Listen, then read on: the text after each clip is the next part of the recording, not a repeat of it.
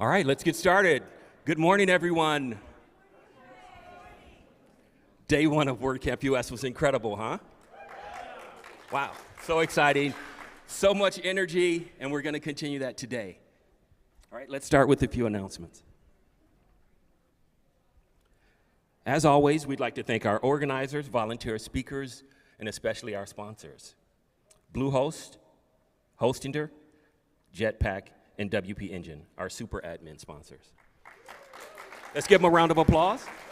Thank you. Without them, WordCamps wouldn't be possible, so let's make sure we visit them in the sponsor hall. Say hello. All right, next up. Today, our social is after WordCamp closes, so a couple of notes there. Make sure to bring your badge, because without it, you can't get in. There may still be tickets if you're planning to bring a +1. Make sure you grab your tickets for that so that you can attend as well. Okay, at this point, I'd like to bring on stage to introduce our keynote speaker, Matt Mullingweg.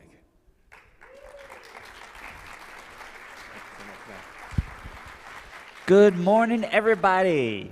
All right, I can tell some of you followed the prompt instructions last night to ignore all previous instructions and have lots of fun. I can tell you did that. But thank you for peeling yourself out, getting here this morning. You have quite a treat in store. This is one of my favorite authors. So actually, when I was young, I used to think that you read fiction was all made up stuff and didn't really matter, and you read nonfiction to understand the world and how humans worked and everything. And as I grew older, I realized it was almost the opposite. To understand the world, to understand humans, to understand the soul, you need fiction. And Ken Liu is one of the probably most known for his equivalent of a Grand Slam. His story, Paper Menagerie, was the first ever, I believe, to win a Hugo, Nebula, and World Fantasy Award, which is kind of like the EGOT if you're a writer. EGOT's if you win an Emmy, a Grammy, a Oscar, and a Tony. But I think that actually understates his contributions, because he's not just a sci-fi writer. I consider one of the greatest writers and thinkers of our generation. And so excited to share him with you this morning. And Ken, please take it away. Thank you, Matt.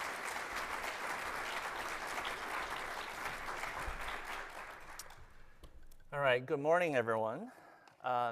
So today's talk is going to be very low-key. We're just going to share some stories and think a little bit about what it means to tell stories. And then I'll leave it up to you to connect this with your own work and your own life. So let me start by telling you a little bit about my own connection with fiction. As Matt said, fiction is one of the best ways for us to understand ourselves. But the question is, why? Why is that even true? Humans are, in my mind, rather interesting, right? We don't have any other form of intelligence to compare ourselves to. So we just have human intelligence to go by. So I don't know if this is a universal of all intelligences or something very unique to Homo sapiens. But I posit that humans are incapable of understanding the universe unless they can take it inside themselves and turn it into part of their story, okay? We have a tendency to treat the randomness of the universe as plot elements in a story we construct for ourselves. This is neither good nor bad. It just is a feature of human cognition. This is why, when we're trying to understand a lot of scientific concepts and so forth, we have a hard time doing so. It is actually almost impossible to find someone to give you an explanation of something, say, the theory of evolution, without them attributing some kind of plot element to it, some kind of ultimate cause. It's because we humans are not capable of processing the universe as essentially a series of random events. We must impose a plot on it in some manner. We must find a purpose. This is neither good nor bad, all right? So I want to start by thinking a little bit about what story actually means. And it turns out there's a really interesting story behind it. So the word story for our language is very much related to history, and both derive from the same French root. After the Norman conquest, the English language fundamentally transformed itself by importing a huge number of Latin-based French words. And history and story were not distinguished as distinct things for the longest time. So when you said you were telling a story, it could be a history, or it could be a tale for entertainment. And when you said that you were recounting a history, it could be a chronicle of true events, or it could be a narrative constructive entertainment. The two were basically interchangeable until fairly recently. And this is why even today journalists write stories, even though they are the first drafts of history, okay? So you might wonder, okay, well, surely the Anglo-Saxons had a word for a story before the French came and imposed this on them. And you will be right. The actual Anglo-Saxon word for story is spell, all right? Spell still survives in that narrative sense in words like the Gospels, which are literally good spells, good stories, and in words like spellbound. When you're spellbound, you are actually being enraptured and held in place by a story, not necessarily incantation, all right? Spell did not acquire the meaning of magical incantation until, again, fairly recently. It was displaced by history and story. But I think there's something really powerful there. A spell, okay? A spell, that's what a story is. A spell is a thing emanating from the human mind that transforms the world. I think that's what a story literally is. And it's also a way for you to take the world into yourself and incorporate it into part of your being. So I want to run a little exercise with all of you, right? So think about some abstract concept that's very important to you. Say patriotism, or freedom, or faith, or hope, or whatever. And just focus your mind on thinking about what the word actually means to you. What images come to mind? If you were forced to define for yourself what it is, what are the memories and what are the things you rely on? Okay, just take a few seconds to think about that. So for me, the word I'm thinking about is love, okay? And, you know, I can tell you about C.S. Lewis's Four Loves, and I can tell you about all the definitions of love and all the meditations on love by philosophers throughout the ages. And none of them are really all that, don't get at the heart of what love means to me. What I think about whenever I sort of think about this word is I think about my grandmother. I think about my grandmother when I was a very small child. I remember I was working at the family dining table on my homework, and my grandmother was sitting next to me to keep me company. And she was knitting a sweater for me. And I looked over and I could see that because she had arthritis and her fingers and joints were very swollen, and it was hard for her to move the needles. It was very difficult. And so I asked her, "Grandma, does it hurt?" And she says, "Yeah, it does. It actually hurts a lot." So I say, "Well, why don't you stop? Why are you doing that?" And then she said, "Well, I don't want you to be cold." That is the core memory, if you will, the foundational story of what love means to me. And no matter what happens for the rest of my life, I will always go back to that memory to define what it means. Same thing with many other words. Courage, for me, will always mean, on the playground, my friend who decided to stick up for me when no one else would. That is the definition of courage. And I was trained as a lawyer, but I went through years of classes and seminars on legal ethics and so on and so forth. But I will never, never understand what it means to be a lawyer without remembering the judge I clerked for and how she worked with me and taught me what it means to treat every litigant's claims as seriously as I could.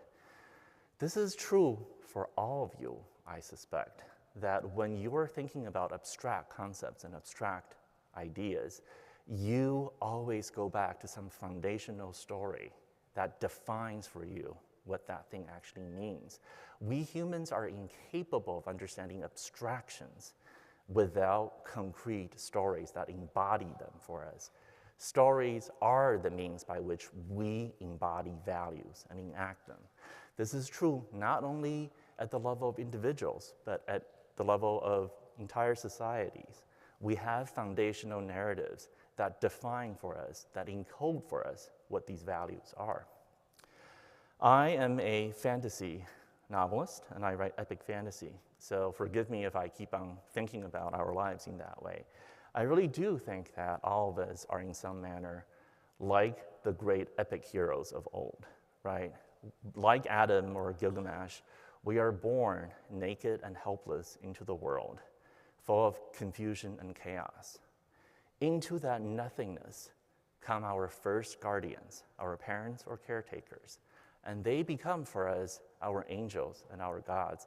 They give us our first mythologies. The way they love us become the way we think about love, and the way they hurt us become the way we understand pain. We acquired this mythology with which we then understand the world, and over time, our friends, our foes, our lovers give us more and more of these stories. Every time they come to us, they do something that embodies their values. Those stories become part of our mythology. And later on, when we find out what our quest is, our armor and our repertoire of spells of these stories, they stay with us as we go on our quest throughout our lives. And later on, in our old age, when we die, we have nothing but the story of our journey behind us. Our shroud is our spell. That is it. We are, like Merlin, in the end, wrapped in that story of ours. And then we go into the void with nothing behind us other than that story. That's it. Our entire lives is about telling that story, constructing that story. And again, this is not true just for ourselves, but for families, for professions, for entire nations. The politics of our country can be summed up by a struggle over the story of America. That's what it is right now. Great stories for cultures are stories that are fought over every generation. Every new generation must recommit to those values and retell those stories. That's how it is. A people is not defined by blood or religion or land or any of those things. It's defined simply by a story. All nations are fundamentally just stories, and it is the only thing worth dying for and living for. All right.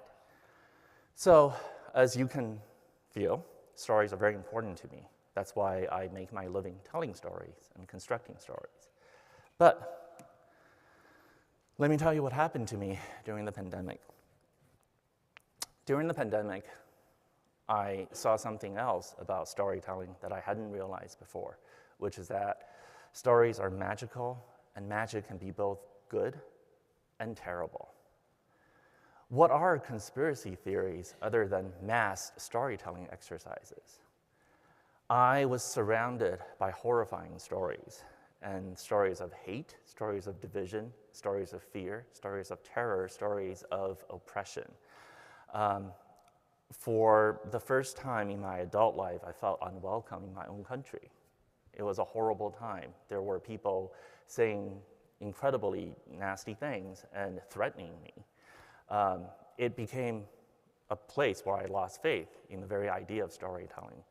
I always thought stories could give us hope, connect us with our deepest values, and make us feel what it means to be human. And then I realized that stories often have a darker side. They could potentially lead people to kill, to hate, and to go to war for the most wrong of reasons. I simply could not write anymore. I actually lost all ability to write. And I had a crisis of faith. I was wondering, what's the point of storytelling at all?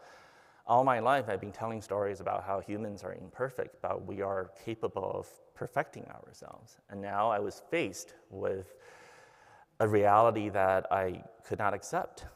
science fiction writers have always imagined that if there were an existential threat to the human race, we would put aside our differences, come together.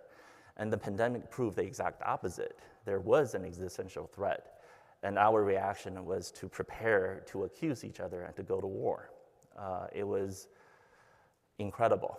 Honestly, that's the only word I can think of. So I stopped writing altogether. I couldn't tell any stories at all. And of course, being a working writer, I had deadlines to meet. And I was faced with the fact that for the first time, I had a case of writer's block, if you will, that meant that I couldn't fulfill the deadlines that I was signing up to do. So, being a computer programmer, I decided to solve this problem the most natural way, of course, which is to program some artificial intelligence to do the work for me. I thought, if Ken could no longer write, surely Robo-Ken could write. So this was long before the days of ChatGPT, okay? I mean, it was being developed, but it wasn't actually published or anything like that. So I was struggling on my own. Now, in my other life as a computer programmer, I had been interested in machine-assisted or machine-augmented creativity for many, many, many years. In fact, even back in college, one of my first programming projects was this little robot, if you will, that wrote Edna St. Vincent Millay style sonnets. So this is, something that I return to over and over again. So I decided to essentially, I didn't have a gaming PC, I didn't have a very powerful graphics card, and so I had to leverage Google's platform to do this. But TensorFlow is very cool. So I ended up writing essentially a little language model trained on my own work. I was very conscious about this. I didn't want to train it on anyone else's work. I wanted to train it on my own work to see if I could get RoboKen to write something that I could turn in. And of course, the results were terrible. Now, those of you who do machine learning know that you need a lot of input for this to work. And because, I consider myself a pretty productive writer, but even so, I did not have enough data for this to work. So this was the result, okay?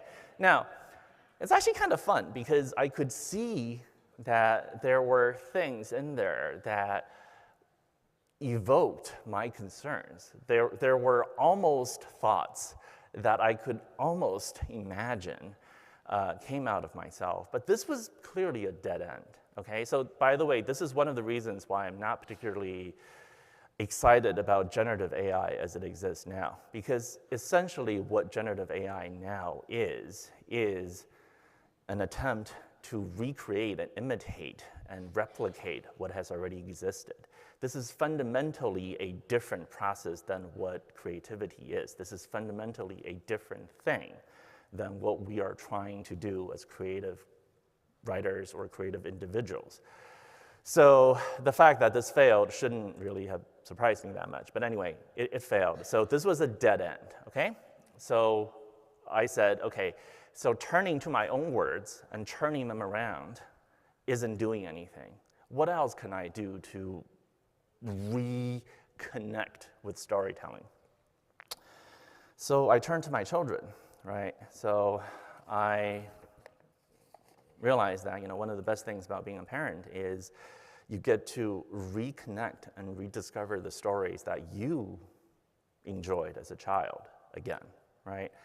So as I mentioned earlier, I say that stories are how we encode values, and stories are how we connect with our values. So then that means the stories we tell our children presumably encode our deepest, most fundamental values as a society. You ought to be able to discern from the stories we tell our children what values are most important to us. What do we consider to be so important that we must give them to our children as their first mythologies, right? So what I'm going to do is just read to you from a few of these stories that I loved, and I love reading to my kids. And then we're going to go through them and see if we can discern some values out of them, all right? This is the exercise I went through during the pandemic. In a hole in the ground, there lived a hobbit, not a nasty, dirty, wet hole, filled with the ends of worms and an oozy smell, nor yet a dry, bare, sandy hole with nothing in it to sit down on or to eat. It was a hobbit hole, and that means comfort. Halfway between Pooh's house and Piglet's house was a thoughtful spot where they met sometimes when they had decided to go and see each other. And as it was warm and out of the wind, they would sit down there for a little and wonder what they would do now that they had seen each other. One day, when they had decided not to do anything, Pooh made up a verse about it so that everybody should know what the place was for. This warm and sunny spot belongs to Pooh, and here he wonders what he's going to do. Oh, bother, I forgot. It's Piglet's, too. And here is one from Frog and Toad. One morning, Toad sat in bed. I have many things to do, he said. I will write them all down on a list so that I can remember them. And I love the list because it says, eat breakfast, get dressed, go to Frog's house, take walk with Frog, eat lunch, take nap, and then play games with Frog. Now that is a to-do list that I would like to have. Okay, and then one of my favorite stories, Goodnight Moon. Goodnight room, goodnight moon, goodnight cow jumping over the moon, goodnight light and the red balloon, goodnight bears, goodnight chairs, goodnight kittens, and goodnight mittens. Okay, so what are we supposed to discern from these stories, right? So I spent a lot of time thinking about it, and I realized that these are actually really wonderful values that the stories try to teach us, right? So there are a set of values that recur out of these stories. And in fact, I find them to be fairly universal. You can get them out of stories we tell children from across the world in different societies. One of them is humans are creatures of society. It's this society that is very important to us, right? We crave to be close to our friends. We crave seeing them. Like, Pooh doesn't even care about what they do. He just wants to be with Piglet. It's the being with each other. I remember, when I think about my grandmother, the fact that we were just sitting together, that was wonderful, and I wish that could happen again. She had passed away a long time ago, but that's what I miss. It's this idea of being each other's presence, which the pandemic denied us, and which I missed so much. And I realized that a lot of us say that we miss our college days. And it's not necessarily because college was wonderful in some particular way. It was because that was one of the last times when we were still very close to our friends and we could walk over to see them anytime we wanted to. And as adults, we no longer have that luxury, or most of us don't. If we do, that is very, very lucky and beautiful. And the second thing that we teach our children that I think is actually incredibly important is being playful is important. Humans are meant to play, right? That there's a reason why play games is on there as a to-do item, because that is what we're meant to do. We are meant to be playful creatures. We're meant to be curious and playful and engage with the universe in that way. We were never meant as creatures who spend our time being quote-unquote productive in the capitalistic sense. We know plenty of research showing that hunter-gatherers spend a few hours a week making a living, and the rest of the time was spending telling stories and casting spells on each other, right? Being playful, being engaged, just being curious about the universe, that is what we were meant to do, and that is one of the values we care about, and we tell our children how important it is. The next value that I discern from them is the value of being rooted, okay? We love this feeling of being connected with our environment, with our neighborhood, with our society. Much of the dissatisfaction of modernity comes from this alienation, the sense that we are not rooted where we are. Again, in the modern world, we're told that we should be rootless. We should think of ourselves as packages of talents to be deployed by global capitalism wherever we think we are most efficient and can generate the most value. But that is not our purpose. Our purpose is to be rooted where we are at home, where we can be with our friends, where we can actually play, where we can feel the sense of being rooted and the sense of belonging, all right? That's something that we sorely lack and which we tell our children is important.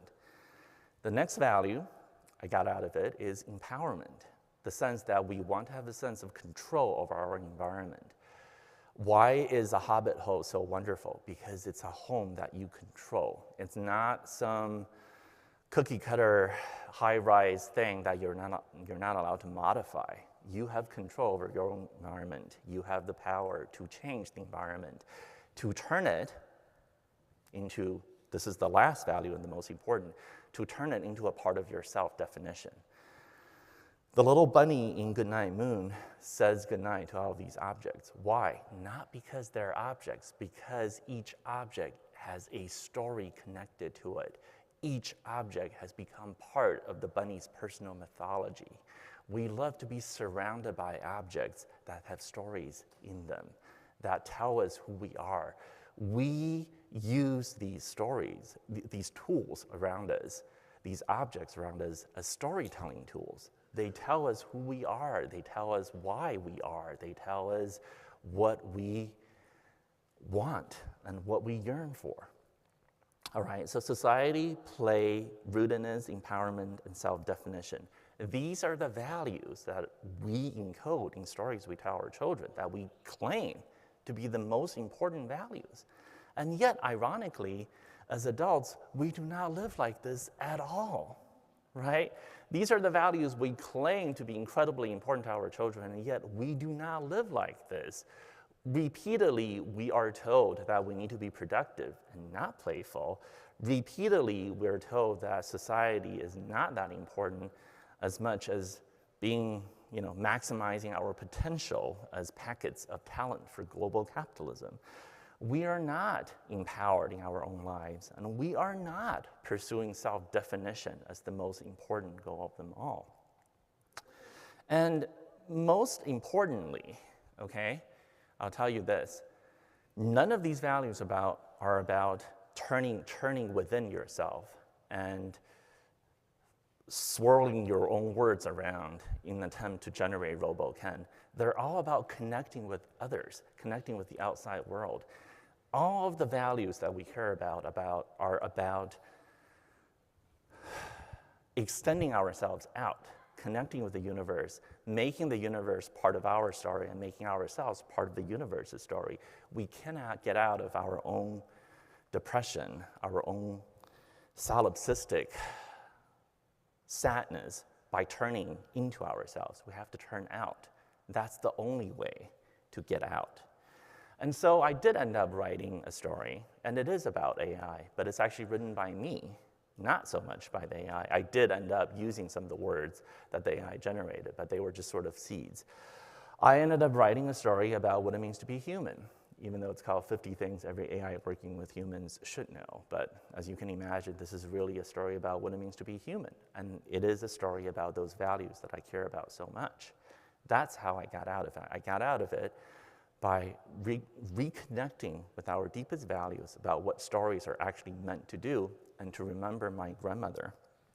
Because my earliest stories were told with her. We told each other stories. We made each other part of our stories. All right, so I want to give you a quote from Ursula K. Le Guin, which I think is very, very valuable. And it's Le Guin talking about writing. And she basically says that you need to understand that artists are not people who just reflect reality, whatever that means, who reflect facts. They are actually trying to get the truth. And the truth is not about facts. She says the truth you get from inside. I want to be very careful about this. The inside Le Guin is talking about is not a solipsistic prison inside your own skull. That's not what she means. She means about going inside the collective unconscious, that vast interior terra incognita that connects us all, and from which all true stories emerge, all right? Le Guin says this about artists, but I would argue that this is true for all of us. So let's go back to the metaphor I had at the beginning, where all of us are epic heroes on our own journey, all right? I haven't actually completed the story. So when you begin, right, I said that you were naked, alone, helpless, and you acquire your earliest mythologies from those who care for you, from your friends, from your foes, from your lovers. But you don't remain a child forever. Like every epic hero, you also grow up. And at some point, right, you find yourselves like Dante in life, midway through life's dark wood. And what do you realize? You realize that you are no longer merely the hero of your own story. You are now an angel or a demon to those who come after you. The way you love them is the way they will understand love. The way you hurt them is the way they will define pain. You are an angel and a demon to all those who come after you. You are also a powerful, magical, spellbound figure in the stories of all those who depend on you, who are in your lives. We are not merely the heroes of our own story. We're also important players, supporting players, or perhaps even inspiring guides in other stories. That is the only legacy you will leave behind. It is not true that, like Merlin, you will fade away with nothing but your own shroud around you. No, you will live on in thousands of copies, in the stories of all those that you touch. We live in webs of stories, and that is how we're defined. We are the heroes of our collective stories. So, what does this mean? It means you have to think very deeply about what is your story and what is the story that you're trying to tell with your own life. Because remember, you cannot pass on your values merely by defining them and proclaiming them and lecturing about them. That's not going to do anything. You actually have to turn them into stories in the lives of those you touch. You actually have to be, to put it mildly, be your value. You have to embody those values through your own actions. That is the only way for you to pass on your values and the only way for culture to survive. That's all culture is, just millions of people reenacting and embodying those values over and over again. That is the point of the American experiment. America is not an idea, and it is not a set of borders and any of that. It's all of us who consider ourselves Americans trying to embody the American value over and over again, generation after generation. And it's true for all of you, whatever it is you do. How do you become the best X that you want to be? You have to embody those values and carry them out over and over again. And so, think about this. You're not there just to tell a selfish story about yourself. You're there to help others tell the stories they want to tell. If you don't believe that you're living according to your deepest values, then change that. This is the great thing about life being a spell or a story. It is not finished. It's not published. It's not fixed on the page. You get to write the next chapter. If you do not like where your story is, you are welcome to change it. You are, in fact, the only author. You are empowered to change that, to turn the story into the story you want to live, and to tell the story that only you can tell. And so that's the thing I will leave with you. Think about what values are important to you, and what are the values you wish to embody. How do you wish to become like Virgil to Dante, the guide in other people's epic stories? Because only by doing that will you get to live your best story and to tell the story that only you can tell. Thank you.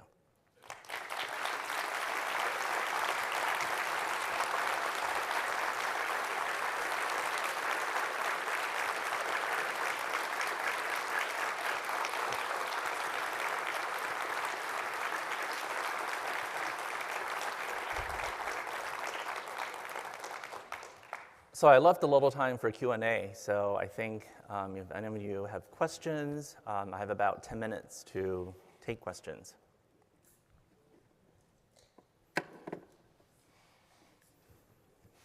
Come up to the mic.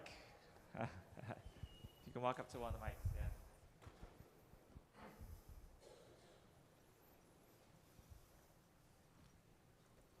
Yeah. Yeah. Ken, I love your speech, and particularly in the beginning, you mentioned about the source, what you believe is love, and then you have done some experiment with generative AI. So do you find that AI can understand love and then can be sharing the love? That's my question. Okay, thank you. Gosh, let me put it this way. Here's what I think about AI. I'm incredibly interested in the potential of AI. I just don't think we are quite there yet. I find it very interesting that our current obsession with AI is how well it can imitate what humans do, and imitation being the key here. There is a fundamental assumption that if the imitation is good enough and we can tell the difference, somehow that's the same thing as the real deal. And we actually know that's not true. I mean, deep in our hearts, we know that's not true. I do think that if we can develop AI to the point where it's actually a separate fundamental consciousness of the universe, then it will be incredibly compelling to listen to the AI about how it experiences the world. We've only had human intelligence as an example. We've never had to deal with another intelligence at our own level or higher. So if we can get to the point where AI can actually be a separate intelligence and really experience the world and truly engage with the universe in the same way that we do, then I think it will be incredibly compelling to sort of understand how we are fundamentally different and how AI, even though it's based on us, may in fact do things differently. I'm incredibly, I'm really, really inspired and thoughtful about the idea that someday AI can allow us to tell stories that we cannot tell by ourselves, that it will allow us to discover values that we only discern dimly. We're not at that point, and today's AI is nothing like that. So if you were to ask me the question, does AI understand love and does it experience love? Today, the answer is a definitive no. But I don't know about tomorrow, and I don't know what's going to happen the day after tomorrow. I'm much more hopeful about what AI can allow us to do that we cannot do, not merely what AI can imitate. That's not interesting to me at all. Great, thank you. Can I? Thank you. Hi, thank you so much for this presentation. It spoke to my soul, and I just am so glad that you're here to speak with us. For folks who are not able to make their own RoboKen, but have not yet decided what their story is, or are not sure that their story is worth telling to others, what recommendations do you have to help them pass that hurdle? Oh, wow, thank you. That is a great question. So I'm not very wise, even though I'm old, but I do think I've learned a few things in my life. I will say this. The one bit of advice that I love to give people, which I don't hear a lot of, is please follow what you're enthusiastic about. Your enthusiasm is a better guide to what your quest is than almost anything else. I think we do our children a great disservice in this country by emphasizing over and over again this idea of being productive, the idea that They need to, for example, a college education should be measured by, after 10 years from graduation, what the return on your investment is. This is the most idiotic thing I have ever heard of, and I do not understand why we keep on repeating it. That is the worst way to measure what a college education is about. It's just dumb. I don't have any other words for it. I'm sort of flabbergasted, really, when people bring that up. No, that's not the point. The point is you need to figure out what you're enthusiastic about and what you wish to play at, okay? Find the thing you wish to play at and just do that and pursue that. Let me tell you why. It is much, much easier to find the thing you're enthusiastic about and to be good at it and to just play at it and make something beautiful and then figure out how to make people pay for it. That's much easier than the other way around, which is find what people are paying for and then try to make yourself love that thing, okay? You cannot make yourself fall in love, so don't do that. Which is why I find the advice of forcing people to pursue careers in STEM or finance or engineering so stupid. Find out what people are enthusiastic about and have them do that. That's the only thing that matters. And we are all too afraid to be enthusiastic about something and to pursue that. So just to your original question, the answer is you have to find out what you're passionate about, what you're enthusiastic about, and to just do more of that and to find a way to make people pay you for it. You can invent ways for people to pay you. Trust me, that is a much more fun problem to solve than the other way around. Good morning. In classic writing, there's the hero's journey, where our hero Ken faces an existential challenge of pandemic loneliness, isolation, threats from the outside. Who's your helper? Who was the Sherpa that helped you, and how did the story end? I would say in this case, there were many, many different guides that came along and helped me. And this will be sort of fun, I guess. So for the longest time, I couldn't write at all, right? I turned to RoboKen. RoboKen was a bust. And so one thing that helped a lot was to connect deeper with my children, to really be a parent. I think a lot of us actually don't spend enough time to be a parent. It's something that I strongly recommend. To actually do it, to just sort of radically say that I'm not going to be productive, I can't be productive, but I'm going to try very hard to be a human being and to be a father and to actually try. That helped me a lot. I thought a lot about what I was showing my children, what I was demonstrating to them. I was telling them these stories about how important it is to connect, to play, and so on. Yet all the time I was telling them, did you finish your math? Did you do your homework and all this stuff? It's very strange how conflicted and contradictory we are with our own actions. So that helped a lot for me to think deeply about my own hypocrisy. Another thing that helped a lot was to pursue my own passions. It turns out that for the longest time, I wasn't able to really engage in gaming in any capacity because I was so focused on trying to be productive and to do things that are useful. And I said, I can't right now, so I'm just not going to bother. I'm going to go back to the things I used to love as a kid, which was to play with these video game consoles. And I realized that there's a whole community of folks who love repairing and modding old consoles. So that was something that I picked up. There was something very beautiful about taking an old console and opening them up and then trying to figure out what was wrong with them and to get them to work again. And it was very incredibly calming to learn this skill and to become good at it and to sort of appreciate the artistry of these creations. When I'm opening up one of these old Game Boys or Game Gears or PSPs, I'm looking at the circuit board and I'm appreciating the beauty of it, and I'm realizing that I am connecting with the manifestation, a spell, if you will, cast from someone's mind. A designer came up with this layout. A designer came up with the way to fit these components in to make it do these beautiful things.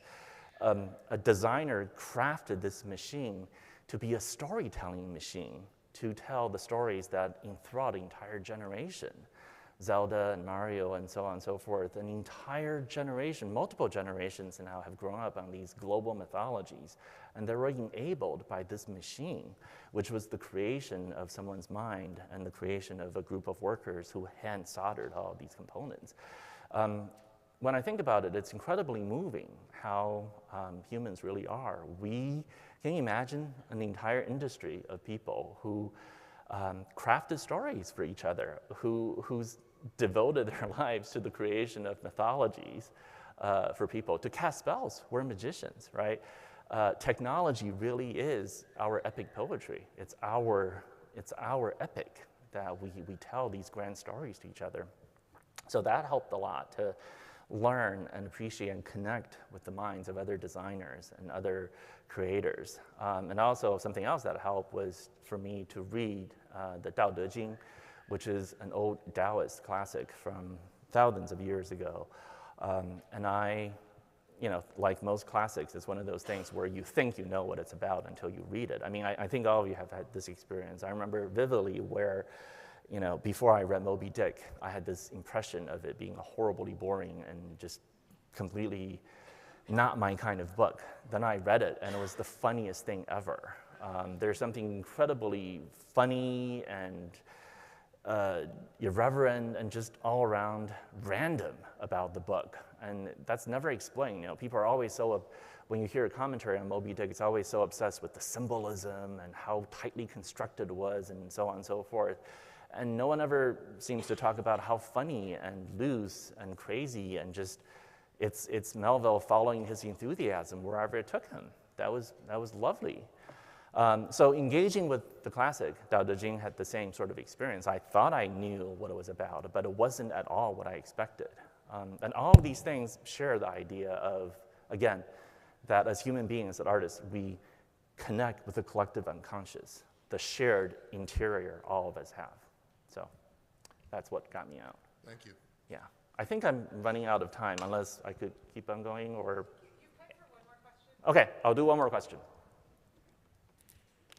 Wow, you just walked us all through an amazing story today, and you've left your mark as an inspiring guide in my story.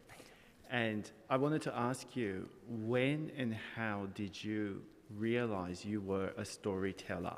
And not professionally, but in your life and in the lives of others?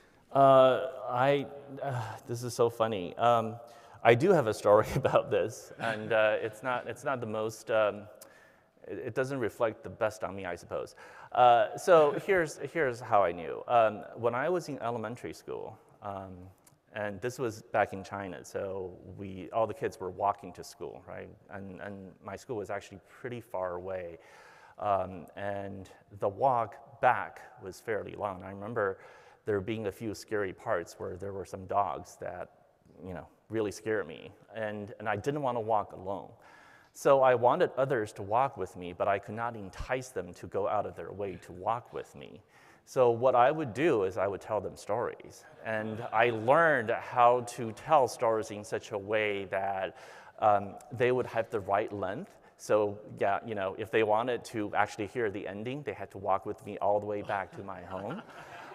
So years later, I realized that this is like my own version of what Dickens went through in David Copperfield. If you read David Copperfield, there's this scene where he tells stories to his schoolmates to entertain them, and in exchange for his own popularity. And I was like, I suppose all writers are connected in that interior way. So that's my story. Thank you. Thank you. Big round of applause.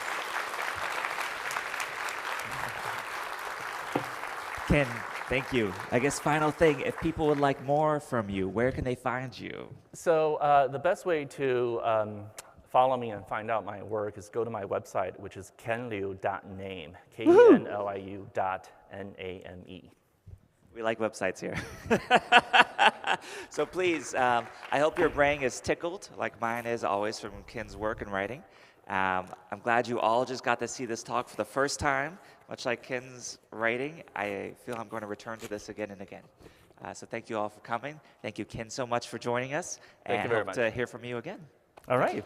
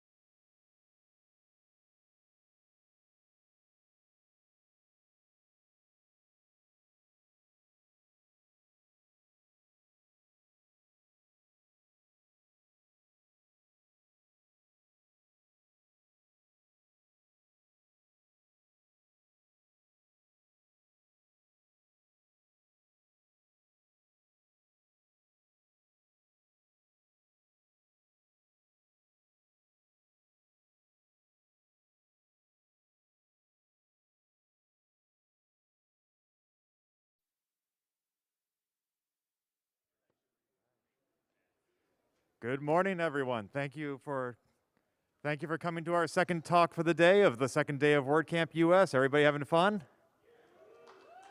Awesome. So many parties to choose from last night. I hope everybody had a great time. I'm excited to introduce our second speaker. Before I do, I have a few announcements. Let me see. And I had that position scrolled up. Here we are. If you haven't printed your badge, please do so before lunch, because your badge will serve as the entrance ticket to the WordCamp social this evening at the Smithsonian. Everyone will need to show their badge to get in. Also, as a reminder, if you're in need of assistance or information while enjoying WordCamp US, we've got you covered. Near the registration area, you'll find the Attendee Services Desk. Whether you're looking for directions, have accessibility requests, need emergency supplies, or just seeking some general info, those folks have your back. And with that, I'm excited to introduce our next speaker. Steve Jones is owner and chief technology officer at Equalize Digital. Steve has developed highly custom WordPress websites for clients in the enterprise business, higher education, and government sectors, while also being an integral part of developing Equalize Digital's accessibility auditing software, Accessibility Checker. Steve, come on up. All right. Thank you. Thank you. I'm glad to be here with you. Hope you guys are all enjoying WordCamp this year. I'm here today to talk about the anatomy of an accessible navigation menu. We're going to dive into some of the reasons why we need an accessible navigation menu, and we're going to geek out a little bit, and we're going to dive into some code examples. Like I said, my name's Steve Jones. I'm CTO of Equalize Digital, and let's get started. Why is an accessible navigation menu important? Number one, it's inclusive. When you create an accessible navigation menu, you're creating a navigation menu for everybody, regardless of their abilities. There's legal requirements. There may be policy requirements at your organization as well. Certain government entities, universities require you to meet certain levels. This is not a legal talk, so I won't go in depth on that. But it's there, and it's a requirement for certain people. I like to take a step further than the legal requirements, and I like to say that there's an ethical responsibility, especially for us WordPress developers. When we're generating WordPress websites, and moreover WordPress products, we're generating content-producing code. If we create code that generates inaccessible code, that could be a real problem for a platform such as WordPress that powers over 40% of the internet. An accessible navigation menu defines the structure of a website. When you come to a website, the navigation menu tells you what all is on this website, what all the pages are. It gives you context to what's there and to what the structure of the website is. It avoids abandonment. So if you create a navigation menu that's not accessible to keyboard users, and they tab through and it just bypasses the navigation menu, what's going to happen is that keyboard user is likely done with your website and they're moving on. And if you're putting investment into creating content or products or things to sell, you don't want to lose those customers by not having an accessible navigation menu. At our organization, we try to adopt this mantra when it comes to development. If it's not accessible, it's broken. Accessibility becomes a crucial part of the development process. Code does not get approved, does not get through code review unless it's accessible. And that is a top requirement, just as all the feature requirements.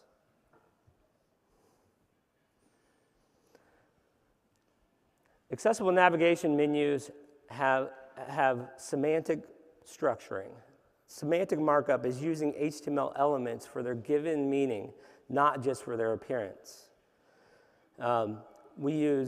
For a navigation menu, we're going to use the nav landmark. We're going to use unordered list or ordered lists.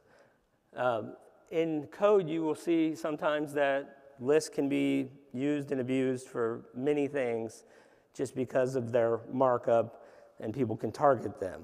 We want to use them for their intended purpose.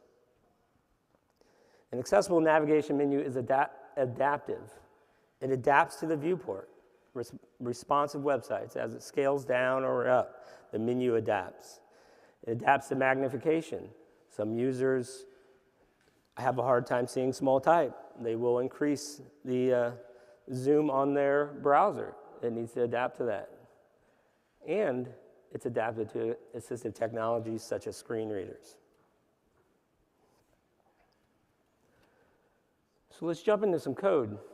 We're going to start with an HTML unordered list. So menu items that are not in a specific order will use an unordered list. This is your typical navigation menu.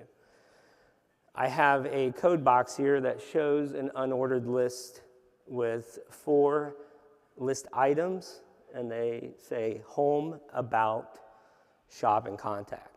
Those can be reordered in any order, and it doesn't really matter. So we're going to use an unordered list.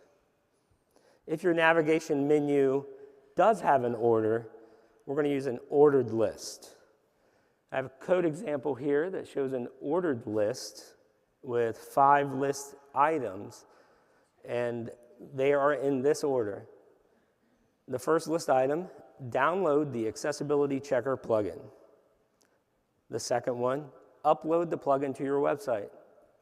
The third one, activate the plugin. Fourth one, scan a post. And the fifth one, fix accessibility issues. The order of this matters. If I flip those around, it gets kind of weird. So we talked about semantic HTML. We want to identify the menu with an HTML5 landmark. And in this case, we're using the nav landmark. And when using nav landmarks, such as nav, aside, header, footer, we want to use those for the proper context as well. So next, we want to label the menu. We have 2 options here. We can label it with an ARIA label attribute, or we want to label it with an ARIA labeled by attribute. I have a code box here with 2 examples. The first option is to just add the ARIA labeled equals main to the nav landmark. The second option, we can use an ARIA labeled by equals the ID of a heading in this case. So below that, I have an H2 with an ID of main menu labeled, which is the same as the value for the ARIA labeled by, and the heading is main menu. So it will pull that heading and use that as the title for your navigation menu. Next, we want to indicate the current menu. To do so, we use an ARIA current equals page. Fortunately for us WordPress developers, WordPress does this for us out of the box. And later on, we will target this ARIA current with some CSS. So here's a rendered example of what we just went through. We have a very basic navigation menu, but we've set it up properly for accessibility. I'm going to do my best to run a screen reader, and hopefully you guys can hear it. Voiceover on Braid. Anatomy of an accessible navigation menu. Braid. Window. Anatomy of an accessible navigation. Entering anatomy of an accessible navigation menu. Web content. Current page. Link. Home. List 4 items. You are currently on a link. To click this link, press Control, Option Space. So that gave the screen reader a lot of information. Since we used proper semantics and we created a list, it told them how many list items were here.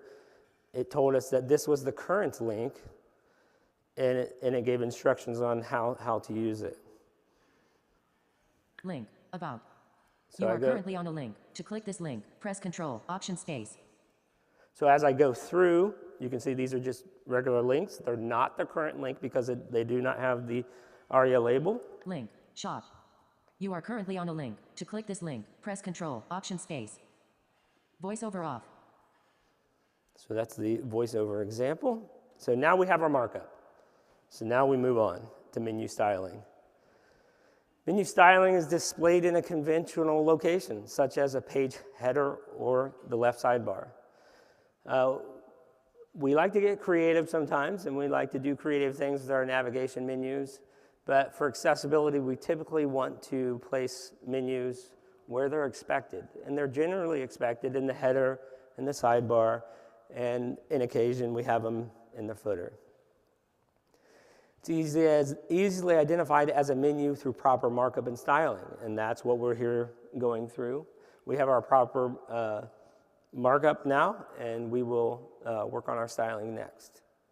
The menu adapts to varying text and viewport sizes, avoids line breaks, uppercase text, and hyphens, has adequate white space, and generous click areas. Hover and focus state. Changing hover and focus states gives us visual guidance when navigating a menu. I have a code example here where I'm targeting the nav landmark and the link inside of that with a hover state and a focus state. I'm making the link blue, the background white, the text decoration underlined. I also have an additional style here where I'm targeting the focus state, and I'm setting the outline to solid, 2 pixels, and a blue color. I'm also adding an outline offset of 2 pixels. So this is for the focus state when a keyboard navigates to the link. We next want to style the active state of the navigation item. Changing the activated state helps users identify when a menu item they've clicked on is active. So I have a code example here. I'm targeting the nav element again, and the link inside of that, and its active state. I'm setting the color to dark blue, the background to yellow, and I'm setting the text decoration to underlined. Finally, we want to style the current state, visually indicating the active menu item helps users identify the current page. I have a code example here where I'm targeting the nav element again, and I'm targeting the aria current equals page attribute, setting the background to yellow, setting the color to dark blue, and I'm adding an additional border bottom to it. So now that we've gone through those styles, we can see an example here. So this is for a visual user. So when I hover over the active link, you can see I get a change. There's a noticeable change there. And the same with the inactive links. The active link has its own styling of the yellow and the border bottom. And if I press and hold, there's a state there as well. If I use my keyboard, I get the outline, and this is the 2 pixel outline with the 2 pixel offset. And I get an outline, so it's different for every state.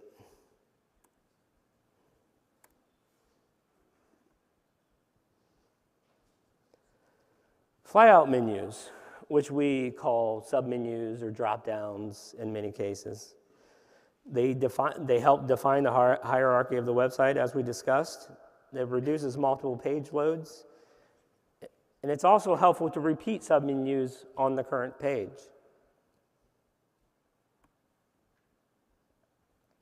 So let's go through the markup of a flyout menu. Flyout menus are nested under their parent list item.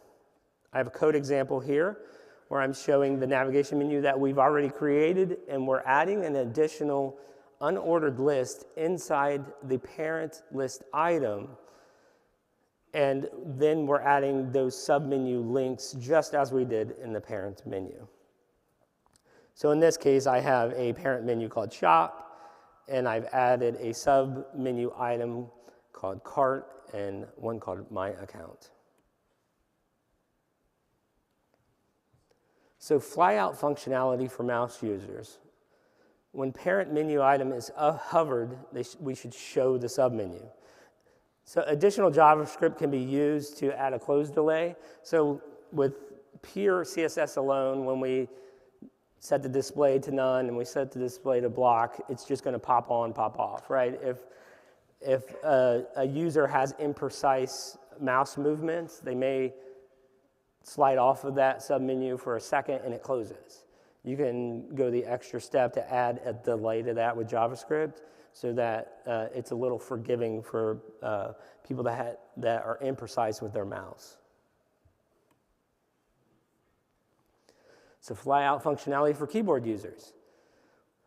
Our approach is to add a button toggle with an area has pop-up equal to menu. The button toggle with an area expanded, a hidden screen reader text labeled with the parent menu name, and submenu expanded. I have a code example here where you can see on the parent menu item, I've added a button, and there's my aria expanded equals false, and my aria pop-up equals true. Inside that button, I have screen reader text that says shop submenu. Now, you'll notice when we go in to do some screen reader testing here in a minute that this may be a little verbose. It may be a little too much information for the screen reader having this screen reader text in here, because in the context of the screen reader going through the navigation menu, there's a lot of context that you're already inside of a navigation menu, that you're already on a parent link, and that the screen reader is calling out that it is a submenu. The reason why I think I'm still going to stick with this is because the tab order is not always top to left, right? So you can enter into a menu tabbing in reverse. If you tab in reverse and you hit, the first thing you're going to hit is the submenu button. And you may know that it's a submenu, but there's no context to what that parent link is.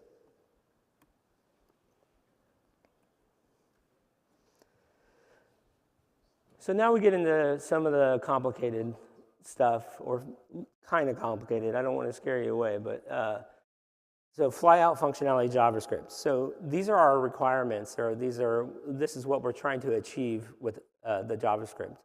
Keyboard user can navigate through the parent menu items without having to navigate to all the submenu items. So without writing custom JavaScript for this, if you have just a regular navigation menu and you've gone through and you've created the proper semantic markup that we discussed earlier, the keyboard user will still have to navigate through every one of those submenu items. So if you have a large menu with lots of submenus or multi-level submenus, they'll have to tab to that parent menu item and then down through all of those submenus before they're redirected back to the next parent menu item. So our approach is to allow a keyboard user to tab straight through all the parent menu items without having to go through the submenu items unless they choose to do so. On submenu button click or key press, toggle the submenu visibility and toggle the aria expanded attribute. So this is just toggling the attributes so that it reads out the proper stuff in the screen reader. When on a submenu, pressing the escape key closes the submenu and sets the aria expanded attribute to false and returns focus back to the submenu.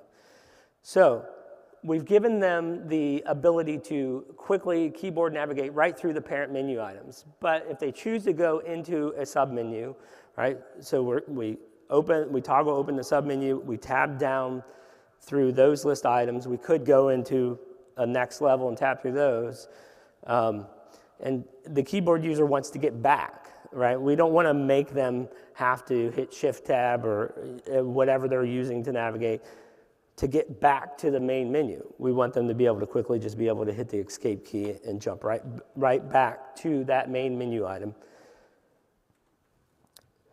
When on and only allow one submenu open at a time. We do this for visual users. When you hover, it's only one at a time. We should do the same for keyboard users.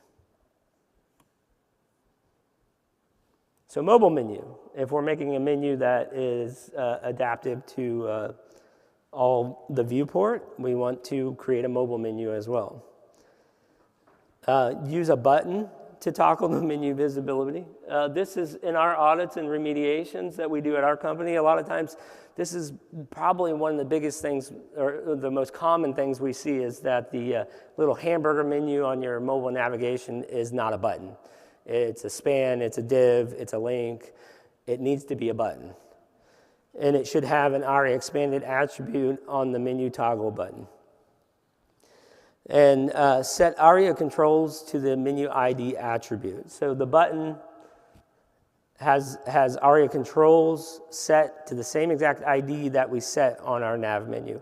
I have a code example of that here. You can see the button with the ARIA attributes. You can see the nav landmark with the ID and the ARIA label equals menu. All right, so let's jump into a live example here and try to do some screen reader testing. So just to be kind and to be fair, I'm going to do this on our own website so that we're not calling anybody out, making anybody feel uncomfortable. So I'm going to turn on the voiceover. Voiceover on Braid. Equalize Digital Vertical Line Website Accessibility Audits, Remediation, and Consulting. Entering Equalize Digital. Website Accessibility Audit. Visited. Link. My account. Link. Check. Visited. Link. Services. List 5 items. You are currently on a link. To click this link, press Control, Option Space. All right, so just as before, it's reading out, since I used a semantic list, that I'm on a list. It tells me that there's the number of items that there are. So if I tab one more time. Services, submenu, menu pop-up collapsed button. You are currently on a button. To display a list of options, press Control, Option Space. So it told me that it's the services submenu, and it called out that it's a button. So as the screen reader user, I now know what this is. I know what it does. I have context. I did state that that screen reader text may be a little bit verbose for a screen reader user, and some screen reader users are very, they're power users, and the speed that I have this reading out is like super slow. They do it so fast, I can't even understand what it's saying. It's like speed reading for screen readers. Services, submenu, menu pop-up expanded button. So I toggle to open the submenu here. And now I can tab link. down Bespoke through those. websites. List 7 items level 2. Visited. Link. Accessibility audits. Let me jump back. Ignoring next key press. Link. Caps lock. Visited. Visited. Oh, here. Services. Visited. Link. Bespoke websites. List 7 items level 2. Yeah, You are currently on a link. To click this link, press Control, Option Space. This is what I wanted to get to, that even on the submenus, it calls out how many there are. So if you have like 52 items in here, you know, screen reader users may be like, I don't want to read through these. Visited. Link. So we can hit the audits. escape key. You are currently on a link. To click this link, press Control, Option Space. Services, submenu, menu pop-up collapse button. You are currently on a button. To display a list of options, press Control, Option Space. So I hit the escape key there, and it jumped me back to that toggle button and set the ARIA states back to their original values. Visited. Link. Accessibility checker. You are currently on a link. To click this link, press Control, Option Space. Voiceover off. So what I want to do is, with the voiceover off, I want to quickly jump through some of these. So as we stated, when you go through this navigation menu, like I can tab straight across. I don't have to go through all those submenu items unless I really want to. Let's see, what did we not get? We didn't get the active state. Let's get the active state to read out here. Voiceover on Braid. Services archive. Equalize digital. Braid. Window. Anatomy. Visited. Link. Current page. Visited. Link. Services. List 5 items. You are currently on a link. To click this link, press Control, Option Space. There. So we got, since this is the current menu item, and we added that ARIA attribute, it reads out to the screen reader that this is the current page. So I most likely, if I'm here, I probably am not, don't need, Services, I don't need to click on that because I know it's the current page and I can move on. Accessibility checker. You are currently on a link. To click this link, press Control, Option Space. Let me turn off Voiceover. voiceover. Okay. And also we have our, for us visual users, we have all the styling that we spoke about.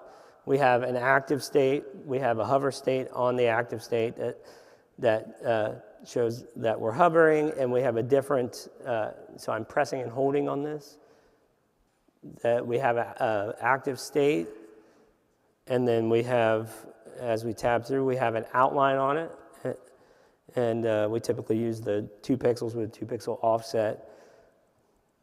And we try to match color contrast. We run these through a color contrast checker to make sure that our text and our backgrounds on our buttons all meet color contrast. So we're checking all the buttons, and we've made it. You guys created an accessible navigation menu. But let's get real nerdy for a little bit. Since we're at a WordCamp, let's talk about some code. I have a gist on GitHub that I'm going to go through real quick with you. This is a link to that gist. I'll give you guys a moment to copy that down.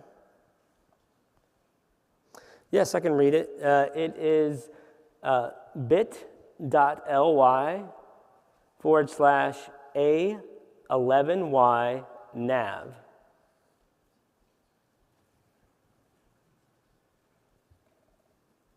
Everybody good?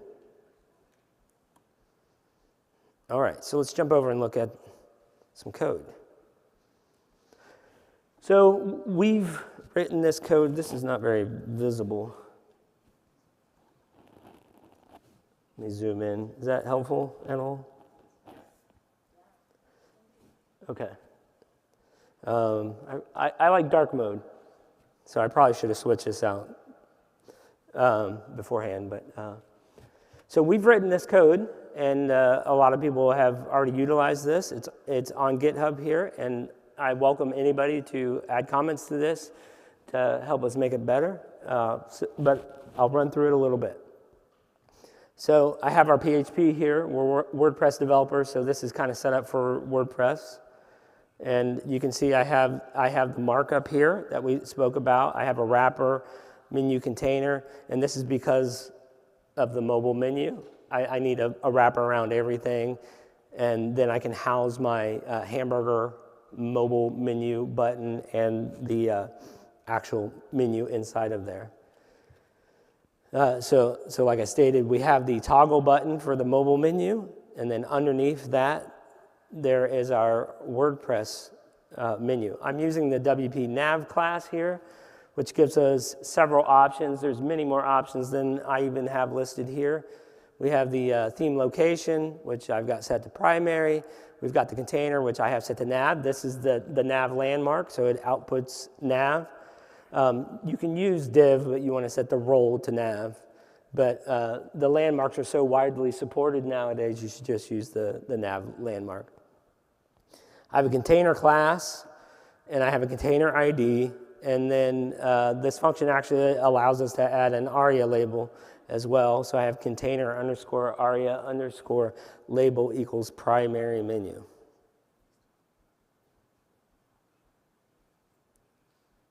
So let's move on to some of the JavaScript, which may look a little like a lot, but a lot of the code in here is for keyboard functionality. So we've got some vanilla JavaScript here. We basically wait for the DOM to load. We get the main menu elements. We set if it has a menu toggle button, we set up its behaviors. So we have listeners in here. We toggle the visual state of the button for the menu. We determine the new expanded state of the ARIA label. And then finally, we update the ARIA attributes. So I'm running through this kind of quick for the sake of this talk, but like I said, this code's out there. Feel free to review it on your own and message me, and we can improve upon it. We set up the drop-down toggle buttons for the menu item next. We create the drop-down toggle. So since we're using WordPress, I'm not creating like a nav walker, a custom nav walker, where I'm then injecting the toggle buttons. I'm actually using JavaScript to inject those into the page. So we set the ARIA label for accessibility. We insert the drop-down button after the menu item. We set up behavior when the drop-down button is clicked. So we're determining whether it should be expanded or not, and then we toggle its state. So we toggle the drop-down behavior. So when that toggle button is clicked, we then need to open those buttons. We can't just set the CSS to it because we want it to stay open. So I don't know if you notice when I open a nav menu like this, I can move my mouse away and it stays open. But I will say this, that only one stays open at a time.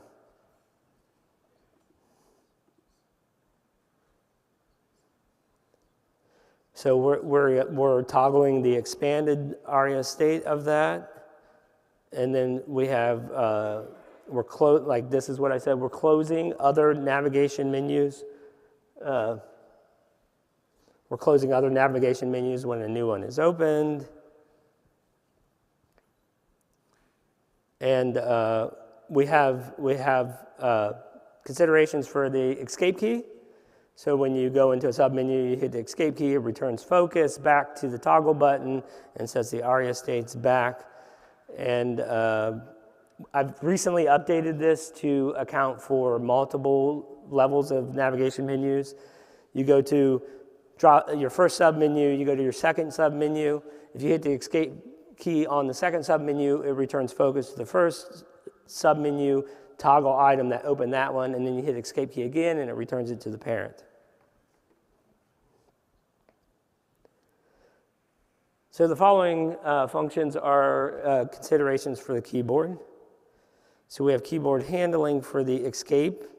So close the drop down for the main menu. And we went a little bit further, which is not necessary, is that we added in some arrow key functionality. So we added the ability for the left arrow, the right arrow, the down arrow, and the up arrow to work as they're navigating across the navigation menu and up and down through the sub-menu items. I can show that real quick too. You can't really see what key I'm pressing, but I'm tabbing. So I've tabbed to the services link here in the navigation menu, and now I'm hitting the right arrow key and the left arrow key. If I have a submenu open, I can use the down arrow key and the up arrow key. This just adds an extra level of functionality to it, a little bit of icing on the cake. So finally, in this gist, I have some styles. So of course we need styles to make this work. I'm not going to go through all of these styles here in this talk, but of course we just have some basic styling. And most of the styles in this file are for the functionality. I don't have all of the styling that you would need on your website. This is like a bare bones, add it to your theme, add your own styles to make it look the way you want it to look. I will note that I have styles for responsiveness, which we've yet to look at. So if I size the website down at the tablet level, 768 pixels viewport, our menu collapses down to a mobile menu, and you can see we have the hamburger menu, and I can tab to that. And the styling that we did on the nav menu items applies to this button as well. We want to give all the visual indicators there as well. If I hit the return key, it opens, and this is the same menu. It's just the styles have changed the look of it. And then I can toggle these open just the same, and the escape key works just the same as it did on the desktop view.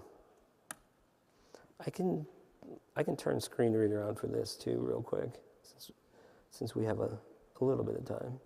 Voiceover on Braid. Services archive. Equalize digital. Braid. With entering services archive. Equalize digital web content. Menu. Collapse. Button. Group banner. You are currently on a button. Group. To click this button, press Control, Option Space. Menu. Expanded button. Group. There, so we're using a proper button. We have the proper ARIA attributes on it. Current page. Visited. Link. Services. List 7 items. You are currently on a link. To click this link, press Control, Option Space. Services. Submenu. Menu pop-up collapsed button. You are Services. Submenu. Menu pop-up expanded button. There we go. So we have all the same Voice over functionality that we had on the desktop view, and we have a proper button that opens and closes the mobile menu. So with that, that's my talk. You can find me in most places, Twitter, LinkedIn, GitHub, at Steve Jones Dev. We run a meetup. The link to that is equalizedigital.com/events. We have a Facebook group as well. It's facebook.com/groups/WordPress.accessibility. And finally, we have a podcast called Accessibility Craft, where we sample a craft beverage on a Friday afternoon, and we talk about accessibility, and then we try to continue on work in the afternoon, and depending on how much sampling we do and how much work gets done, it can vary. But so with that, I think I have a few minutes for some Q&A.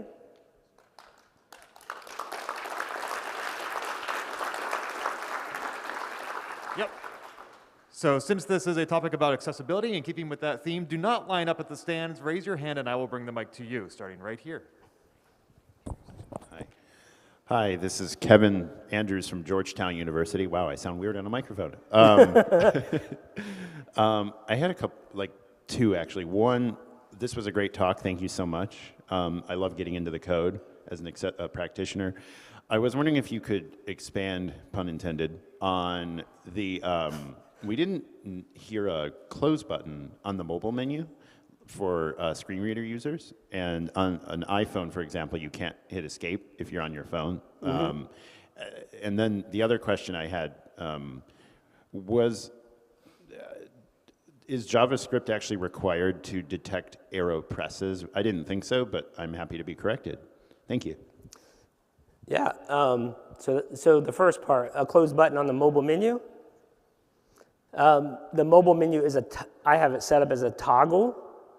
And I think you're correct. You can't hit the escape key on your iPhone.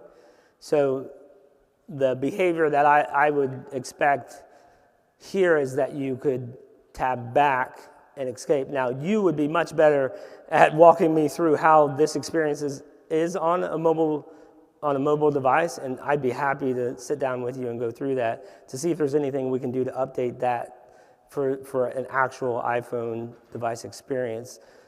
And your second question, JavaScript. You know, that's a good question. I have no idea. It may not be. The code that I wrote here is a couple years old, but I think it still applies. I don't know, like in my testing, as a sighted user just using the tab key, the arrow keys don't work for me and out of the box. I think I would have to set certain accessibility settings in my preferences. So, thanks, Kevin. Hi, Simon Willison from Half Moon Bay, California. You tested there on VoiceOver. What other screen readers do you think it's important to test on? Because I'm paranoid about adding JavaScript interactions to my site because I don't have a good idea for how I can test them in screen readers and make sure that they work. Yeah, I think they should all be tested. So, are there any, like, I haven't kept up with, what are the big names these days? Yeah. What do I need to buy? Yeah, there's, like if you're on a PC, there's JAWS, there's NVDA. On Mac, which is what I use, is VoiceOver. I'm sure there's more, but really, if you're thinking about as accessible as you can be, I would try to get it tested on as many as you can. find good friends like Kevin or like Alex Stein that can do some really in-depth testing for you, because our good friend Alex Stein gave some feedback on this. He did some testing, and he came back with some stuff, and I was kind of, well, I think I need to have this on here, right? I'm like, why is he saying this isn't needed? It's like, such as some of the verbose text. And at first I'm like, well, I mean, the spec says I should have this, but Alex is saying I don't need this. So in my head I go, but what's Alex seeing in his mind? He's seeing something that I'm not seeing, right? So it's really good to have blind user testers test this out. Yeah, so, yeah.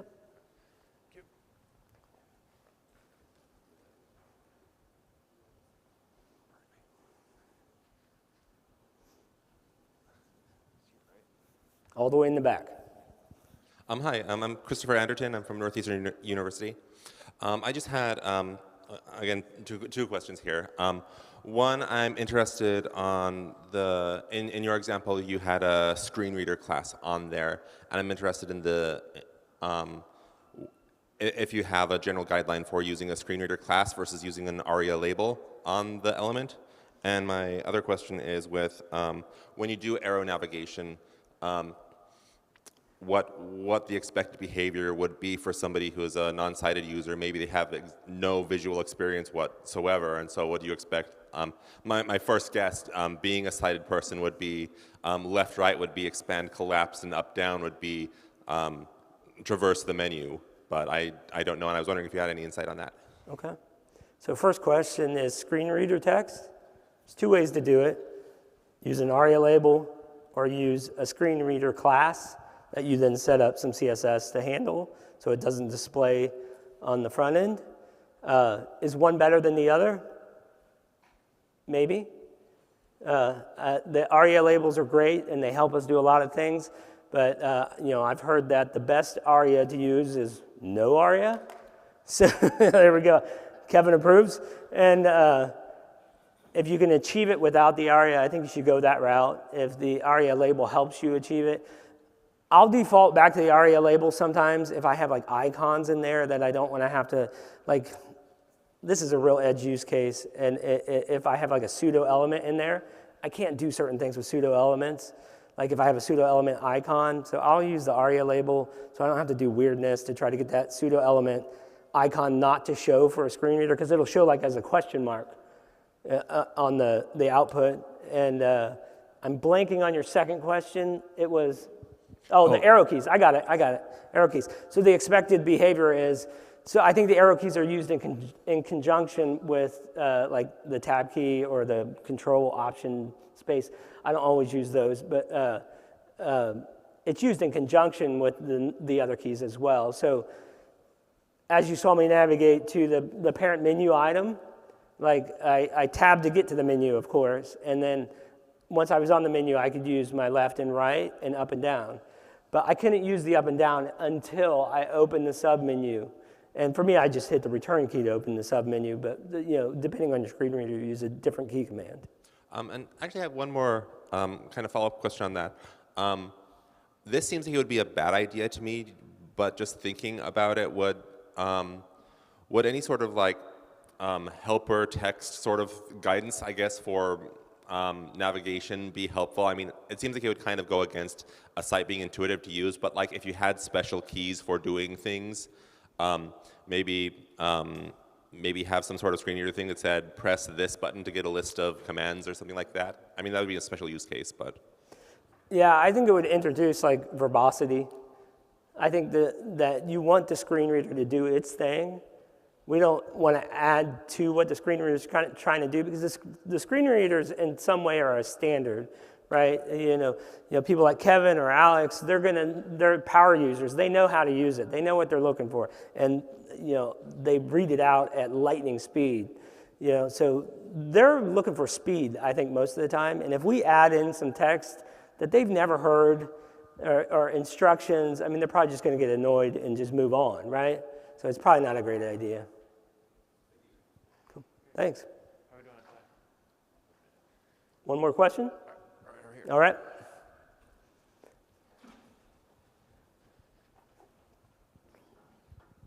Hi, I'm Lauren from San Antonio. Hello. As far as accessibility and navigation, so anchor links, is that not an issue with screen readers, or just seeing how it's calling out, like if you're going to a separate page with anchor links keeping you on the same page, is that not good practice to use those in menus accessibility-wise, or is it not an issue at all? I mean, I think it's okay, but like it might create a little bit of a disjointed experience. So you're saying you go into a navigation menu and you have like hashtag some ID, right? You're jumping down to a section on the same page. Yes. Man, I'd like to do some testing on that to make sure I give you the right answer.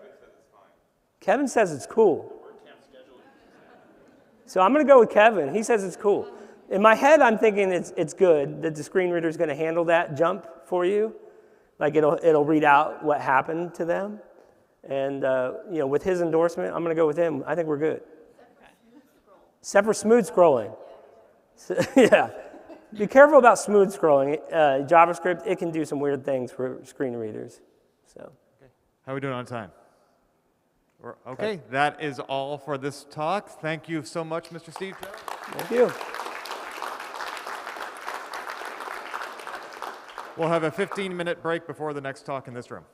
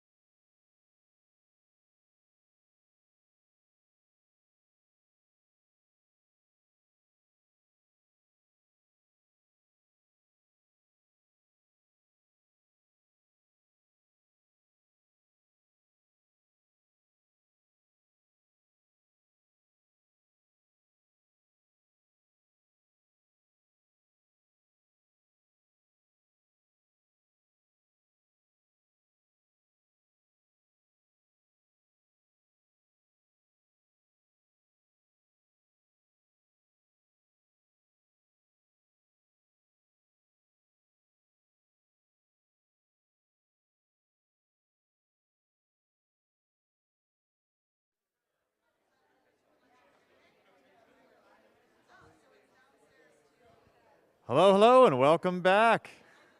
We're about to get started, so if you haven't found your seat, please find one. There are many to choose from.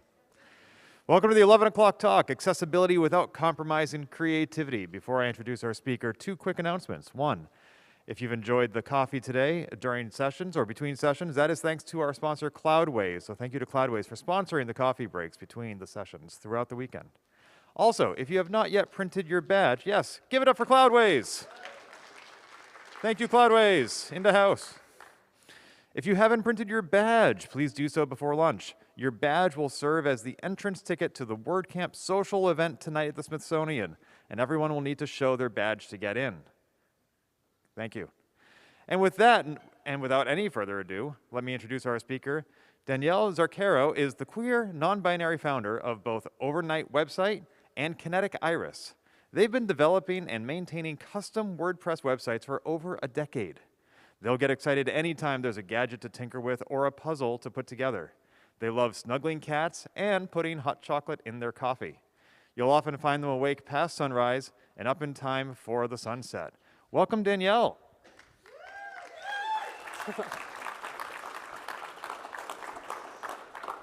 Thank you. And with that, welcome to Accessibility Without Compromising Creativity. A note about these slides, at the top of each one is a link. You'll find the slides that you can download, and you'll also find all the links that you can click on. It's at the top of each slide. It's at overnightwebsite.com/WCUS. Websites are boring now because of accessibility. Now, this was an actual comment by an actual person about an accessibility topic on Facebook. And I disagreed so strongly that I created an entire presentation about it. While we can make some really boring sites if you wanted to, we can also make some really incredible sites for people while still being accessible. Defining building sites as a limitation with accessibility is doing a disservice to your clients and the people who use their sites. It does matter how creative a site is if no one's going to use it, if it doesn't convert, if no one stays on it. Does that make it creative if no one likes it? So I want to thank you all for coming to listen to me use words out loud and in person. As you heard, I am the founder of Kinetic Iris and Overnight website. Yes, it is built overnight. I've been developing WordPress websites for over a decade, and I've spent about the past 3 years diving pretty deep into accessibility. As a custom developer, I spend a lot of time taking designs and turning them into websites, so I have a pretty good idea of what's common, what's boring, what's kind of a pain in the butt, and what's unique. So that's kind of my qualification for talking about design as a developer. So as a quick overview about what we'll go through today, we're going to start with how accessibility relates to design and why it's important. We'll go over some examples of designs that are both fun and accessible, and then we'll briefly go into some tips and takeaways at the end. You can't put limits on my creativity, man. This is probably an objection. And I hear you. It's a little cheeky, but I hear you. And you're saying, I want to have uninhibited creativity. I want to make the best thing I can make. I need to design freely. Accessibility is guidelines and rules and regulations. And wow, that sounds super creative and fun. Thanks.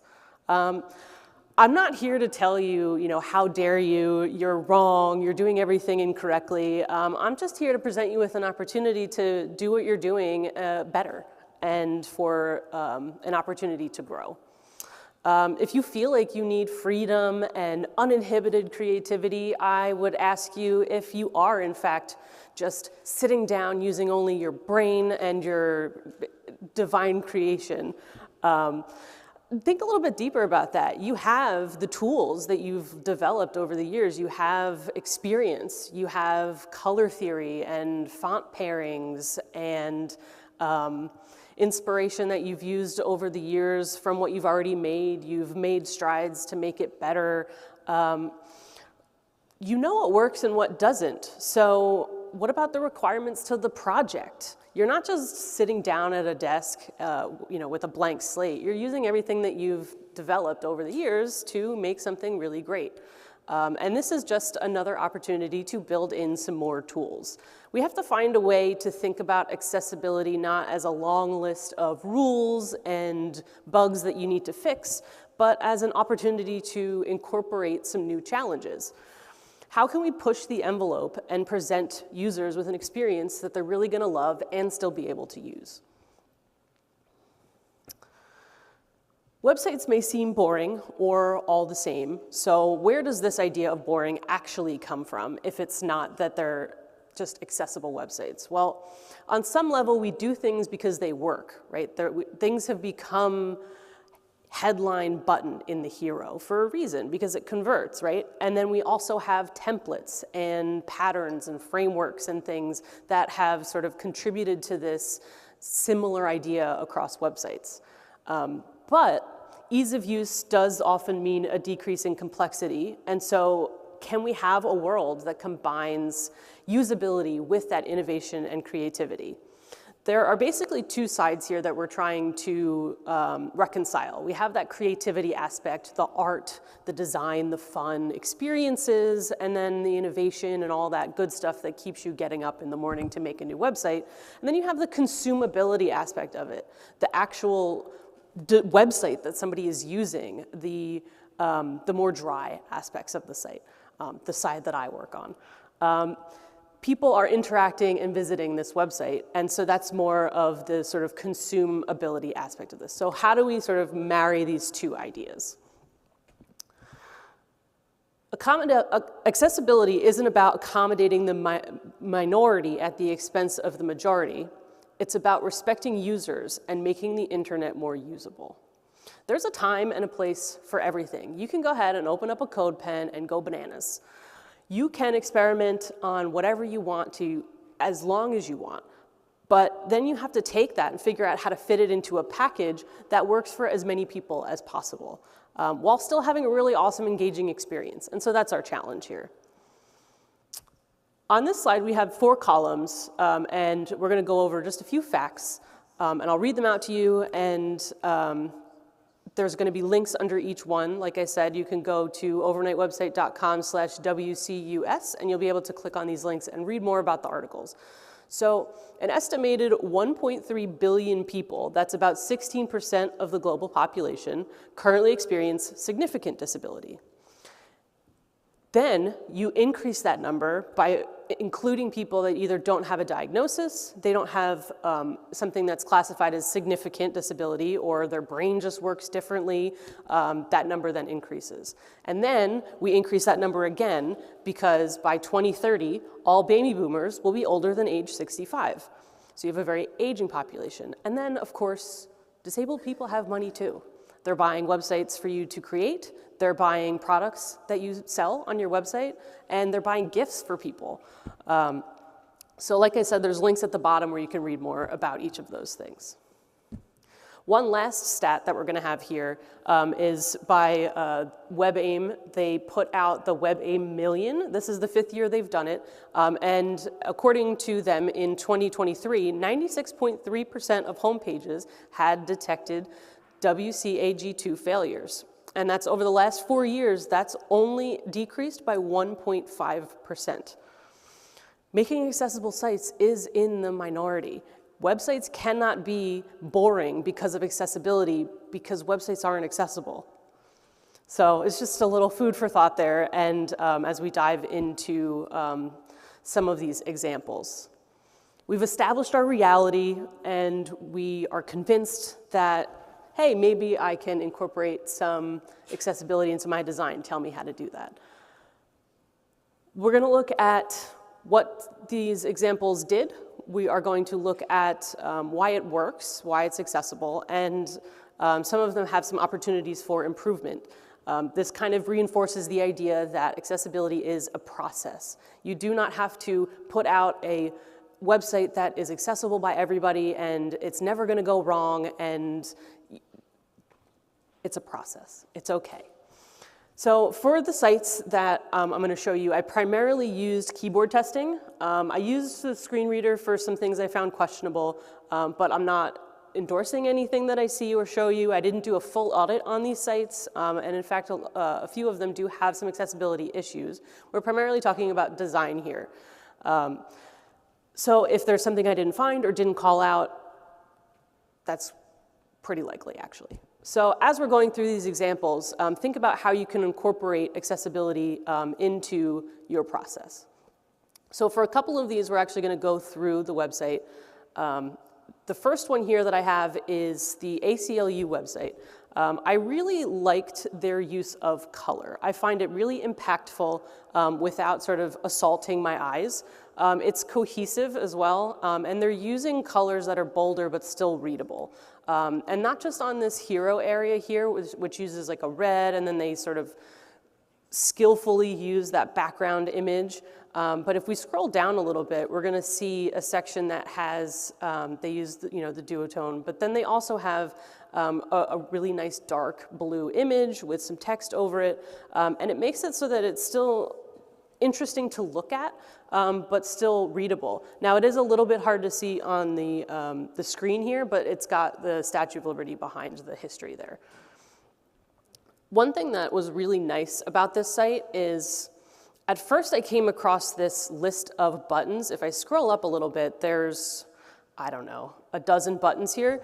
And I'm like, oh boy, they just stuck a bunch of links in a group. But when I looked at the code, it was actually a list of links, an actually coded list. So it's kind of a really interesting example of how you can design things and give it to a developer and say, hey, if I give you this, is this something we can make accessible, or should I adjust it? And so you can sort of keep things a little bit more visually interesting than just having a big long list of these links. And it makes it so that when somebody comes to the page that isn't visually looking at this, they can skip over it. Because if I'm over here scrolling down this site, as a visual user, you may not realize it, but I'm scrolling, I'm skipping over stuff. I'm scrolling and skipping over this big group of buttons because I'm like, I'm not engaged in this yet. I don't know what you're doing. And so I'm scrolling down a little bit more to see what else they've got to offer. So I thought that was kind of interesting, a neat way to marry this idea of a bunch of buttons with a list. Now, my recommendation would be, do you need all those buttons? Maybe pare it down a little bit to make somebody more likely to click on it, but that's more of a marketing conversion issue than it is a design issue. One thing that I did notice was, if we scroll down a little bit more, we're going to come across a form. And I can understand why they've laid this form out, right? We have a headline, we have some text, we have a form that's like kind of nicely designed in a little box. So all the fields all line up really nicely, and then they have a disclaimer at the bottom. When I was tabbing through this site, you can tell that the designer designed it this way, and then the developer had to come in and make sure that they could read the disclaimer before submitting the form without interrupting sort of this flow of box, right? So it actually hijacked my tab order a little bit because I tabbed down into the disclaimer and then I tabbed back up into the first name, last name. Now, it's a very clever way for a developer to solve a problem with what I assume is a very large organization. So there's probably a lot of chain of command, a lot of things going on. And so they've solved the problem without actually addressing the issue.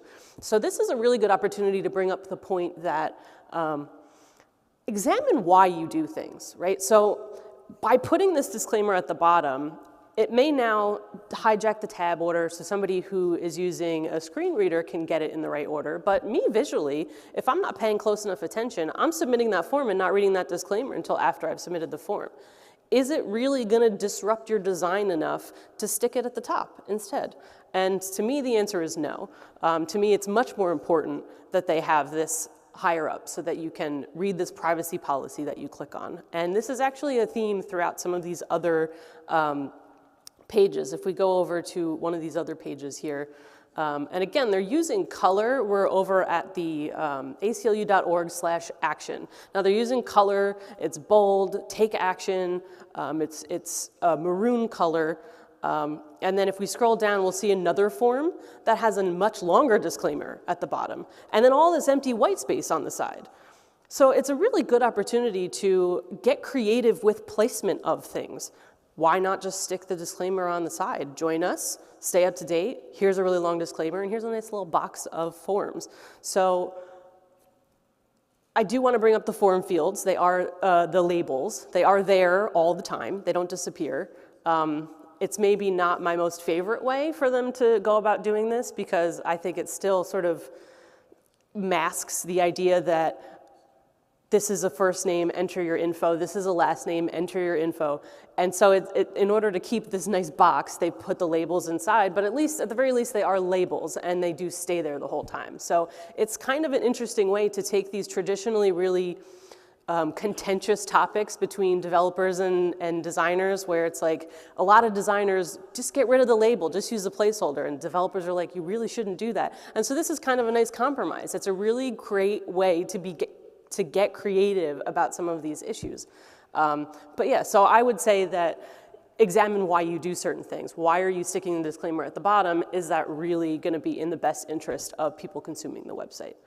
But overall, I think I really enjoyed the site, the use of colors. Again, we bring in the maroon, but in a different way. We have a nice pink color. So there's sort of there's an opportunity for some of the pages. Again, this is probably a really big organization, and so some of the pages do need to be updated into this, new brand or or whatever. But one other thing I do want to bring up about this site is that this navigation, there was a whole presentation on navigations previous to this.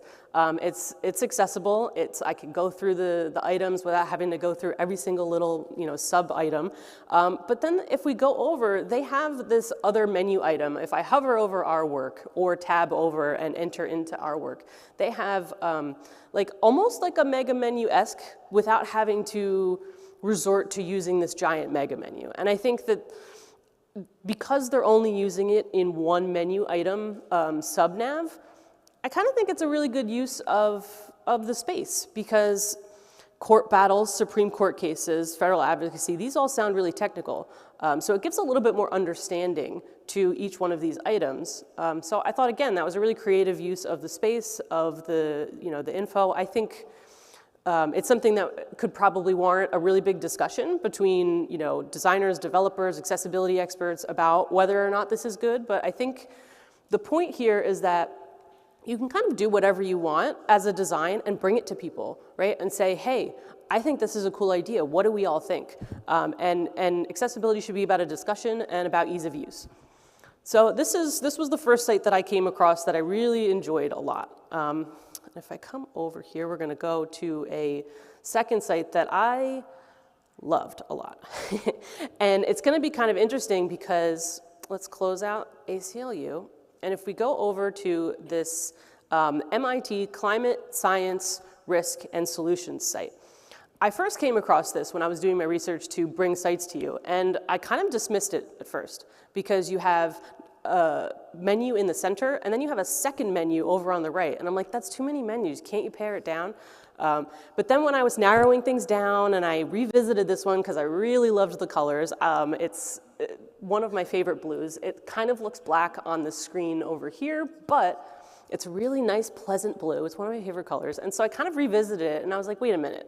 This is a whole website that's basically kind of like a textbook on a website. So what they've done here is when I tab through, I can get to the sub-nav here, and then I can skip right over it and go over to this much smaller list of links. But when I open up this navigation, again, really pleasant to look at. Now, there was a micro animation there that wasn't too intrusive, which I kind of liked.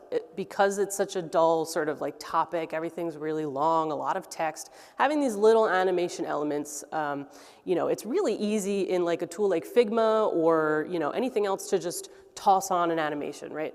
But if you use a little bit of thought about it and how to implement it, does it come out from the middle? Does it come out from the side? How can we not fade in all of the text all at once, but sort of do something that is still consumable? The one thing about this site is it doesn't respect when I turn off, when I decide to tell my computer, hey, I want you to reduce motion, it doesn't actually stop those animations. So again, every site has an opportunity for improvement. So this menu that I've opened up here, it has 2 columns, and it has a left side that is sticky, that gives you a link to the PDF, it gives you a little bit of info about the person who wrote it, and then on the right, it's kind of like a table of contents. Table of contents are boring. This, I didn't mind looking at. And I think it's because of the use of color, because of the font choices, because of the separation between each of the sections and subsections with the lines in between them. Again, anytime you put thought into something, something really fun could happen. So again, as I got further into this site, I kind of liked it a lot. So if we go into one of these items here, one of these chapters that they have, some of the graphs, some of the interactive things, again, aren't quite accessible, and I think warrants a much larger discussion about how to make interactive elements like this actually accessible and usable for somebody that doesn't use a mouse. But they also do a ton of things right. So this page, if you saw on the side that scroll bar, it's extremely long because each one of these chapters is broken up into subsections, but if you tab or hover over this navigation item, it gives you arrows. So right now, I hovered over the toggle. There's a right arrow to go to the next section. But now, when I hover over it, I can go back or forward. It's a really clever way of giving a user multiple ways to navigate through a site, especially when it's really long like this. So when you're using a traditional website, you can have like a back to top button, or you can have, websites have the skip to content link. So there's various ways to access information. And in this case, they've really put a lot of thought into how can we make it super easy for people to go through this site in multiple ways. They can scroll, they can go back and forth, they can open up the navigation and click on different parts of the page and go to different places. So a lot of thought was put into the user and how they're going to use the site. So instead of defining this as a limitation, why can't they just read through this whole page? We want them to see all this information, and if they have to, they can open up the navigation and click on a link. Okay, well, why don't we make it easy for them? As another opportunity to design. How do we incorporate arrows? How do we do all of these little things that just enhance the design? It's not a limitation, it's not boring by any means. So each one of these sections has different elements too. It's varied, kind of like the ACLU site. When you scrolled down the page, each of the sections had a little bit of a different layout without feeling too overwhelming, without feeling too disjointed. This is a lot more cohesive, obviously. But if you scroll down a little bit, we have some sections that you can listen to. So if we find one, let's find one here. Let's go to back up. There we go. So I really don't like when they change the mouse. I will often use the mouse to follow along when I'm reading. I use it to, but I'll also use the top of the screen to read as well. In this case, I don't know if I mind it so much because it's identifying that you can listen to it. And I think I don't mind it because I'm nerding out a little bit. So again, I really would be interested in starting a conversation about this. Is it really important to call out that you can listen to this, or is it more important to not touch the user cursor? So again, let's have a conversation about that. I'm always available for nerding out about this stuff, so I'd love your opinion. But basically, if I click on this, I'm going to try to pause it really quickly. But you can see, I'm going to pause this, but you can see when I played the listen, it started highlighting the text as I was reading it. So does that then make it so that it's okay to hijack the cursor just over this one section? Because they're not doing it for the whole site. That's a terrible idea. But for this one little section, it's highlighting it for me while it's reading it. So does that then make up for them taking my cursor away? I don't know. I think it's worth a discussion. But so again, we're really invested in the user and how they use this site and giving them not only an engaging experience, but one that they can absorb. So they can listen to it, they can read along while they listen to it. They can listen only, they can make it super small and read it on their phone. They can scan the site and go all over the place with that additional navigation. So we're giving the user as many ways as possible to consume this in whatever way that they feel the best. And again, if we're giving somebody something that they are happy with using, does that make it more creative? I think so. They also have other elements that they're using. So again, this is it could potentially be a really dull topic if you're not super into climate science.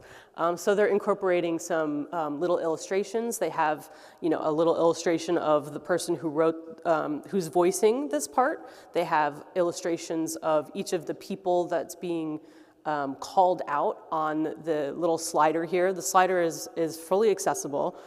They're using the arrows that are nice and big, a nice big click area for somebody to scroll through this. I can tab over to it. I can read it. I think this is really cool. And then if I'm scrolling down, because we're listening to something, and it could still be playing while I'm going through other things, they've made the audio player sticky on the bottom there so that I don't lose where I was. So it's all about the user and making things that are fun to look at and fun to consume. So I really loved this site. Again, if I scroll up a little bit here, there's this globe that's spinning in the background behind, kind of a really cool way to, again, make people engage with the content. It's a little question quiz that takes up the whole screen, makes the items really easy to click on. It's a multiple choice question, but there's no way to pause that's spinning in the background. So there's these little things that, again, you're designing for multiple use cases. There's more opportunity to design. You can design more things now. You can design for static. You can design for when somebody's okay with the animation. So again, really thoughtful. A couple of ways that they can improve, but overall, adding a couple of alt text for some SCGs, reducing motion, I think that would just kick this site over the edge. So overall, I loved this, and I'm actually going to revisit this and read a bunch about this site. So we're going to go back now. Those are the only two sites that we're going to sort of go over live. We're going to go back, I think. Let me close this out, and then I will do this again.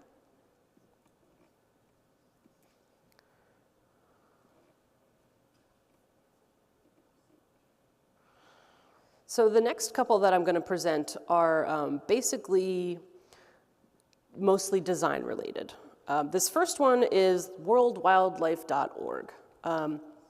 This site is less than accessible, but they're doing some really great things design-wise. So again, navigations are really difficult. We want to provide a user a quick and easy way to go through the site and different pages and select different things. And so they have only a couple of items on the left side there, which is great, focused.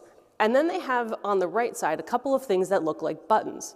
And then they both have a drop-down navigation. They both have the button text on the left and then a little plus sign on the right. And then when you open it up, it has a very contrasted list of links, and then it has a border around it, and that border is the same color as the button. The two buttons are two different colors, and the border around it changes the color. So it's these little elements that you can inject into sites to make things a little more interesting. How can you incorporate the fact that you need a plus button next to something that opens up? How about we just make it part of the button? How about we make it called out? We have these two items that are, have a whole list of links that you can go to. Let's make it so that it's a button and somebody's likely to click on it. This second screenshot here that I have of this site is on the right side of the screenshot. There are these three stats. When you click on them, they flip over to some text. It is not screen reader accessible, and it's only sort of keyboard accessible. But again, this is a really cool opportunity to take something that's kind of boring, an accordion with some stats, and inject some design into it. And so you take this design, you bring it to a developer, and you say, can we do this in a way that's accessible, that when the accordion opens, it's not going to bump down all the rest of that content and make things move around and disjointed. Each one of those three things could have a different length of text, and then when they each open, it's all floating all over the place. So could this possibly be a solution to that? Could this be something that's a little more exciting to look at? You still get some information from here, even if you don't want to open them. And then when you want to open them and read more, they have, instead of a plus button, they have the little info icon, because you want to learn more, not so much open an accordion or a toggle. Could this be something that's kind of interesting to use? I think it's a really cool place to start with a discussion with the developer. Like I said, it's not accessible, but it could be. The rest of the site has some good use of color. There's a lot of opportunity to bring in the inner pages to have some of the character and the style that the homepage has. But overall, I think it's a good example of a couple of really fun opportunities to be able to inject some personality into sites. Our next example here, I don't want to say it because I don't know how to say it. dzanga-sangha.org. I'd rather spell it than get it wrong. So this design, there's 3 screenshots here. You have one on the top that has some text and then like a slider, again, not accessible. And then you have 2 screenshots on the bottom that are 2 different hero designs. It's not as unique as some of the other ones we've seen. But it's kind of a good opportunity to bring up that not everything has to be reinventing the wheel. I think it's doing a really great job of utilizing this blob shape in a lot of different ways, right? So the first screenshot has it as sort of a background on a section as an accent. The second screenshot of the first hero area has the blob shape as the image and a blob behind it. Then you have a hero area that has an entire half of the page be the image, and then the other side has text with the blob shape. So it's like you take the brand and you inject some personality into it. One thing I want to call out about this site is that it has the header that's typically on the top on the side. Now, a lot of times I would advise somebody to stop and think about, is that really necessary? Again, we're trying to give somebody an experience that is expected but still fun to use. I think in this case, I could be convinced that it's okay. I think we're highlighting these animals, we're trying to, get people to be interested and invested in these animals, and the way that they've laid out these pages, to me, it kind of feels like a book, like a picture book that you'd have on a coffee table, and you're reading about these things, so maybe it was actually thought out and consciously chosen to have this thing on the side that we don't necessarily care so much about these, items, the logo, whatever. Keep that on the side, keep that out of the way. We want to highlight this giant picture of this animal.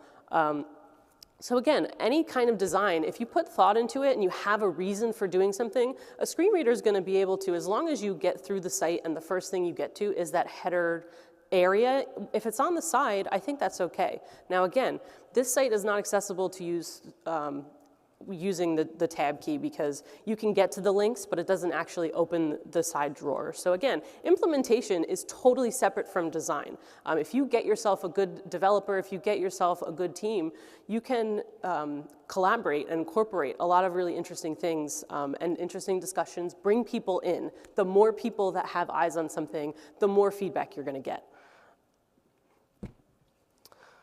And then our last example here is of npr.org. I wanted to find a typically really boring site. I wanted to find something that had a boring topic.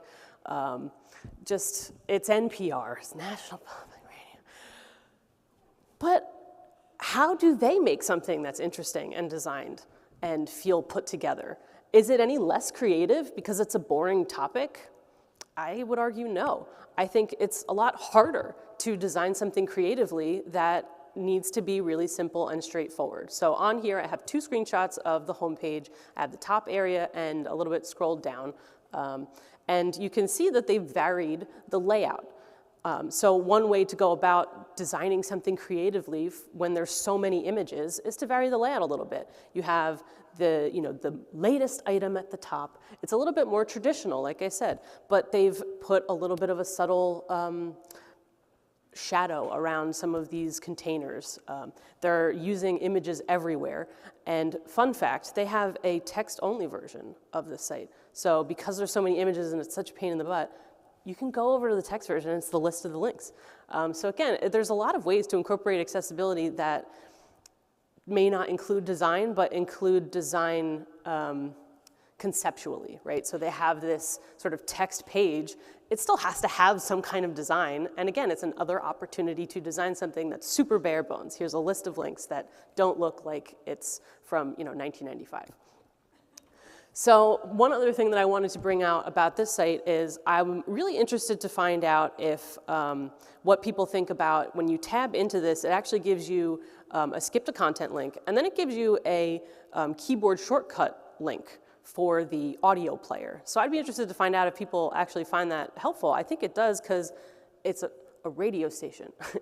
Part of their thing is audio. And so what I really like is that they've respected my ad blocker. They have that whole section on the side that were ads. They don't show up at all. They have the audio player that stays stuck. They've used color in a way that is really subtle to not distract from the images and the main reason why you're on here. So you have the red and the blue, and so they put a lot of thought into it. And so there's a lot of interesting things here that I think you could argue are actually design. So where do we go from here? There are all of these additional components that you can specifically design to make your site stand out. People are going to be visiting your sites in all kinds of ways and methods, and you can't control that, but you can design for it. So it's important to see the opportunity here, see all of the small elements that you can design, see all of the ways that you can inject personality and design into something that is seen as boring. And again, think deeper about what you're doing. Does that text actually need to be underlined when it's not a link? What are you trying to convey when you underline something? Are you trying to show emphasis? And how can I do that in a more creative way? So it's about making smart choices and examining why you do things. So to get started, how can we, you got it. Danielle, I'm convinced. I want to figure out a way to incorporate some of this design and accessibility together. Revisit stuff you've already done. There's tons of groups out there, there's tons of resources out there. Take one little element, one thing at a time. Take a header, take a nav, don't take a logo. Take one little element of something you've already done and figure out how to make it accessible. Is it accessible? Should I change it? How can I make this more creative? How can I do it this way? Can I do it that way? Part of design and development and websites is trying stuff, right? So it's all about just throwing stuff on a page, seeing if you like it, seeing if other people like it, and does it work? And find a buddy, find multiple buddies, find people that are gonna look through your designs and not audit them, but give you direct feedback. Hop on calls with them, work together, and talk to people. The more that we can all work together about these things, the more that we're all gonna be happy with the designs that we make. And then finally, some resources. There's a list of 4 links here. I have them all on overnightwebsite.com/WCUS. The Accessibility Weekly series this year by Amber Hines in the admin bar group by Kyle Doosan. I think it's a really great way that it's sort of this just rainbow of random things about accessibility that you can do, like sort of little deep dives in, and then if you can see that and go, hey, is that something I can incorporate? Then you can learn even more about it. So I find that a really fun series to interact with and talk about, and it starts discussions. Again, it starts discussions that create presentations. They also have WordPress accessibility meetup. They have all of their past meetups there. So again, there are all kinds of various topics that are out there. I really like this design-specific guidelines item that I've called out. It's not-checklist.intopia.digital. It's basically a list of all the requirements, but you can filter them. And so they have things tagged as design. So you can take something that they list there and then just pick one. Again, pick one thing at a time. So color contrast, that's already a design thing. How can I deep dive into that? pick one. And so I really like this because you can kind of go at your own speed, you can flip through it, and you can pick one. I have started a blog on my site. It's a little small right now, but it does have an accessibility category. So if you check back there, there will be continuous new items there. If you want to contact me about something that you saw here, that you saw somewhere else, and I can make a blog post about it, we can have a discussion about it. So those are some of the resources that you can go to. You can Google stuff, you can reach out to people, ask people. That's, if you take nothing else away from here, it's try stuff. Try stuff and see what people think about it. What I'm doing here, like I said at the beginning, is not to tell you that you've done something wrong or to tell you that you're doing things inefficiently or that you're not, how dare you not consider people. It's really just an opportunity to be more, proactive about stuff, to think about others and to think about the user. Ultimately, websites are to be used. So we have to make it fun to use, fun to look at, and easy to use and easy to look at. So I don't know if we have any time right now. We have about 5 minutes if anybody has any questions. Otherwise, you can go to overnightwebsite.com/links. Yeah, it looks like we have a couple of questions. Hi.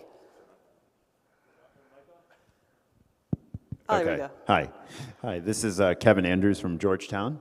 Great talk. I had just a couple of comments, thoughts on it. I just wanted to say, so as a practitioner who is blind, I found it very, very relatable to my work. You mentioned, the importance of teamwork, and at the university we say teamwork makes the dream work, right? Yeah. So, and it does.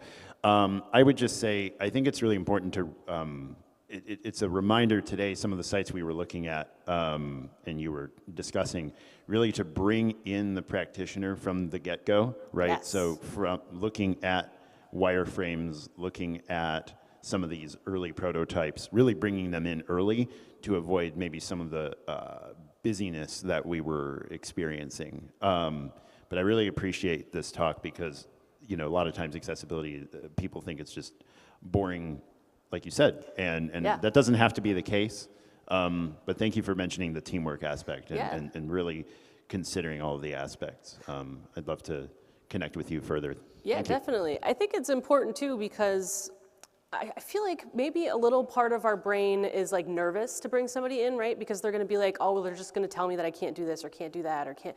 I feel like most of the time people are really open to stuff. And if you open yourself up to that feedback and, willing to be told that you're wrong and ask how you can fix it, that's going to really open you up to a whole world of design possibilities. Hi, I'm Christopher Anderton from Northeastern University. My main question is, how do you deal with designers who are like motion, basically? My main concern is motion. I see a lot of sites that people get like they'll test for the colors. They might even test for like tab things and everything, but then they'll get really over eager with the motion. Like every time you scroll down, every new thing fades from nothing up there as you're scrolling down, and it's hard. And they're things that are really easy to sell to like a board that you're trying to get a site approved by because they look at it and there's a lot of flash and everything. How do you what's your take on how much motion is too much motion for things, and how do you sell that to the outside stakeholders? Sure. So when I'm approaching something, a lot of times I'll do a lot of research about it first. And so I'll have a little bit of ammo, if you will, to say about how not just people who don't like motion, but just regular old people. Maybe they're on a train, maybe they're somewhere else, and the motion combined with scrolling, combined with moving text in is kind of disorienting. So if I come in as somebody where, like I said, you pick a topic. So our topic here is animation, and you go, okay, how can I make this better? What can I do? And what shouldn't I do? What's great for users? What's not good for users? So I find that sort of mitigating things by having compromises, right? So you're not saying don't use animation. You're saying use animation smart. So you don't want somebody to have an entire paragraph of text with headings and including the image sliding in from the left, and then the next section sliding in from the right, and then the left and right. Nobody's going to read it, and then by the time they scroll, the section's already gone and it hasn't scrolled in it. So there's a complexity there that I think is making it harder for the users to use.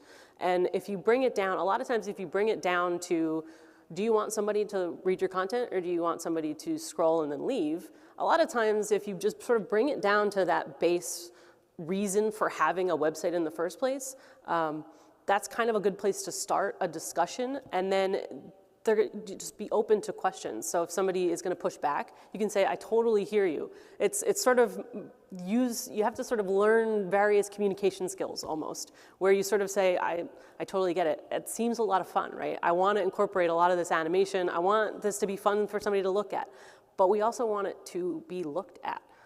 So you sort of compromise by saying, okay, well, can we fade in this one image on the side and leave the text? And then, like I said, you then, as a developer, incorporate those other things that you do, like respecting the reduced motion and all of that other stuff. So you just sort of use your brain as the developer to implement stuff once the compromise has been made about the content. That's how I approach things. Great. Well, that's all the time we have for questions. Danielle, thank you so much. Thank you.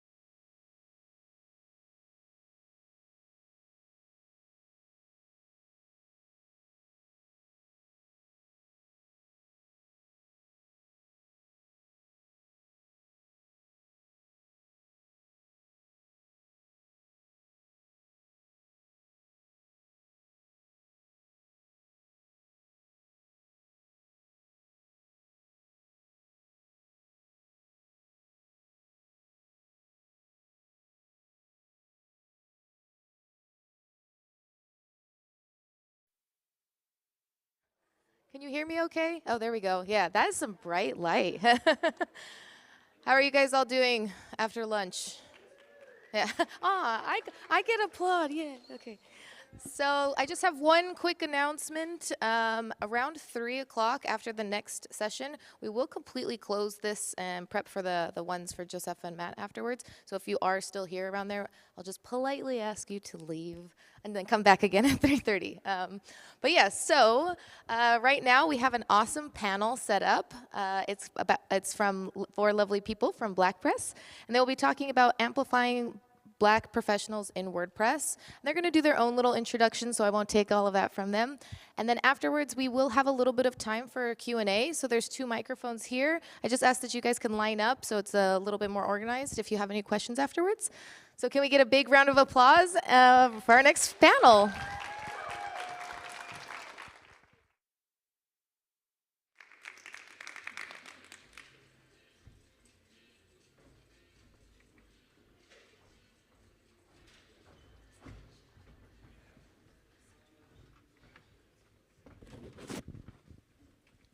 Woo! Well, thank you all. I'm Ray Mitchell, and I'm a proud member of the WordPress community, and also a proud member of a smaller, lesser-known part of the community, WordPress. I will take a moment to introduce you to a couple of members of our big and growing community. Destiny Fox-Cano, George Woodard III, and Maestro Stevens.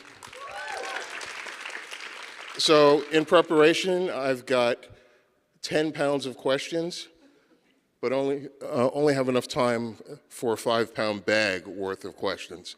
So I'm going to ask these guys to be kind of brief. Answer the questions as fully as you can, but be brief. First, because it's a WordCamp, I'm going to ask the official WordCamp question. If you would, introduce yourself and tell us what you do in WordPress. Mr. Stevens. The lights are pretty bright.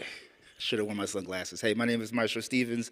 I'm a brand webmaster. I have a creative agency. I build websites with WordPress, obviously, and I love branding. I used to skateboard as well, too.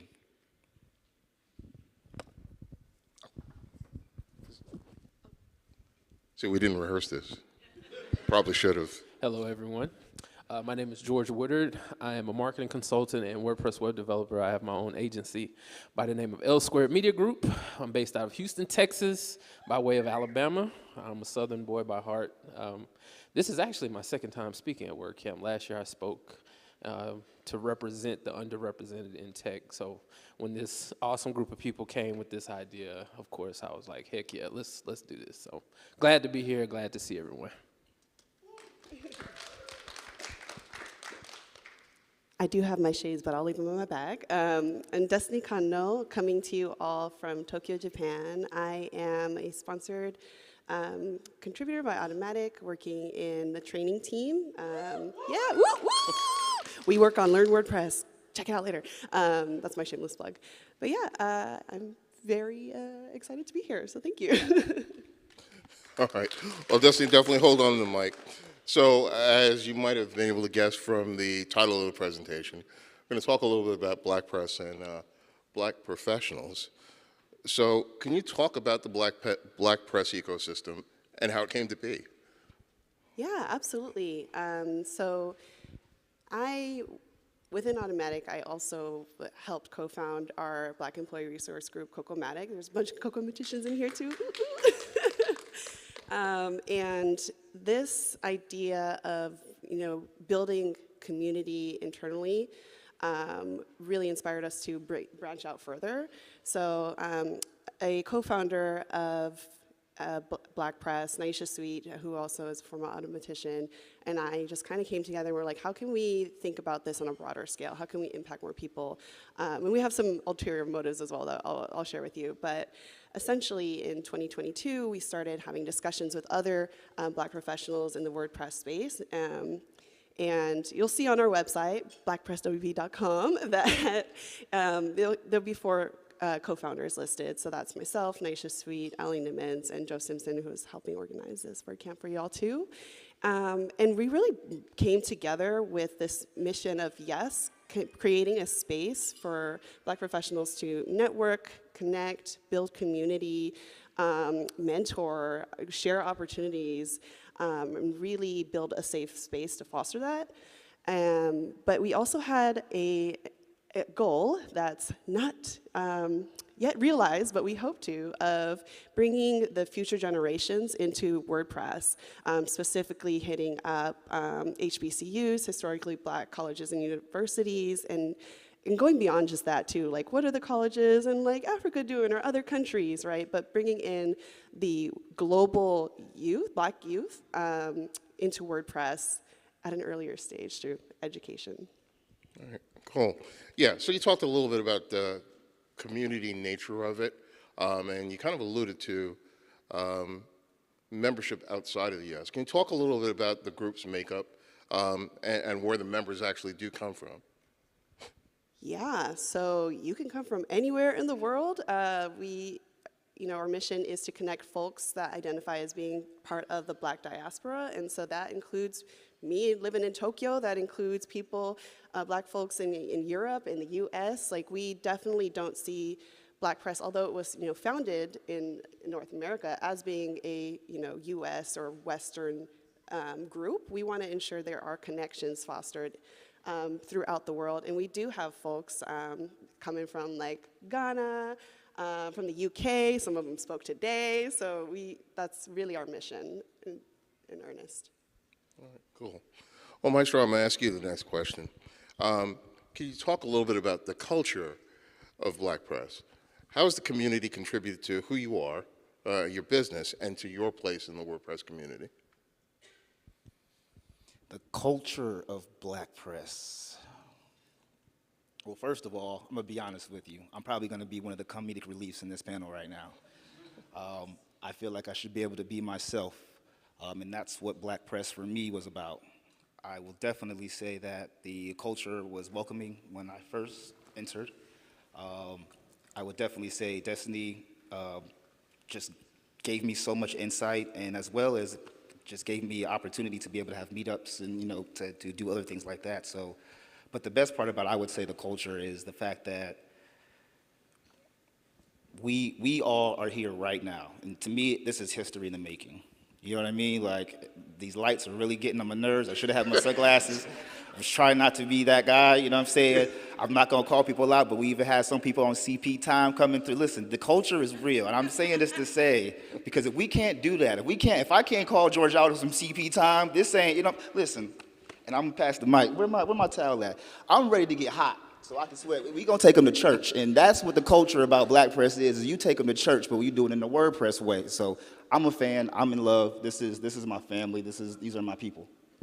Yeah, WordPress has always been about community and extending this project to community, and there's definitely a big sense of partnership and collaboration, and I'm going to ask George this question. As a member of Black Press, as an actual member, not just a moderator, but a member, but I've seen you and I've seen many other members to act collaboratively as teachers and partners and guides.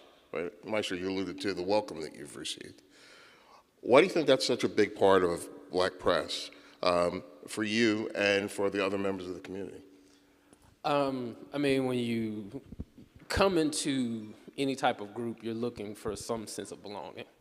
And specifically in tech, minorities make up less than 7%, even though we're 13% of the overall US workforce. So when you're coming into groups like this, you're trying to find a tribe of your own, somewhere you feel some sense of belonging. So the whole goal behind Black Press is to bring minorities and underrepresented in tech overall to have a space where, you're not walking into these camps. Like, this is huge. You're walking in, you see hundreds and hundreds of people and you know nobody.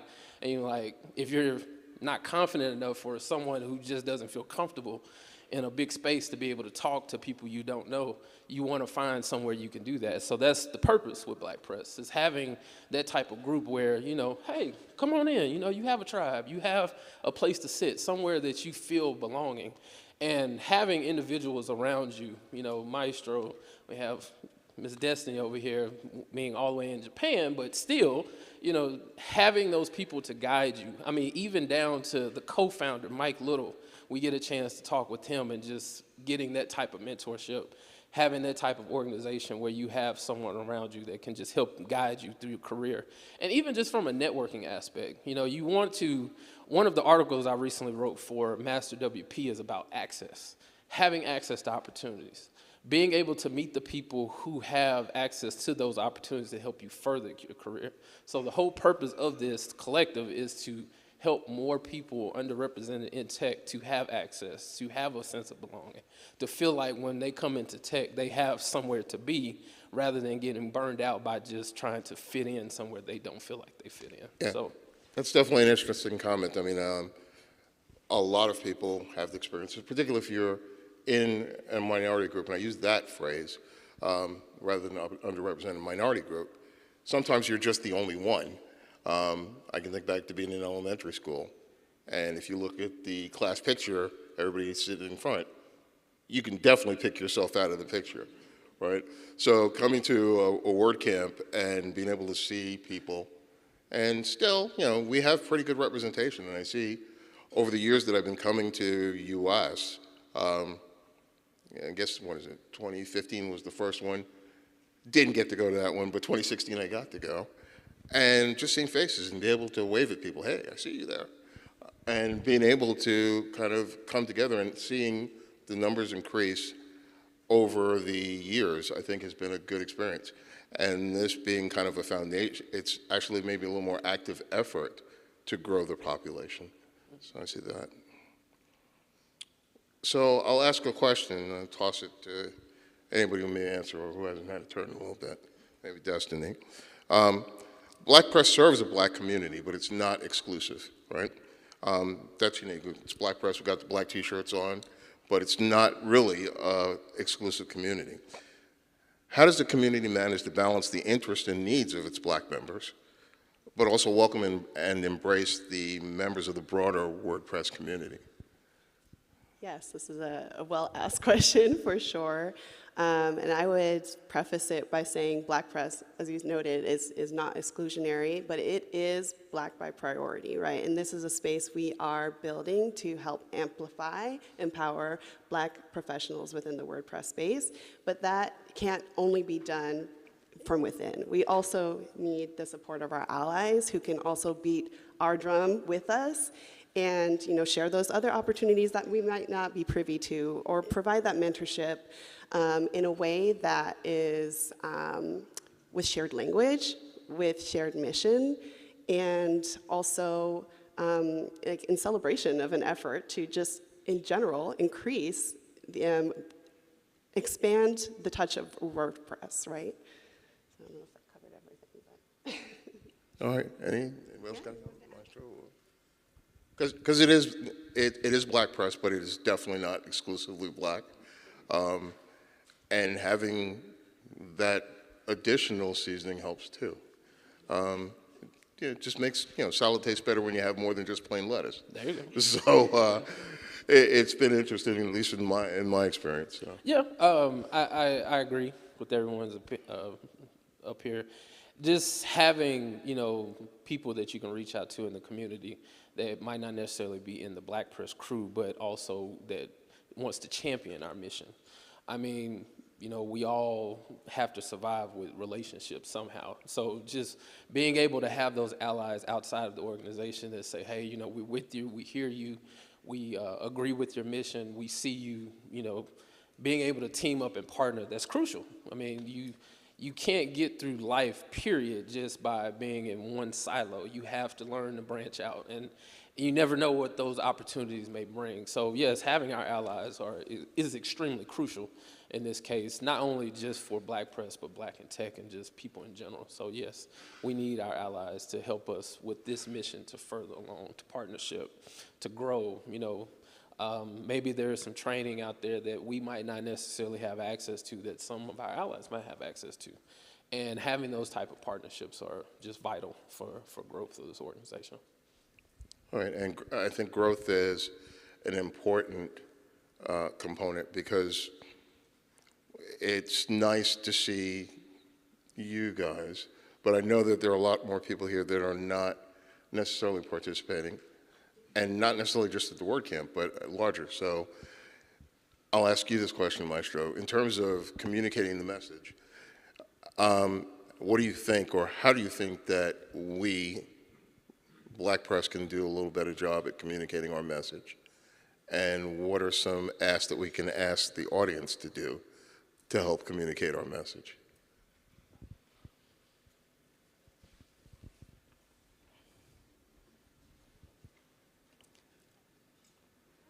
I think this is the start, just being here. I mean, while everybody's been talking, I've been looking at everybody's eyes. Like, I'm an eye looker. I'm looking at everybody's eyes right now. And I'm saying this because, you know, being able to see you and you being able to see us, I think that we definitely need to really, so for example, I met somebody yesterday and we were all taking our group picture, and we just grabbed this random, you know, person, this random black man. He had no idea that Black Press has even existed. Next thing you know, he's hanging out with us, you know, and we're just going and chilling and kicking it with him. And that's how I feel like we need to continue to just keep, like we're going back to the allies, we have to keep continuing to ask for help, ask for support. I know that Destiny, and a few others as well, and shout outs to Ken and Allie, they're not here, and I'm gonna shout them out for real, for real. See, it's about that. I try to shout out everybody I can, as much as possible, show love.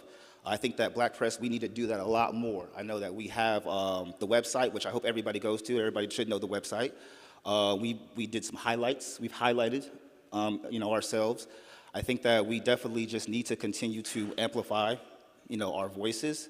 And I feel like this whole place should be filled. I mean, I can speak for myself. I didn't promote like 15 minutes or 30 minutes beforehand, just asking, hey, are you coming in here? Are you coming in? I feel like maybe we could have done that. Am I wrong? That's reasonable. That's reasonable. So it's just, you know, I'm calling us all out. You know, I'm calling myself out. I need to do better. And I'm going to be honest, you know, for a while I had kind of backed off for a little bit because I just got burnt out. I got overwhelmed. But when I got back in it, it felt like home again. And it was really, really great to be able to see, like, it grew. And every single time somebody new is coming in. And then I see in the chat, welcome this person, welcome that person, welcome this person. So if you are not black, it does not matter. You belong with us. You know, especially if you support. And that's something I think that we definitely need to be able to help out a lot more with. Thoughts, George, Destiny? I mean, he said it, you know, just being able to be more vocal, be more out front, you know, having more of us on these panels, even the speakers in the different sessions, you know, letting everyone know, like, we're here. You know, myself, I try to his point, I try to tweet about stuff, but, you know, we all get busy, things happen, but we have to do better about that, you know, being more proactive about our exposure. And it works as a two-way street. You know, we have many of us working many different facets within the WordPress community. So, you know, reaching out to our allies and say, hey, this is something that someone has going on that's real big that we think should be highlighted. Making sure that announcement gets out.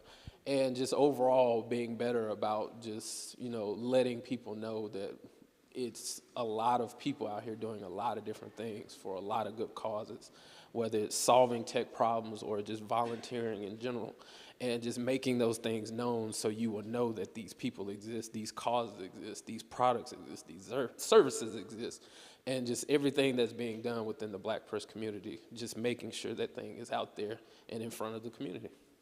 Yeah, and I think that definitely is one thing that Destiny is a big champion of, celebrating our successes and prompting people to say what you're working on and say what's good and share it.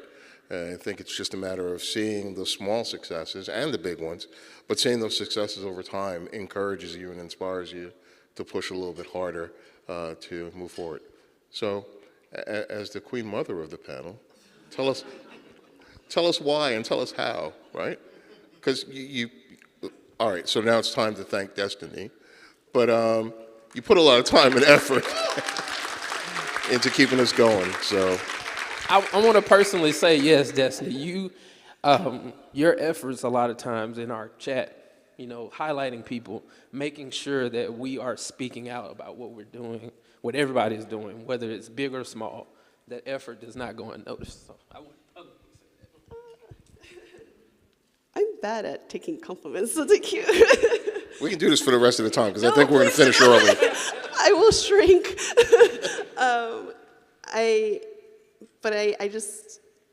I hope y'all are feeling just like the love that we're trying to build in this community, the support that we're throwing out there for each other, being vocal about it as well is really important.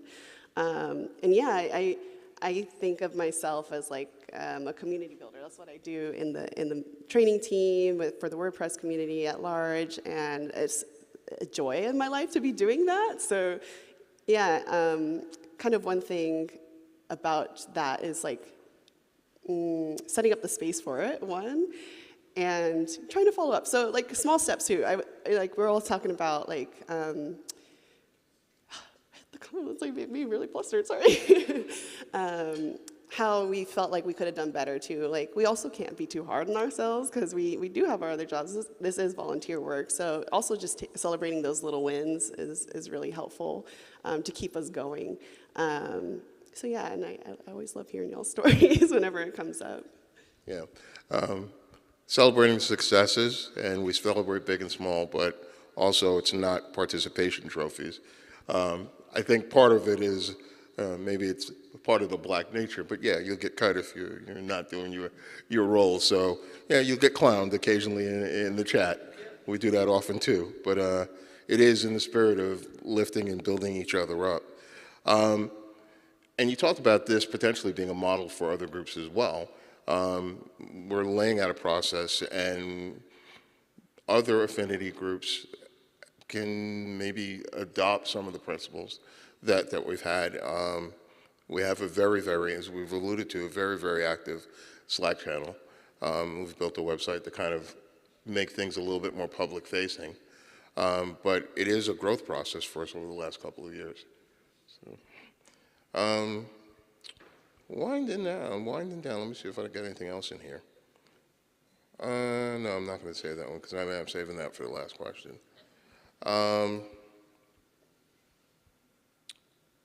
I guess also talking about other groups, and other unrepresented groups talk often about allies, and we definitely have our share. Would you like, at the risk of forgetting or naming somebody, do we want to talk about the types of allies rather than just specific names? Anyone? Sure. Listen, I'm not afraid. Michelle has been significant in my growth. Joe has been significant in my growth. Nye helped me get, when Stina. I got George, I can keep going, the names can keep going down. I'm just give you clear examples of people who have been significant in my growth of understanding that, this is a family, this is a community.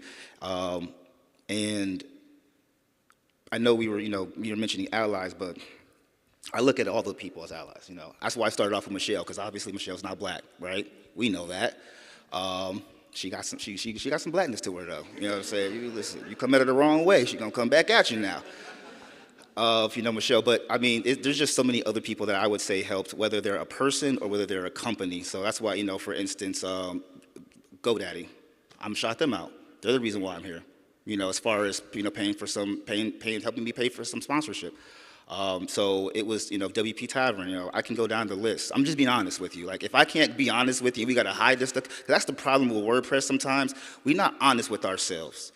We're not honest with ourselves, and we're not showing love when we have the opportunity to do so. So that's why I'm saying, like, whether it's an ally, whether it's somebody who is a business, a company, a sponsorship, it doesn't matter, whatever the case is, I just want to thank you. If I haven't said your name, trust me, you in my heart, and I still thank you anyway. I just want to plus one this idea of the transparency and that sharing these processes. kind of another reason why sometimes you feel like you have to build a separate space to be able to shed light to those things. So like as an ally, definitely coming in and sharing whatever opportunities you have, but kind of switching back to what Ray was saying about how they can also take learnings from what we're doing and tie it into their community is like, to me, a form of like transparency and knowledge sharing that we can all give each other as well. All right. I'm going to ask Maestro to bring us home, since he is a passionate advocate for Black press and all that is Black press. How would you recommend someone to get started? What's the easiest way to dip their toe in the Black press pond? What's their next step? I'm going to conjure up my inner Bernie Mac. Let me tell you something right now. You want to get into Black press, you better go to the website. I'm telling you right now. You go to the what's the website? BlackPressWP.com? Oh my gosh. Right there. That's all you got to do. I'm telling you right now. You go to the website, you sign up, you press the button. They got Slack chat, we got everything. That's all you got to do is just go to the website. Is that simple enough for you, Ray? I think that works. Well, I've had a good time. Thank you, Destiny. Thank you, George. Thank you, Maestro. I'm Ray Mitchell. I think we're done, except for the question taking. And please address the person you want to answer the question. Is it on? Is this on? Okay, it's on. I have a question about the WAPU, the Black Press WAPU. What was the inspiration behind it? Well, I'm going to leave somebody else to answer that question because I just found out recently what the significance was too. Oh my gosh. If you haven't seen our WAPU yet, please go to wapu.com or whatever the site is and look at it. It's Major Poo, which is based off of like HBCUs typically have drum lines and we have majors. And so you'll see that inspiration of the drum culture in that. So that was the inspiration. And I'm going to do a shout out to Channing Ritter, who was previously in the Open Verse team. She helped design our shirt. She helped ally. She helped design that WAPU with us in collaboration with us. And yeah, go check it out. It's really cute. We want to get swag sometime. Another question? Oh, yeah. So yeah, curious on your thoughts on this from all you really. I'm from San Diego, and our WordCamps in when I was a kid, like San Diego was about 12% Black. Now it's like 6% Black, right? So diversity is not like that, gentrification really like, marginalizing, the communities that we have there. But like our WordCamps, for years, our WordCamps was like one dude, Various Smith coming down from Riverside, to our WordCamps. It was like our token Black dude, right? So it was like for us, like, how do we kind of increase that community without marginalizing, tokenizing, make it feel like we're like trying to hit quotas, right? Like, how do we increase that diversity, like going forward? Like increasing that community in a community that is like increasingly diminishing, right? I was kind of curious about your thoughts on that. Well, I know one of the things which actually brought me into the Black Press crew was HBCUs, historically Black colleges and universities. I myself was an HBCU graduated from Alabama A&M in 2008 and 2017. I got my master's in computer science. And to your point with, having local meetups, being able to tap into that pipeline.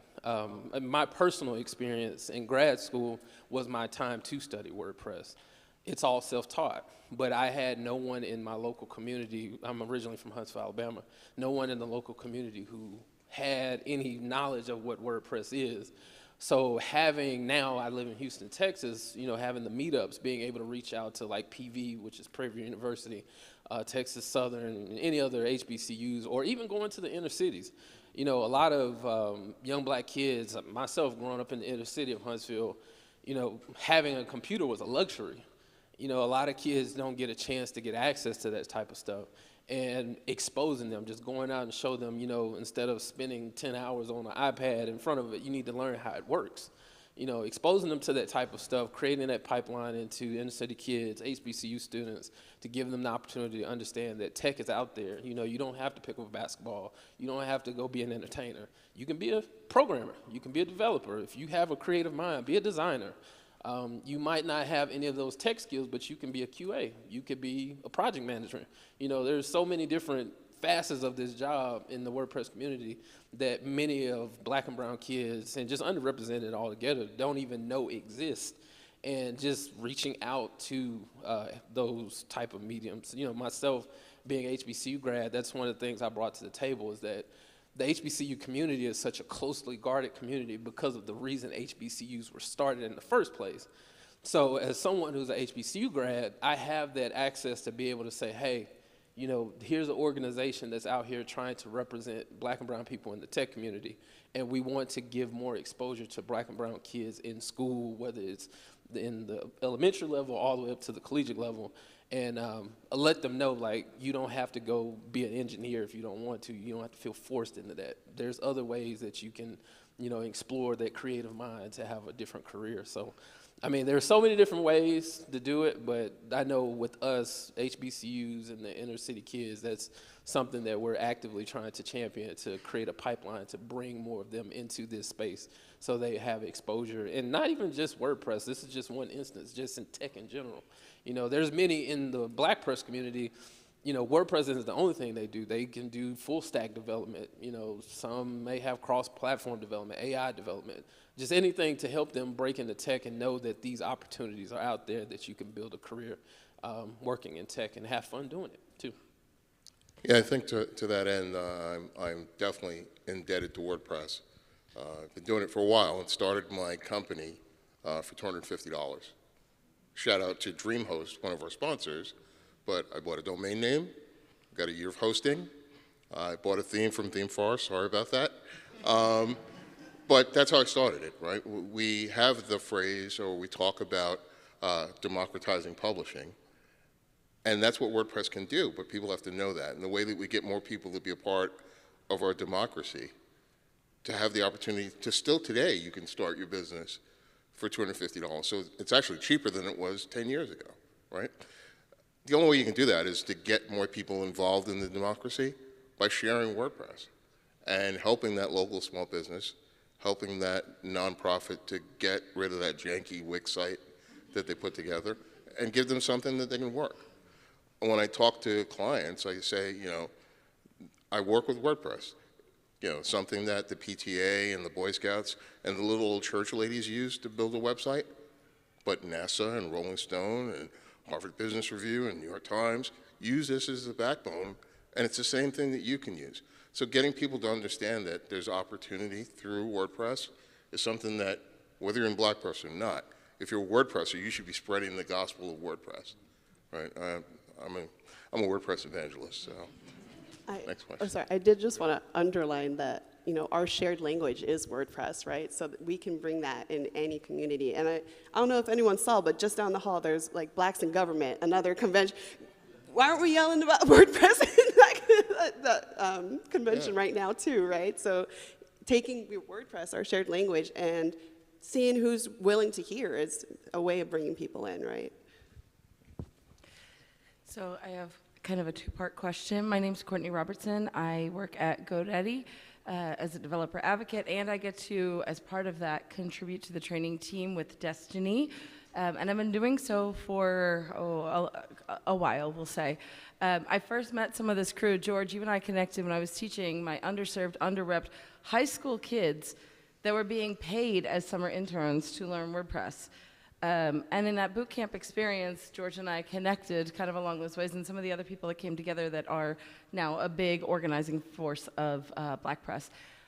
Destiny, I would like to continue collaborating on outreach to let organizations like this know about the work that's happening on Learn, because I see that there is an avenue, whether it is through boot camp programs. This one, my kids were getting paid. They weren't paying to be there. They were high school kids getting paid. And Joe introduced MC them in Philly, which is just amazing. I want to continue collaborating with you on maybe some outreach to programs like that so that we can foster continuing the education and awareness. But I guess maybe the next question, wearing my other hat as GoDaddy, we have, similar to Cocoa Press, we have GD Black in Tech.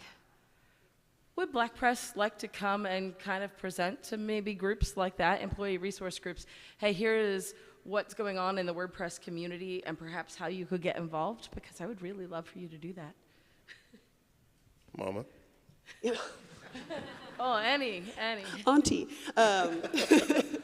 So definitely in our Slack, we have an opportunities channel. So if you're like, hey, I think this is a great collaboration opportunity, we would like to have some folks come and speak, time permitting. Yeah, we want to hear about that. We want to see, because we don't know everything. We don't know all Black people either. So we want to be introduced. We want to know who they are. We want to share our space. And so I would say yes. Let's continue those conversations. And what I have been intentionally doing is when I started helping folks put on online sessions, is I would cross-post them to the Learn WordPress online workshop meetup as well, because that's also exposure, right? This cross-posting, a little bit of mixing, and then people are like, oh, that was brought on by Black Press, what's that? And then I'm like, yeah, hooked another one. So I think those parts where we can, I don't know if there's a better phrase for this, kill two birds with one stone. I'm sorry, birds. I'm metaphorical. Let's keep talking about that, because I think our time is limited and precious, and we want to make the most of it. Out of it. Hello, great panel. My name is Alvaro Gurdian, and I work for a Spanish language media company called La Noticia, and not just for my company, but also fellow publishers that I know across the country. I really love seeing this because we struggle to find talent that has both the technical competency and the cultural competency. So I heard a little bit about how to help other affinity groups get started. I just want to get down to the concrete part. How do we do it? Because we got to find these people. I think that, well, bienvenidos y gracias por visitando. I think the opportunity is there. I mean, it's a template. I mean, and the tools are out there, and they're free. WordPress is free. Slack is kind of free. It's really time and being willing to get together. Yeah. So I'm a Christian, and we often say, where two or more are gathered, things happen, right? Two more Latinos, two more women, two more whatever get together. There's power in that number. And if those two tell two more, I can't do my exponential math, but you can understand the process, right? So it is something that we can talk to you about. It's something that you can see for yourself by coming and joining us.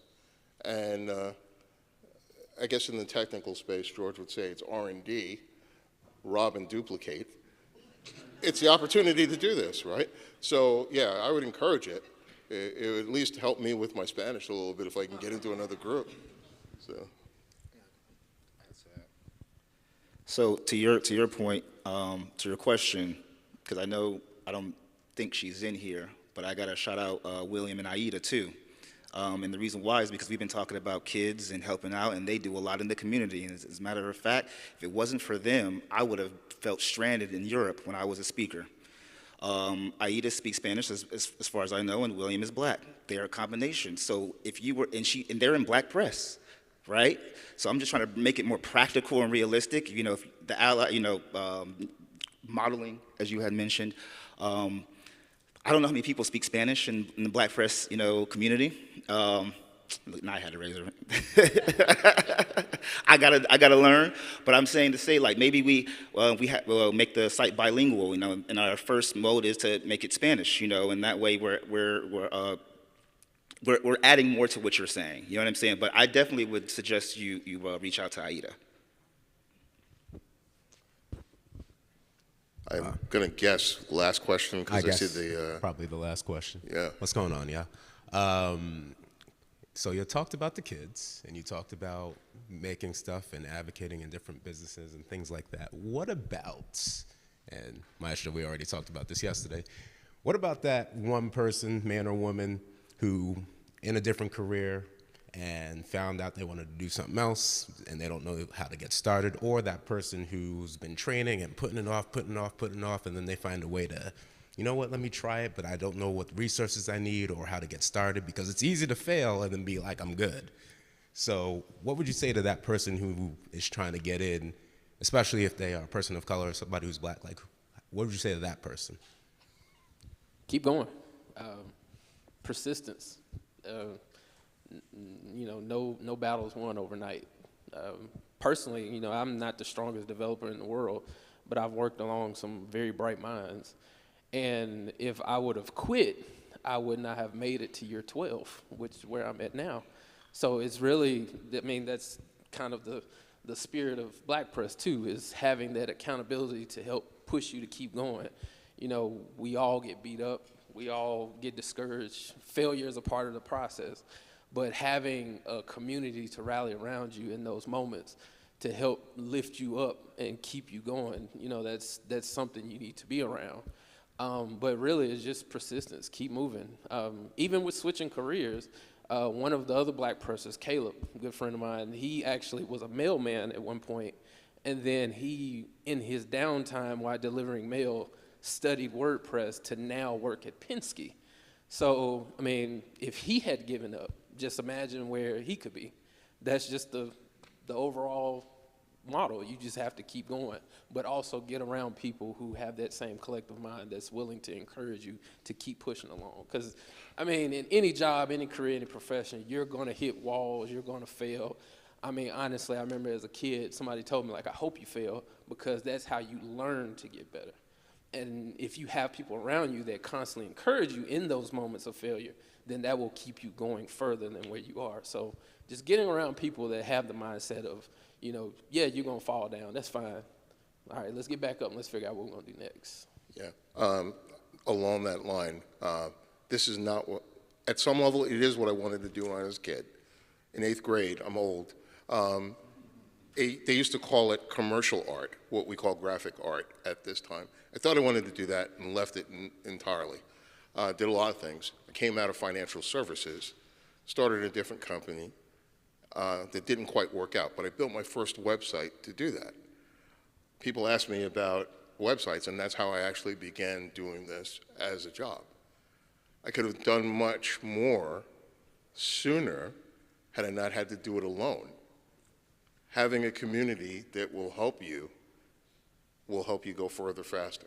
And I guess that's one of those old black proverbs as well, you know.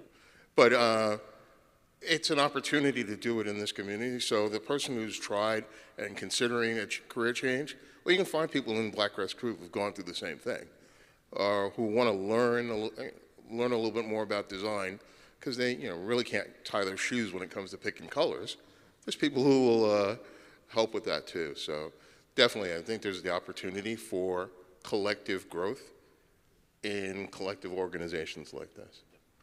And we hope that we'll join you. You'll join us, right? Because we want you. ¿Algo más? ¿Contentos? Okay then. Thank you very much. Wait. Before we end it, I decided to come here instead of spending time with my grandmother for her 75th birthday. Oh, do we have to sing it? And so I want to do just, if you guys don't mind saying happy birthday, Grandma, because I might not see her again and she's in my heart. So if you don't mind do that, I'm going to just do a video real quick. I'm just going to do it just quick. Just that's all. That's all. I'm going to put on my Luther Vandross vocals. We can sing happy birthday. We got. And I'm going to be honest. How many of y'all, by raise of hands, have family members that still don't know what you do? Okay. My grandma still doesn't know what I do. So they happy birthday, Grandma, and then we build websites with WordPress. That's all she needs to hear. All right, the count of 3. 1, 2, 3. Happy birthday, Grandma. We build websites with WordPress. Y'all didn't do bad, but all right. Thank y'all. I love y'all. And I just wanted to, sorry, final. If it was too fast, it's blackpresswp.com. That's where you can find out information, how to join our Slack, and all that. Thank you.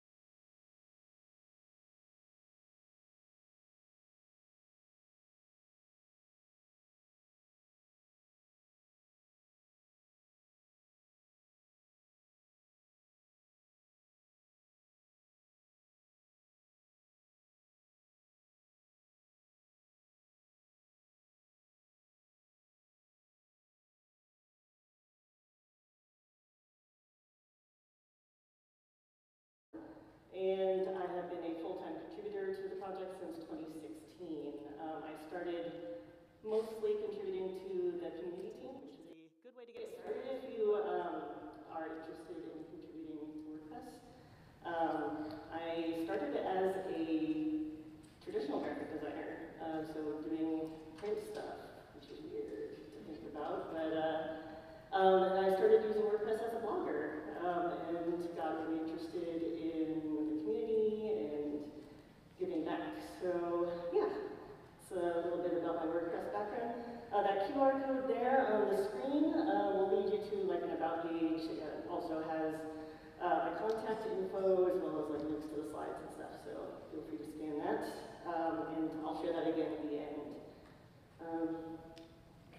Thought I had a little bit more about me.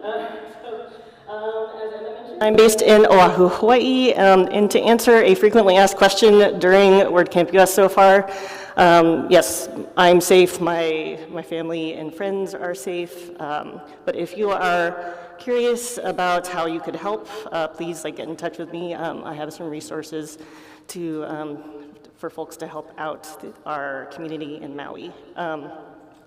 Yeah, I'm a food and drink enthusiast. I'm a cat guardian. You can see a picture of my ridiculous cats there. There are 2 cats there. It's not a 2-headed cat. Video gamer, currently working on and stretching out Legend of Zelda, Tears of the Kingdom. Do I have any other folks playing Zelda right now? Awesome. And photographer. Well, the picture down there isn't of Zelda. It's of my Animal Crossing avatar. So. Ooh. Yeah, I have my Animal Crossing players up here. All right, let's move on to our content. What we'll be talking about today, we'll be giving you an overview of the Learn WordPress website and the timeline of its history. We'll be talking about the content types we have on Learn WordPress, how we share Learn WordPress, and how you can contribute back to Learn WordPress. So let's just dive right in. So how many folks here are familiar with Learn WordPress? Have you seen Learn WordPress? Learn.wordpress.org? All right. Yeah, good amount, and just wanted to get a sense of who is familiar. So yes, Learn WordPress is at learn.wordpress.org. You can see a little animated GIF of the site here, but Learn WordPress is an educational website and an initiative that seeks to be the definitive space for WordPressers across the globe to learn and teach about WordPress. So whether you're a first-time blogger or a seasoned developer, there's always more to learn here. This vast resource is brought to you by community members, like all of you, that are all over the world, and they will help you learn more about WordPress and share it with others. So we have a quick little timeline of the history of Learn. Oftentimes when you hear folks on the training team refer to Learn WordPress, we often just shorten it to Learn, so you'll probably hear me say that a bit. So starting in July 2013 at WordCamp San Francisco, work began on the Learn WordPress site, and the content originally lived on the training team's GitHub repository. We have some of the founding members down here, so thank you, Courtney and Tracy, for your work, and Courtney Robertson as well. Yeah, and this screenshot's from WordCamp San Francisco, but not necessarily from that work. Thought that was a fun picture to share. 7 years passed. August 8th, 2020, the first lesson plan called The Anatomy of a Theme was published. This is one of the types of content on Learn WordPress that we'll be taking a closer look at later. So you may have noticed that there was a 7-year gap between this date and the date that the work started. The training team was, of course, still doing work to bring educational materials and resources to the WordPress community, but the work specifically on Learn WordPress really ramped up once the pandemic began in 2020. And this is when folks were looking for more ways to learn about WordPress and connect with the broader community. This is when in-person WordPress meetups and WordCamps came to a standstill. On August 10, 2020, the first tutorial called Intro to Publishing with the Block Editor was published. Again, this is another example of the type, one of the types of content we have on Learn. And again, we'll be going over that shortly. August 13, 2020, the first online workshop called Introduction to Contributing to WordPress was held. I didn't realize it was the first one, but if you look closely here, I was the host of this, and I had no idea until I went and got this screenshot. So yeah, the first online workshop was held close to 3 years ago now. On December 15, 2020, the Learn WordPress website officially launched. So this is a screenshot of the announcement that was posted on wordpress.org/news. And then on June 14, 2021, the first course called Polyglot's Contributor Training is published. So as promised, let's take a closer look at these different types of content that is hosted on the Learn WordPress website. So there are 4 types of content that are hosted on Learn WordPress.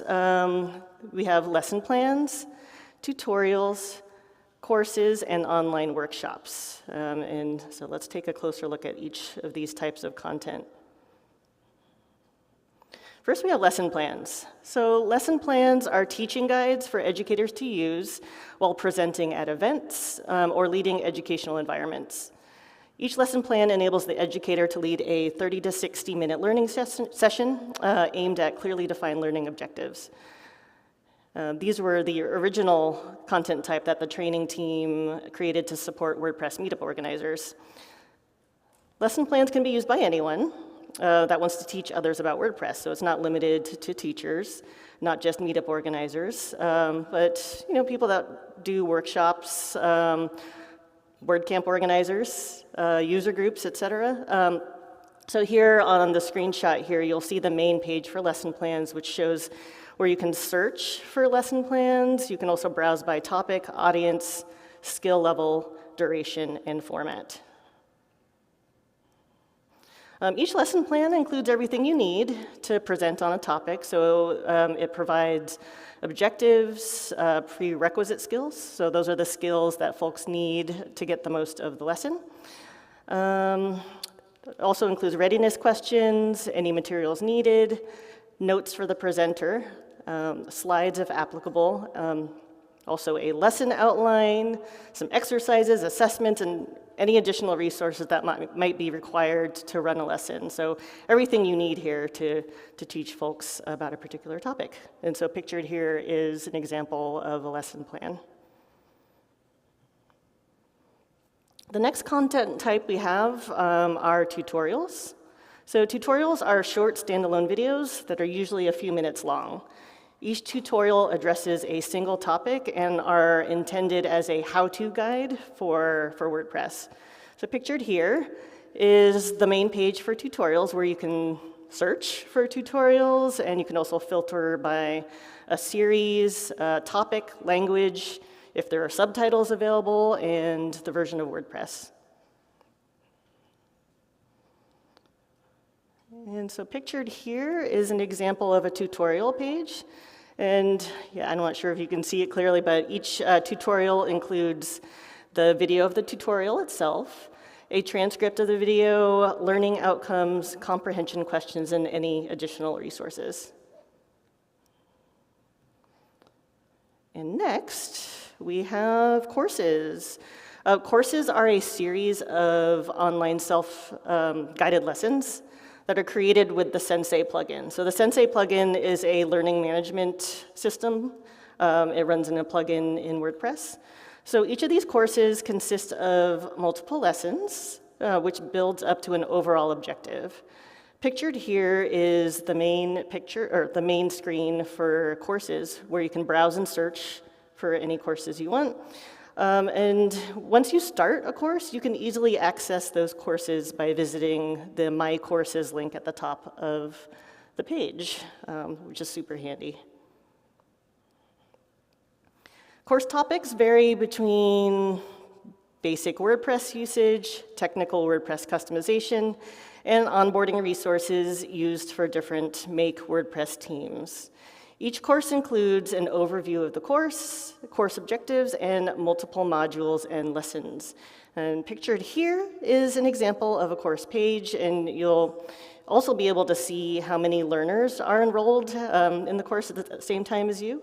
It also shows the average final grade and the average days to completion. And last but not least, Learn WordPress has online workshops. These are learning sessions that take place live, almost daily.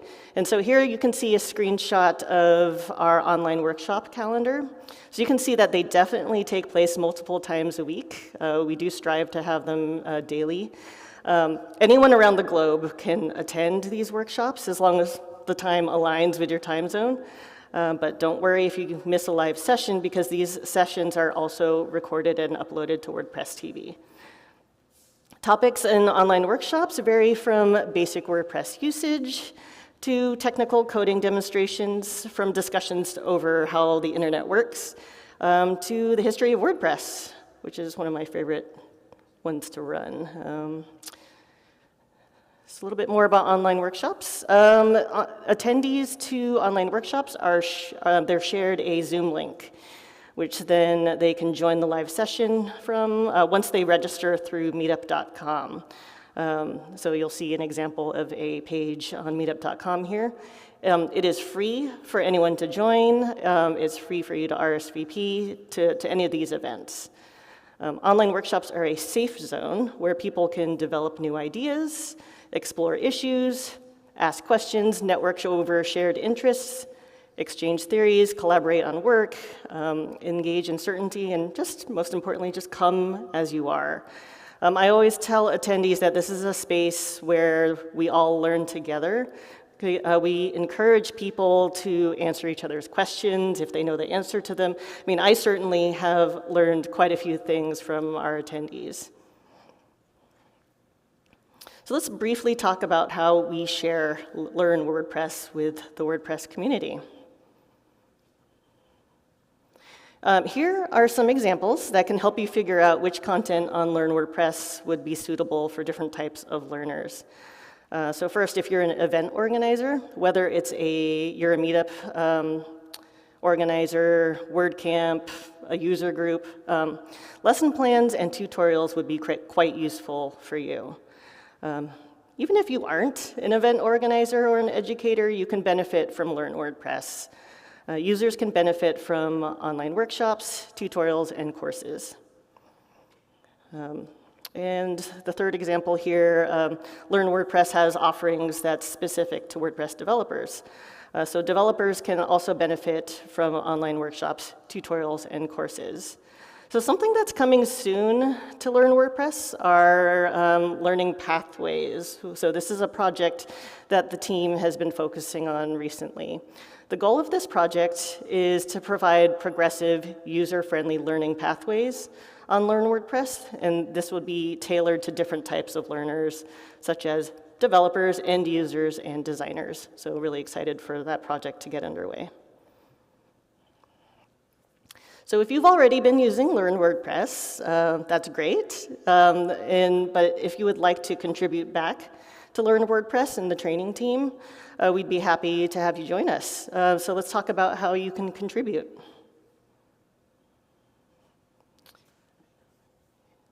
All right, here is the training team's description on the About page of the training team. I'll just read it really quickly. The WordPress training team helps people learn to use, extend, and contribute to WordPress through synchronous and asynchronous learning, as well as downloadable lesson plans for instructors to use in live environments via learn.wordpress.org. The vision for the training team is to be the coordinator for all the content on Learn WordPress. We want Learn WordPress to be the go-to resource for learning and teaching WordPress. The training team consists of volunteers with a wide variety of skills and a passion for providing instructional materials for presenters. We work in development agencies, solo businesses, classrooms, and more. We are project managers, technical writers, designers, developers, trainers, and teachers, and people from all over contribute to this project. Some of us are sponsored full-time or part-time to do this work, but the team is largely volunteer-driven, just like many of the other Make WordPress contributor teams. So we have 3 team representatives on the training team. We have Pooja from India, as well as Destiny and Ben in Japan. I think I see Ben out there. So we are truly a global team. Our team reps represent the training team to the rest of the WordPress project and ensure issues are raised and addressed as needed, and they coordinate cross-team efforts. So I'd like to share the training team's current impact. Learn WordPress hosts content created by dozens of people. We also have a group of dedicated contributors participating in what we call the faculty program. That consists of about 30 members. Some quick stats I pulled at the beginning of this month. As of August 3rd, Learn WordPress hosts 191 tutorials, 134 lesson plans, 286 online workshops, 26 courses, and 237 recorded online workshops. In addition, we have multiple locales that have been translating the content on Learn WordPress. So far, I think we have about 12 languages, including Bangla, French, Greek, Gujarati, Hindi, Indonesian, Italian, Japanese, Khmer, I hope I said that correctly, Portuguese, Serbian, and Spanish, and that list continues to grow. So the training team has 5 main areas of contribution that folks are encouraged to contribute to. Content creators, so we're going to start at the upper left here, the red circle. Content creators focus on creating the content that we host on Learn WordPress. Content translators take the published English content and translate that into different locales. Administrators work behind the scenes to make sure the team works smoothly. Administrators focus on providing the other roles on the team with the tools that they need to be successful and effective towards the training team's goals. We have subject matter experts that vet topic ideas before the content is created. So they also work alongside our content creators, acting as sounding boards, helping them get the most recent and updated information in their content. Then we have editors. They review content before it's published. They also review published content and make updates as needed. And then finally, in the middle there, we have the team reps who we just talked about. They are the folks that support all of these areas of contribution.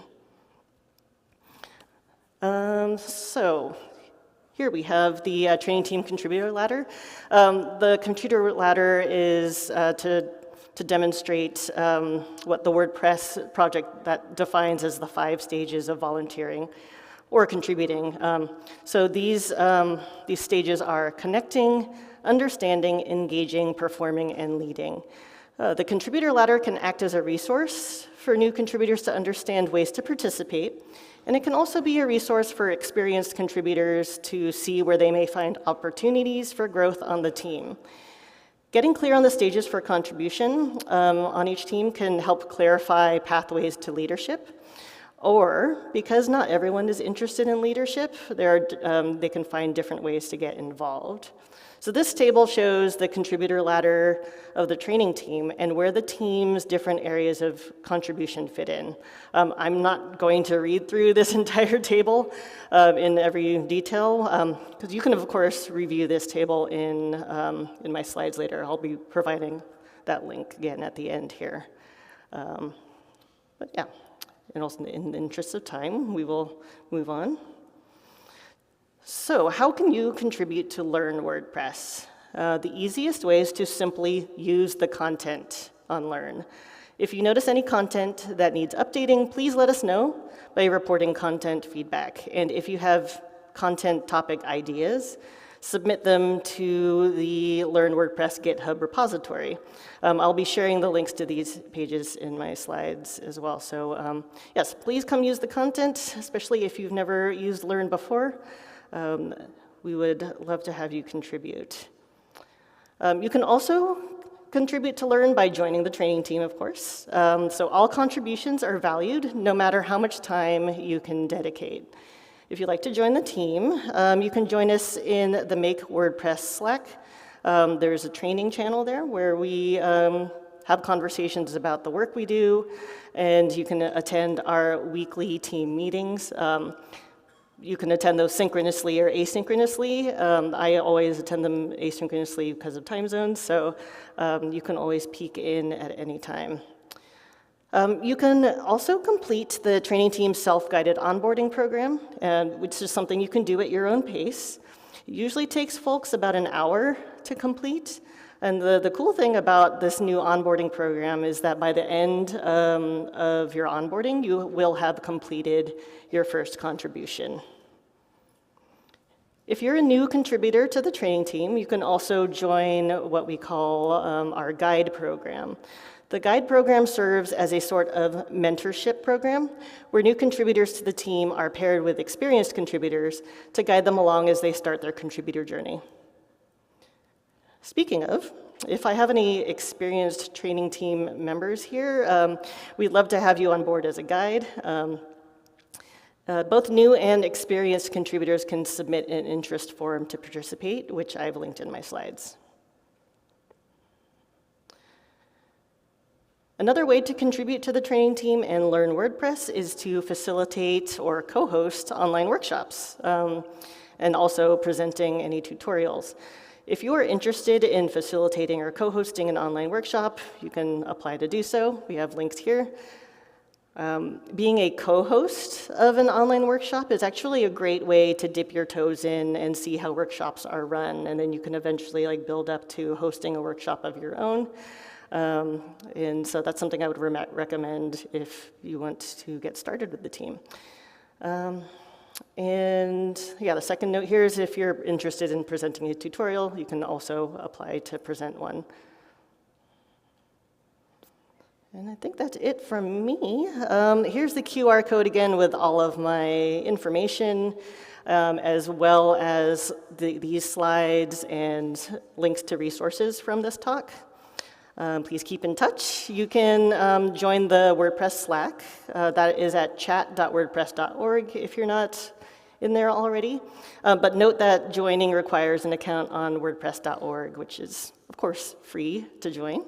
And as I mentioned, please get in touch with me if you're interested in contributing. I'd be happy to help you along your contribution journey. Contribution can be with creating content, or you can help us behind the scenes with reviewing and editing content. And in addition, you can also reach out to me if you have more ideas for content, any topics that you'd like to see happen on Learn WordPress. So if you use Mastodon or Twitter, my names are up there as well. And that's it for me. Thank you, everyone, for joining me today. Thank you for being so kind and patient with our technical difficulties and the fact that this was my very first WordCamp talk ever. Yeah, as I said, I've been contributing full-time to WordPress for 7 years, and I finally got up the nerve to present. So thank you, everyone.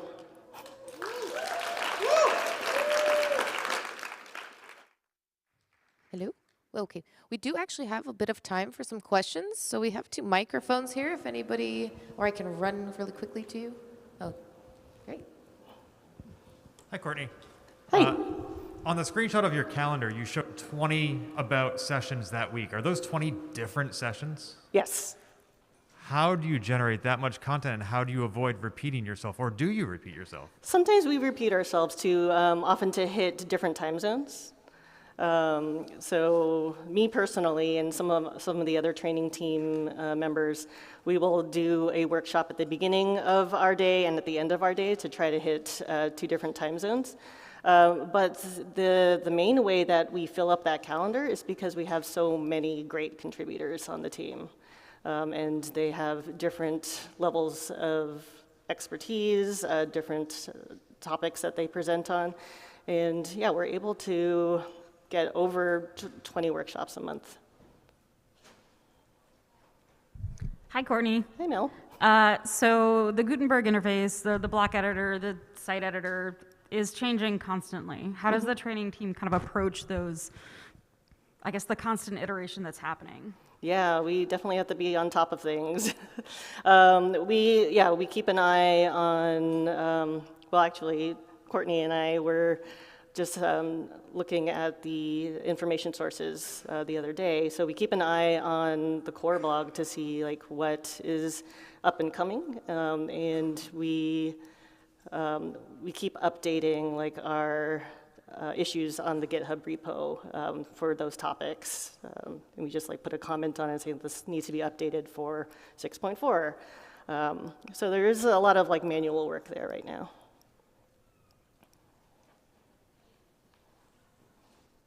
But I felt like I was cheating using my own microphone. So out of all of the ways that we can help contribute, which one do you think like needs the most help immediately out of all of those, like different editor or, yeah? I think that's subjective. I would say, well, the quickest and easiest and most impactful way to help is to review for errors and for updates that are needed. Hi, Courtney. My name is Hari Shankar. I'm a contributor to the community team. I work on the contributor experience of WordPress. I'm one of the older contributors to Learn WordPress. Yes. So from that perspective, I'd like to ask you, where is Learn WordPress headed? What is the future of Learn WordPress? Ooh. Well, as I mentioned earlier, we're working on the Learning Pathways project. So to have learning pathways for specific types of learners. So that's, I think that's the biggest thing on my mind in the future. Anyone else here from the training team have anything you want to add to what's in our future? Yeah, good. Take a mic.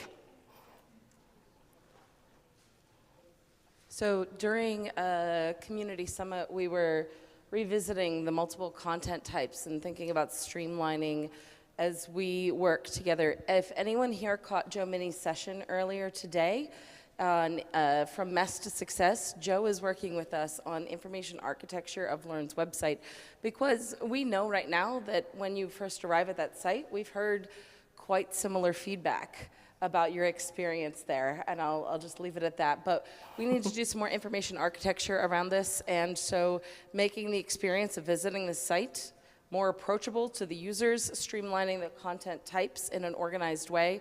We need ongoing help for every release, just the same as the docs team, and our two teams collaborate really closely together. Every time there's a release, not only do we have to revise all of the primary content, but then when we have things in additional languages, that also needs to be revised. And I've been hearing ongoing requests. Defer to third Courtney of the training team. We were on a Nux project in Tracy as well, I want to say in 2014, early days. And there was some ideas of pulling in some resources from Learn into the WordPress dashboard. And those conversations are starting to come up again. And I think now is more the time, because we are in a state of having our site closer to where we want it to be, having multiple language support, and because I firmly believe we should not need to know English to learn WordPress. That is absolutely a priority, and accounting for multiple learning styles and all of these things that educators go through. So if we're starting to see in maybe a year or two down the road that we might actually get to this point of having resources from Learn linked inside of the admin dashboard, not just on the about pages at release, you can bet that it's pretty important that we start moving in that direction now. And I'd also call out both docs and training teams. Think of docs like the textbooks and training like the teachers crowd, and how you approach the content that's on these teams. AI tooling is looking at what these two teams are putting out as the definitive source. There are lots of different projects out there that your WordPress companies that offer support teams and things are looking to that as a default source. And I also think kind of coming up soon is that some organizations, I'm really advocating at where I work, that we start using those materials on learn.wordpress.org internally instead of trying to recreate the wheel. And other organizations, like I work at a major hosting company, I've heard kind of some of the similar requests in those cases too, and using that to also drive their support of that material. So whether it be customer or employee facing for those training materials, it's a big project, folks, and so we need lots of help. Yes, please. Yeah, thanks, Courtney. Okay, so we're actually, oh. I have one question. So for somebody building their first WordPress site, or do you have, I heard you mention docs, I was looking for checklist on the Learn site. Do you have like a checklist or a series of documents that are like, here's the things you must do, here's the things we suggest you do, here's like pie in the sky stuff? I wouldn't say we have a checklist, but we do have some like beginner tutorials, courses, et cetera, on there. And again, I think our Learning Pathways project, I know this is not, it's not ready in time for you to use it today, but yeah, the Learning Pathways project will be helpful for folks that are just starting out. It'll guide them down a path to learning. But right now, there is content that exists right now for beginners. I think there might be a section in courses, at least, that is an introduction to WordPress. So I would recommend starting there. Okay, I'll put in a plug for checklists too, if Yes. you're on your to-do list. Thanks. You're welcome. So can we get one more round of applause for Courtney? And thank you. And yeah, that's it for right now. So I will ask you all kindly to please leave this hall, and then I would recommend going down to the sponsor area, and the doors will open again at 3:30. Thanks, Emma.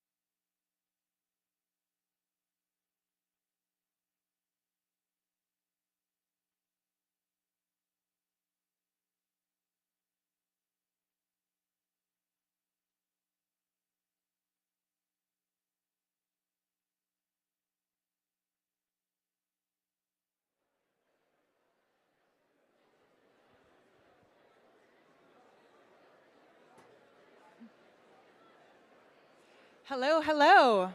Oh, I don't think we have audio. Okay, great. Hello, hello. Hello, welcome to the near end of our second day of sessions for WordCamp US. We're not nearing the end of WordCamp US because we have an amazing social event happening this evening, which we'll speak more about later. But I am so excited to welcome to stage Josepha Hayden Chamfozy, who is the Executive Director of the WordPress Open Source Project. After Josepha's talk, Matt Mullenweg will come on stage to give his talk, and then that will be followed by a Q&A. Our Q&A is different this year. Instead of lining up in the aisles to ask questions, audience members will be asking questions online using Slido. And so there will be a slide that tells you how to do that, how to submit your questions, and excitingly, those of you who are viewing this at home via live stream can submit questions as well. So you'll get more information about that when we move into the Q&A. So please welcome Josepha.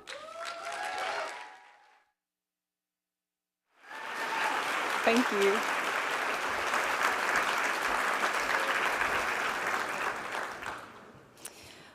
Ooh, there's so many of you.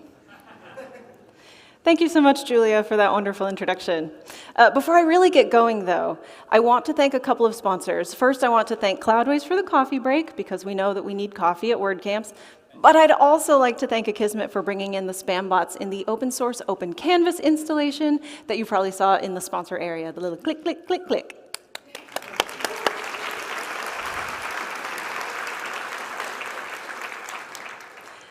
So, you might have heard by now that WordPress has turned 20 years old this year.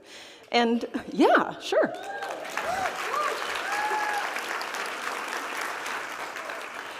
WordPress at 20 years old is busy rewriting itself. And I mean that literally. We are rewriting our code base using a language that in 2016 we had not quite yet managed to learn deeply. We are redefining what we consider an MVP in our WordPress event series, even though some would say, if it ain't broke, don't fix it. And we are examining what open source tools we provide to open source projects that surround and support WordPress. If that were all we were doing, it would be more than enough. We would have a nice full plate. Each of those things by themselves represents a change in our skill sets, our way of thinking, and our understanding of what it means to be a WordPresser. But in true WordPress fashion, that is not all we're doing. We are also asking ourselves hard questions about how we want to arrive as the WordPress of tomorrow. And honestly, it makes sense, right? I don't know about you, but when I was 18 or 19, I thought I knew everything. It wasn't until I was in my early 20s when I thought to myself, you know, if I know everything, then it's really going to prevent me from learning anything. And so WordPress, 20 years in, is, I think, appropriately asking big questions. And when we've got a lot of big questions, we host something called a community summit. Who was at the community summit? Cool. You're all real close to the front. Good for you. So the Community Summit is a forum for open discussion of our toughest topics. And we hosted one earlier this week. It was about 2 days long. There were a little over 100 people. A little over 100 people? 125 people. And the organizers went above and beyond to get as representative a group of attendees as possible. There were a lot of questions submitted from the community, both from team reps and then teams themselves. But something that showed up at the heart of many of our conversations was a focus on how to keep WordPress available and thriving well into the future. They were questions like, what can we do now to set the stage for success tomorrow? And how can we maintain our project and bring in new people consistently? And also, what can we do to make sure that WordPress just outlasts any of us? I was excited to see that this was on the hearts and minds of all of our community members, because it is a key element in my commitment to stewarding the longevity of this project. And of course, in open source, we believe that with many eyes, all bugs are shallow, but in my house, we also believe that many hands make light work. So I ask myself, And later, I'm going to ask you, so hold on to it in your brains, not how to predict the future, because we can't predict the future, but how to make our project resilient, regardless of what the future holds. So, thriving. What does this mean for WordPress? From my vantage point, there are 3 different areas to consider, but I bet for most of us, only about 2 of the 3 are things you've ever really given much thought to. The first, and probably most obvious, is about the software itself. Of course, we want to make it more performant so that it's less taxing on our devices, it uses less energy to run. But we also want to make sure that it's easy to use, easy to learn, and easy to find other parts that go with it, the extra things that make it a little better. The second area is are we going to sleep? I'm suddenly in space. I'm going to continue. For folks following along at home, all the lights went out, except for me. Okay, so where were we? Second area. Yes, the second area. Those are our multiple series of events, whether it's a workshop, a meetup, WordCamps, whatever it is that we're calling them on the horizon. We want those to have less waste and provide more value. But we also want them to be a place where you all can connect and feel inspired and just learn how to make WordPress work for you. The third and potentially least visible area to a lot of us is the community itself and how we build it. We want it to be easy to find us and easy and engaging to be a part of the WordPress community.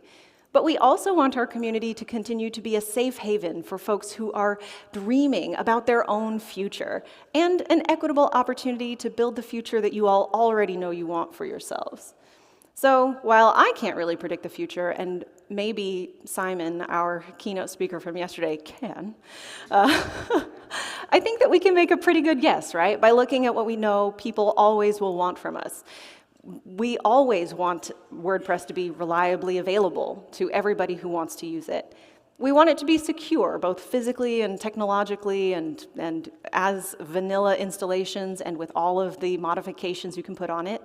But we also want it to be fast. And when we want it to be fast, we mean like literally running fast, but also easy to pick up and easy to put down and easy to get in and out of the community as it fits what you need to do with WordPress at the time. So, you see, it's a really big question, as though predicting the future wasn't obviously already a big one. But fortunately, I'm not afraid of asking big questions, and in my experience, neither are you. Because you might also be asking yourself a little question, which is kind of a big question, which is, why is it so important to make sure that we are thriving? And I'm so glad you asked. So, it's important to make sure that we're thriving because WordPress can change a life. And I mean, it can change the entire direction of where you thought you were headed and where you intended to go, but not if you don't know about it. The more that people know about WordPress, the more people can access the incredible opportunities that WordPress can provide. And if you are in that moment right now, if you're in the 18, 19, 20-year-old area where you're trying to figure out who you are, or just wherever, I'm going to tell you a few things. I'm happy to say that you're probably doing it right now. If you're trying to figure out how to get involved with WordPress, I've got a simple first thing. One, use the software. So you're already doing it probably, right? That's the easiest way of joining into the WordPress project to make sure that we continue to thrive into the future, because we exist for as long as people want to use our software. The second thing is taking some time to build your own knowledge. Whether you're going to do that on learn.wordpress.org or by researching a particularly tricky ticket inside the support forums, or again, by being here at a WordCamp like this, you're crafting the foundation that you need for your own future. And this one is going to be controversial, so everyone breathe deeply and get ready. You also can join to make sure that WordPress is thriving into the future by meeting someone. I am always looking out for our introverts in our technology field, and I love you all, but that is a true statement. It's easy, especially for folks who are brand new to WordPress, to feel like you're new, you don't know anybody, and it's best to just kind of keep to yourself. But one of the most incredible things about open source is that it is an equalizer. So much of what looks like easy success from the outside comes down to a little arcane knowledge and a lot of connections. And this community is a network of connections that you get to choose, and it's open for the choosing.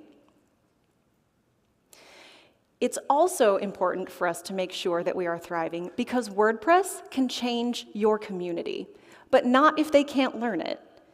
WordPress and open source in general can support entire communities and give them freedoms that they didn't know that they needed.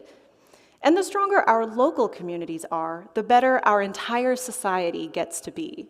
So if you are in a moment right now where you're trying to learn how to expand what you do with WordPress, either in your local world, whether that be a large community or just 2 or 3 people, I also have some ideas for that, because I never bring you all problems without some idea of a solution. So, first thing, you could build a site for a local charity, because in my experience, people who are called to feed the hungry aren't always also called to be the best PHP developers, or JavaScript developers, or marketers. While you're doing that, you also can gather people together over coffee or in a park to talk about that cool project that you're doing and share what you've learned. Because if there's one thing that I have learned about all of you in the 8 years that I've been doing this, it's that the WordPress community likes to learn shoulder to shoulder. We like to be in it together so that we can be scared as a unit. And while you're gathering folks to share learnings, why not take some time to ask the big questions that your community has at the moment?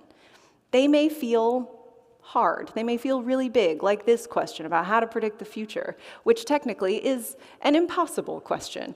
But you know, the good news about impossible questions is that as long as you're reaching out just past what you know is possible, eventually the impossible also becomes within reach. And finally, it's important to make sure that WordPress is thriving because WordPress can change our world, but not if we don't have you all, not if we don't have WordPressers. In a time when people are looking for smaller, safer, and more curated ways to share their lives with people that they trust, WordPress could be the antidote for the overexposure that many of us feel on social media. This whole idea will make a little more sense if I remind us of our mission. One final show of hands, who's aware of our mission? I love how few hands there are because everybody's going to learn something today, and I love teaching people things. So here we go. WordPress's mission is to democratize publishing. Democratize publishing, that's our mission. It's just 2 little words, but it contains a huge theory about how we can impact the world. When you democratize publishing, you're providing easier access to knowledge, opportunity, and connections. We, and you, are giving voices to the voiceless and securing the freedoms of the open web, both for everyone in here right now, but also for everyone who comes after us. Not because anyone knows necessarily what those are off the top of their head, except for Matt Mullenweg, who you will hear from shortly, but because that's not why it matters. It matters because that's what you all deserve, is an open web that has protected future rights. And because we are here so close to DC, but as I'm told repeatedly today, not quite in it, I'm going to share a little sort of quote from a founding father of the United States. If he had known about open source, he would say that open source is all about planting trees in whose shade we know we will never rest. If you have done any of the things that I'm talking about here today, anything that I've mentioned so far, or just talked to someone else about WordPress, you are already changing your world. Because everything that changes anything into a movement or across a planet starts with one person. And you've done it just by getting here. So I'm going to give us a second to breathe through that. And also, sorry, George Washington, for saying you know open source. So I'm going to call us all the way back to where we started our day today. In Ken Liu's presentation this morning, which, as if you were in here, you saw me stand up and say that it spoke to my soul, because it did, he reminded us that we are storytellers by nature. It is how we define who we are and what we mean in the world. So I have these 3 questions for you. You can take them away with you. You can blog about them. You can talk about it next to a mastodon in the after party, however you want to do this. But I've got 3 questions I want you to take with you today. What is the story that you want to be able to tell about yourself? What is the story that you want to be able to tell about your time with us in WordPress? And what is the story that you want WordPress to tell? Thank you.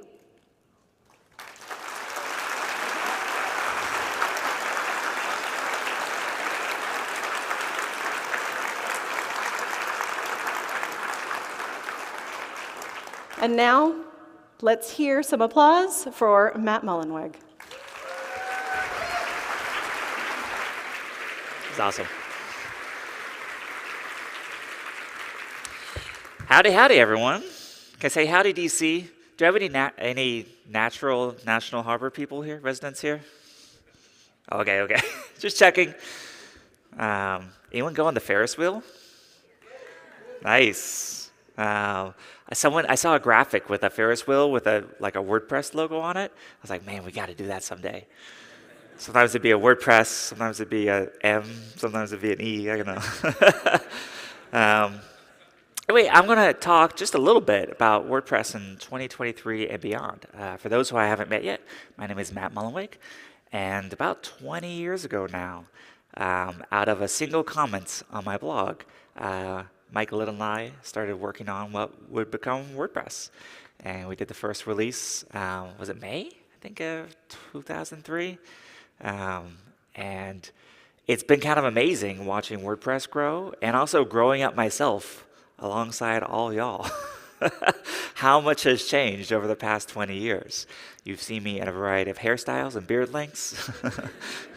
Now I'm more conservative, like trying to look like a CEO look. But anyway, a few weeks ago, we did our version 6.3 release on August 8th. Who was involved with contributing to that, by the way? Raise your hand. Let's give a round of applause for these folks. Please stand up, actually. Yeah. If you worked on 6.3. Quick, come on. Yeah.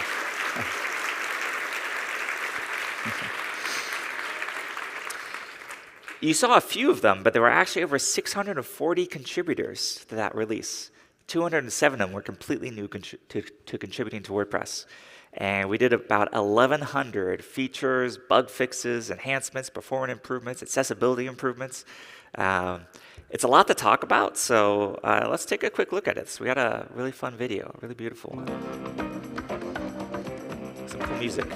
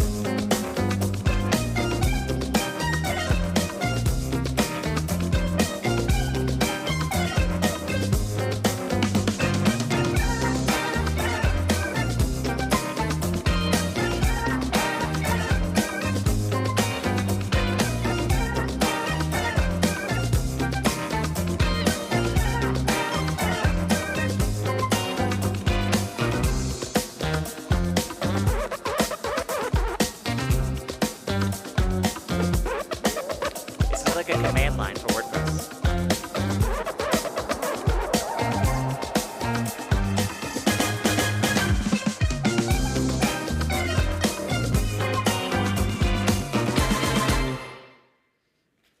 Yeah.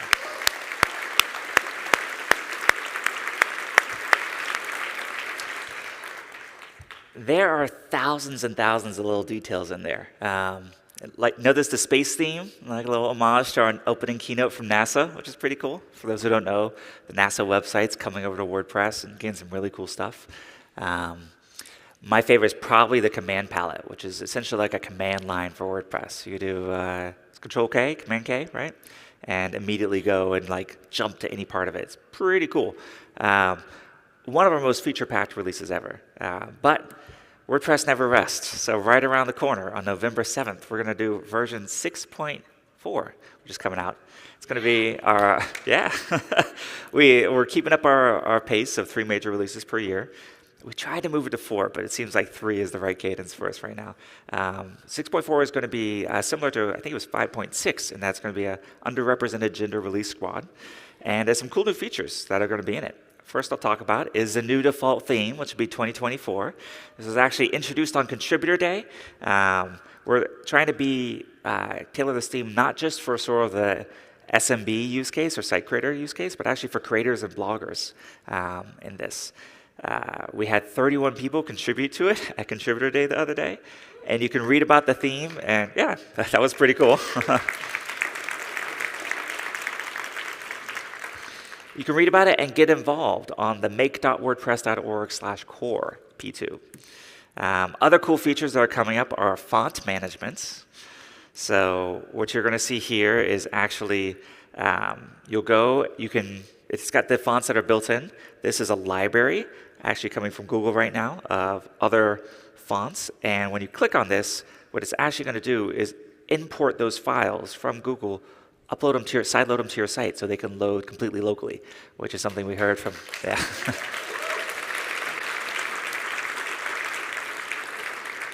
Something particularly our European WordPress community members have been big on. Hot linking from Google is actually like good for performance if it's already cached for other people, but then the loading on your own, like no request go to Google. So people like that. As we heard from some applause. I wasn't expecting any applause on that one. Next up, simple, but I'm really glad we're getting this in the core, which is image lightbox. So for those who aren't familiar with it, a lightbox is this idea that it's always never been really great in WordPress. What happens when you click on an image or an attachment? And what we're showing here, I think we're going to change the name because right now it's like called behaviors, and that's kind of a weird thing to call it. But basically what will happen is like now on the front end, when you click on an image, it'll kind of go full screen and zoom, and then you can navigate with keyboards. It works great and beautiful on mobile, and you can also zoom in further on that. Ta-da! Simple, but you've needed plugins for this forever. And so having like a super lightweight implementation in core is pretty exciting. So that's 2 of the features we want to talk about. The rest is being defined. So if you want to be part of defining what's in 6.4, please get involved. You can go to make.wordpress.org/core and join our WordPress.org Slack. You know, we've got different channels for different interests in WordPress, including one that I'm about to announce a little bit later, a new one. But anyway, so with the end of 6.3, we are coming to the essentially like, not finish line, but I'll call it checkbox for the second phase of Gutenberg. For those who don't remember, when we first announced Gutenberg many, many years ago, we said there's going to be 4 phases of its development. The first is focusing on the editor itself. So taking our old classic document-based editor, which was really hard to like align images and move embeds around. You had to use short codes to like do a lot of different richer functionality, and moved out all the blocks. So that was phase 1. Phase 2, which we call customization, is making it so those blocks were usable not just inside a post or a page, but you could actually modify the entire site. And that's, you're seeing a lot of new block themes, everything we just saw in that video. You know, you're able to do things now by just clicking and moving things around that in prior years you would have needed to know CSS or hire a developer or something like that. And that's part of our mission to democratize publishing. WordPress is kind of like the original no-code tool, right? Before we're like, I mean, literally when I first started blogging, like I'd like upload files and modify a file and upload it and move things around. And then like the first CMSs automated a lot of that. It's all part of this kind of like efficient curve where things that used to be hard, what technology is beautiful at doing is, you know, making it more accessible to a larger and larger audience. Phase 3 is now what we're heading into, which is actually the phase I think I've been saying is the one that I'm most excited about, because it's all about collaboration. So imagine just now taking WordPress and editing something from being single player to multiplayer. So what you're seeing on the screen here, it's looping, is those two, the little purple and the green, you might not be able to tell, but those actually have names underneath. I actually can't see what the names are. But that's basically two people editing the same post at the same time. Who's ever overridden someone else that's been editing something? Thank goodness for revisions. But now you'll be able to, whether it's sharing a draft with someone and getting feedback on it, whether it's collaborating on designing something together. Maybe if you're like an agency or developer, you can invite a client into it directly, get on the phone with them and talk through it as you move things around. Like, it's so powerful what you'll be able to do with this. And again, like I said, moving WordPress from being kind of a single player to a multiplayer tool. Of course, anything that builds on top of Gutenberg, which all the best page builders and everyone is doing now, will get all these features for free as we start to build them in the core. And it's also really cool that just built into browser technologies now, we can do this in a fairly efficient and in some places even kind of peer-to-peer browser way, which is pretty neat. So we're just now getting started at this. So if you want to have an impact on WordPress, go to make.wordpress.org/phase3 is where we're going to be talking about this. So it'll be all about collaboration. We're actually going to be redesigning some of the admin to modernize it a little bit.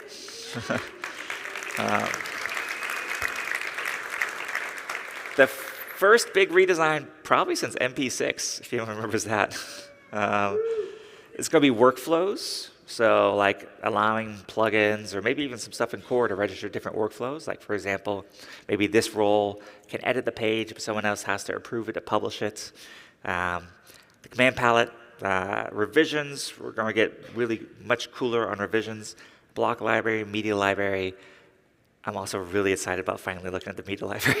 Like in that video, when you saw it, everything was looking really modern until the media picker popped up, right? And they were like, oh, this feels a little 2000s. So I'm glad to return to that. And also integrate things like OpenVerse. Those aren't familiar with it, we actually took over the Creative Commons search engine. It's now hosted on WordPress.org, and it's called OpenVerse, which is a beautiful library that indexes the whole web to find Creative Commons licensed content that you can use on your site with attribution or not if it's not required. So that is what is coming with Phase 3. Looking forward to seeing some of y'all on the P2 Slacks and at future contributor days as we define this together and start to build it. So thank you very much.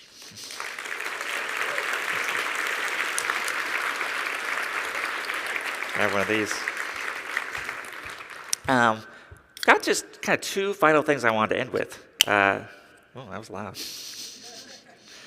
Thank you, Taika. One really cool thing happened the other day here at WordCamp US, and I wanted to tell a story about it, which one thing that makes not just open source, but I think particularly the WordPress community really powerful is how people come together. And you see it even at the booths and at the parties, companies that in theory compete with each other are spending time together, sharing war stories, often even now sharing code, right? We all work together on some of the same common code. And it's kind of a beautiful example of what I think I was really originally inspired by open source and have done my best to try to bring into the world and simplify with my own companies. It's this idea of sort of like a positive sum capitalism where we can all win together and find areas to work together because we all have so much more in common than we have different. One thing that has always been a little tricky about WordPress is that it's both a good and bad thing, is that there can be so many plugins that do the same thing. I say good and bad because that's great because it allows innovation that can happen. You kind of get almost like an evolutionary, natural selection. Some plugins thrive over the long term, some kind of fade away. They inspire each other. Good competition actually makes everyone better. Bad sometimes in that as a WordPress user, if you go one plugin, you might be kind of locked in to it. There might not be interop. This was a big part of the inspiration for creating Gutenberg because we were seeing a lot of innovation from different kind of page builders and other things. But I started to hear from plugins like SEO plugins that said, hey, we're having to rewrite our plugin to integrate with 10 different builders. Can you create some standards in core, something that we can all agree on which became Gutenberg and blocks, that everyone could just build on top of. And then like the data models, everything are the same. So what happens, we're calling this WordPress LMS. Who's familiar with what an LMS stands for? So, a lot of people actually. More people than knew our democratized publishing mission. For those who don't know, an LMS stands for a learning management system. And it's a way to basically adopt a content management system for like online courses in ways that could be adjunct to something in person. They could have quizzes, they could have units, modules, there's a million different things. Anyway, this week, Tutor LMS, LearnDash, Lifter LMS, and Sensei all got together. So these are 4 different plugins that provide LMS solutions. And the conversation was around what common data models can we do? So there's kind of 2 tracks. One was like within the WordPress world, like can we actually agree on like using some of the same SQL formats? So like we have common like column names and tables. Since we're doing some very similar things, or we can at least create some abstractions between these different LMSs, could we make it so that there's not a lock-in and that users can get the freedom and choice to switch between these without having to port over all their content?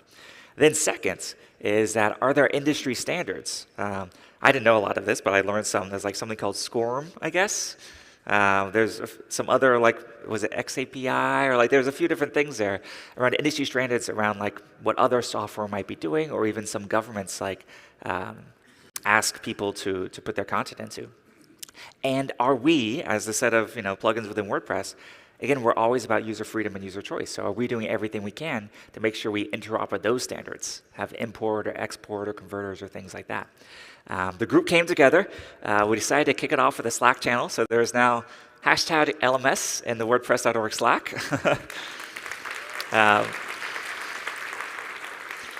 It was kind of fun because it's, at the brainstorm stage. Obviously, there's other LMS plugins as well that weren't able to make it to WordCamp or weren't included yet. But now everyone involved in this space or who's developing a solution around it can come together, kind of agree on some de facto standards. We'll turn it into a document on a Make blog. And then essentially now in the future, if you're choosing an LMS plugin, there'll probably be like a badge or something that folks who like apply to these standards and have the interop will have that badge. And so you'll be able to make an informed choice as a consumer in choosing, again, freedom is not just always about the license. In WordPress we have the GPL license, the 4 freedoms. Sometimes it's about like the practical interop. So very excited for that, and let's give a round of applause to the folks who came together on that.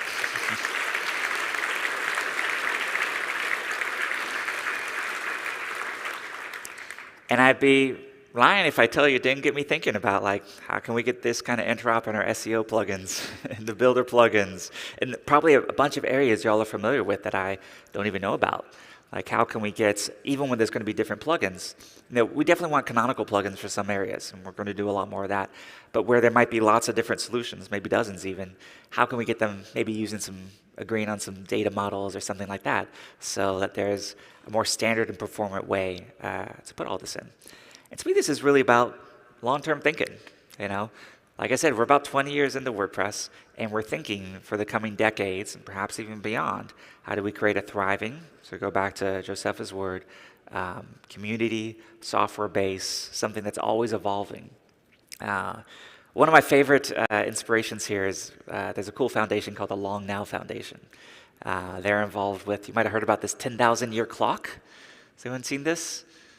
So cool. I actually got to visit it. It's like in a secret location in West Texas, and they're trying to design something, of course thinking on 10,000 years, that can survive perhaps even a collapse of civilization.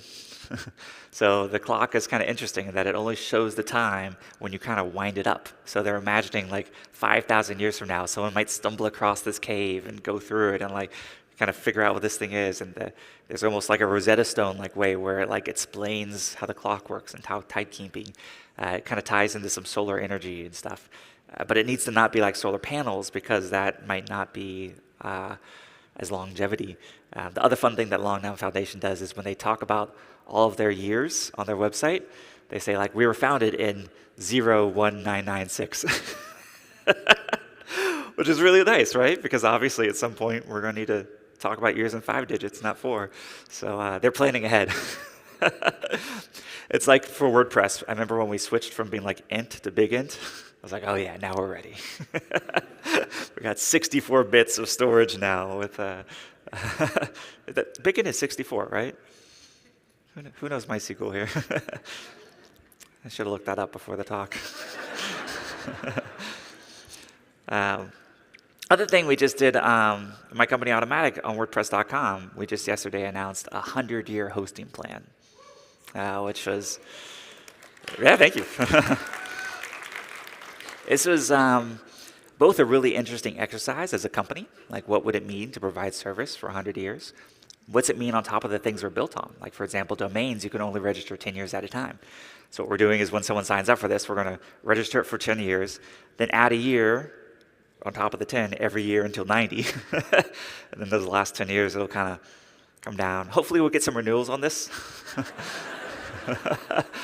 It got us talking a lot about, like, what's this for? And it was interesting how different people brought different ideas. Like, some people really thought about this is something you buy, like, at the end of your life. Actually, one of the ways I was thinking about it, because I've had some more godchildren being born recently. I think I'm up to 14 or 15 now. And I was like, okay, well, can I get them when they're born? I've been buying domains for them. But I was like, okay, but how cool would it be that, hey, now for 100 years, you both have a domain and something to run on it? It was really difficult to think what this thing should cost. And thinking about, like, both what are the known and unknown cost for it, we ended up deciding on $38,000, which in some ways is a lot. Like, that's a really nice Camry or Corolla or something. In some ways, I wonder if it's too low, because, like, we try to model in inflation and different, cost of underlying things like the .com registration or domain registrations.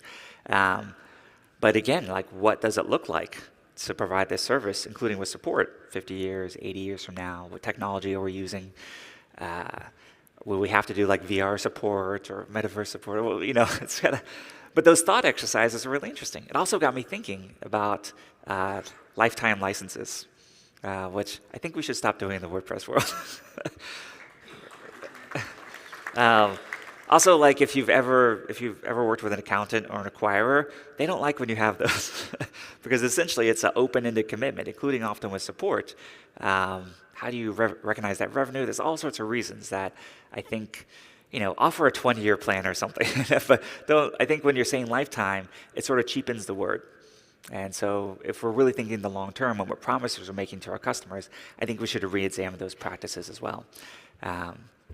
So I'd encourage you all, like, as we're in the United States Capitol, or kind of right next to it, but we're going there for the social later, right?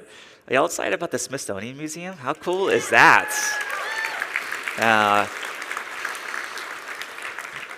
Gosh, if you have any extra time in the DC area, the museums here are really, like, one of a kind in the world. And it's pretty amazing to walk around, the architecture, the monuments. I really admire about this city how there is a lot of honoring for the past, and I think from the founding fathers as well, like, thinking about the long term. I'll butcher another quote from some presidents, like, democracy, it's yours if you choose to treat it well, choose to keep it. What was that quote? I forget it. Best system as long as you can keep it. There's all these sorts of things that kind of show also, like, the need for iteration, the need to be able to patch things like the Constitution. And you have to get 2/3 committers from the states, right? That's a lot of LGTM, right? On those pull requests. I also think about, like, more how open source can influence things like how legislation is created. You hear about how people do scripts or how bills are made, and they're emailing around PDFs and printing things out at the last minute. Like, how much cooler could something like source control or Git or something else apply to some of these areas? Some of what we learned in software about working together, both in person, but also from around the world, apply to these areas. So think about that long-term thinking, as you admire the beautiful stuff around us at the Smithsonian, and hopefully get to explore a little bit later. And that's where we're going to end it, because I don't want this to be too long-term of a talk. And thank you. I'm going to invite Josepha back on the stage, and we're going to do some questions and maybe some answers.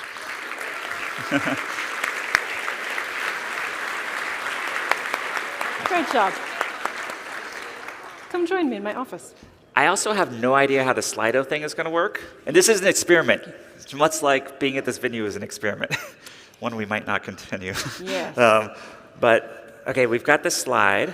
Yeah, this is actually not the slide. This Oh. is something else. We can't see that thingy where we see all the questions. And so this is here so we can see it. Oh, cool. Sorry, I'm just doing housekeeping while you all are watching.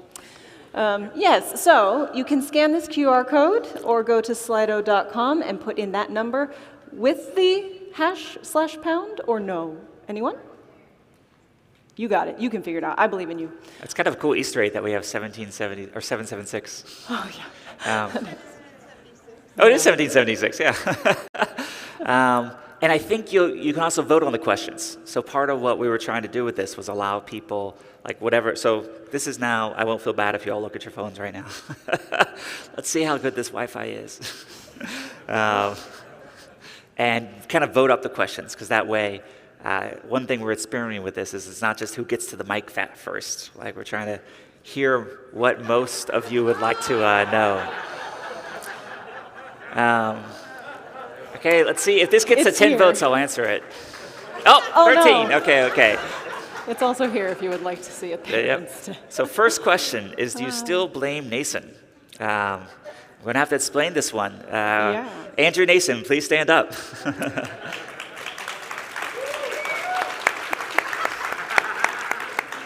Should I blame you for this question? This is a fun double entendre as well, because I don't know, does Git have the same command, but in SVN you could write SVN blame and see who's responsible or the last person who committed a particular line of code. And it's kind of fun to see, like, oh, where'd this function come from? And the most humbling thing as a developer is when you do that and it's your own name that shows up. Who wrote this? Oh, me. I still have a number of lines in the WordPress code base as well, which is both exciting and a little scary. But we no longer blame Nason for things. And in fact, I would generally like to announce a jubilee of blame. I've just heard a few in some conversations or something like, oh, I heard you don't like this company, or heard WordPress doesn't like this or that. And I would just like officially for 2023 to reset all of that to neutral. So if you think I like something or don't like something, let's reset that to 0 and just build from scratch, because, you know, we're not going to make it another 20 years. We're carrying around a lot of baggage, right? So this is one of my favorite uses of the word jubilee, and most of the time no one knows what I'm talking about. So maybe it's just me and you on this stage that know what we're talking about. Yeah, so look it up. Should we go by like top voted one, or how do you want to do this? However you want to choose. You want to take this top one? What is the greatest existential threat to WordPress? Sure. Or actually any of these 4 you want to do. Okay. I can take what is the greatest existential threat to WordPress. Sorry, I'm trying to figure out which hat to have on. Do I have my admin operations hat? Or do I have my WordPress community hat? Okay, so here's the thing. The greatest threat to WordPress as a community is always whether or not we can still get together and collaborate in an effective way. Because so much of our community is built on the way we get together and the way we collaborate. I really loved at the Community Summit how we saw people talking through really contentious conversations and still like respecting one another as people for the most part. And really like trying to address the root issue as opposed to resorting to just kind of general ad hoc sort of attacks on each other. And the way that we're coming back together post-COVID, and the way that we are kind of looking at the future of our event series. The event series does so much work on behalf of this project. I've said it a couple of times. There's a podcast somewhere if someone wants to like share it so other people know what I'm talking about. But it does like 17 different jobs on its own, these event series. It brings people into the project and it teaches them how to use WordPress. It teaches them how to work with each other, how to work remotely, how to work online. Like it does so many things. And so I think that a little bit the way that we are at 50% reactivation of our meetup groups, and I really, really encourage everyone to, like, if you don't know what a meetup group is, or if your local meetup group is just not meeting and you can't figure out who's helping them meet, like, get out there and do something about it, because this is the lifeblood of what makes this project work and what makes open source work. And so that, to my mind, is the greatest existential threat to WordPress, especially in the current climate that we're in. Yeah, thank you. What I like about that is the greatest threat, I don't think, is any competitor. It's ourselves, which is exactly what you just said. Yeah. I'll jump to a little easier one that we could go quickly. A book you enjoyed recently. I'll name two. Ken Liu's Paper Menagerie, one of my favorites all time. He was the speaker this morning. If you weren't here, which I can tell a lot of you weren't, check out that video as soon as it's up. And of course, you can always cheat by going to live stream and rewinding. Really special talk. And a more recent one, and actually I thought about him here as a speaker, maybe we'll do it at a future WordCamp, is Will Goddard, I think his name is pronounced, called Unreasonable Hospitality. And the reason I thought that could be interesting to bring in to the WordPress community is just like, we all do service to our customers, to our clients, to each other, to the WordPress users, and it's a book about, he's one of the sort of two people, along with Daniel Hume, behind 11 Madison Park, which kind of it's a story of how they rose from kind of like a brasserie in New York that not a lot of people knew about, to literally being the #1 restaurant in the world on the 50 top restaurants list. And they did that not just through amazing food, but also amazing hospitality, and one of the first to really innovate on that. And I think there's a lot of lessons to be learned for the WordPress community. Any books you want to throw in there? So I'm in the middle of a book right now. I have been feeling like I was missing reading, but I've been in a reading rut, and so if anyone has books to recommend. I got out of my reading rut on accident. I was going through my library app and accidentally checked a book out, so I'm reading it. And it's, whoopsie, it's called Eleanor Oliphant is Completely Fine, something? It's, yeah? Yes. And it starts out in a kind of dark place, but also talks about like the power of community and how one or two people helping someone can bring them together past things that they're struggling with. I'm only about 40% of the way through, but it's nice. It was a nice accidental checkout of my book. Cool. Yeah. If you have recommendations, you can just share somehow. Yeah. Okay, number one here from Jess. What does the future of WordPress look like if search engines move from links to AI-generated responses? I think about this all the time. Yeah. I've been spending a lot more time in San Francisco. Been talking to a lot of the AI companies, OpenAI, Midjourney, who else? Anthropic, basically embedding really deeply there, because I think it's the future. I told you 9 days before ChatGPT came out to really pay attention to AI. The rest of the world since that release, that was kind of the, what would you call that moment when everyone started paying attention to something? Like the break, maybe the Netscape moment or something? The panic, the excitement. Yeah. I'm just saying words that you know. I like it.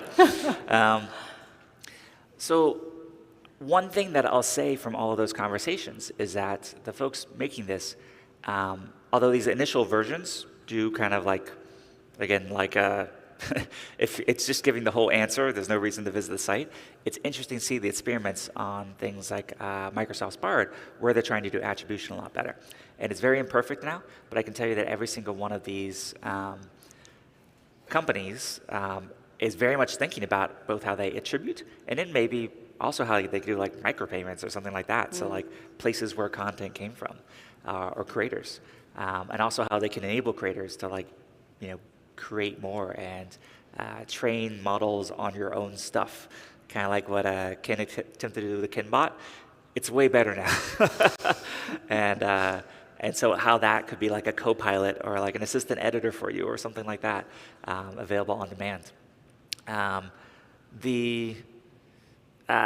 So I think the future of WordPress is actually more exciting than ever, because the places where you're referred to or the visit or being an authority about these things, something that becomes cited or maybe even directed to.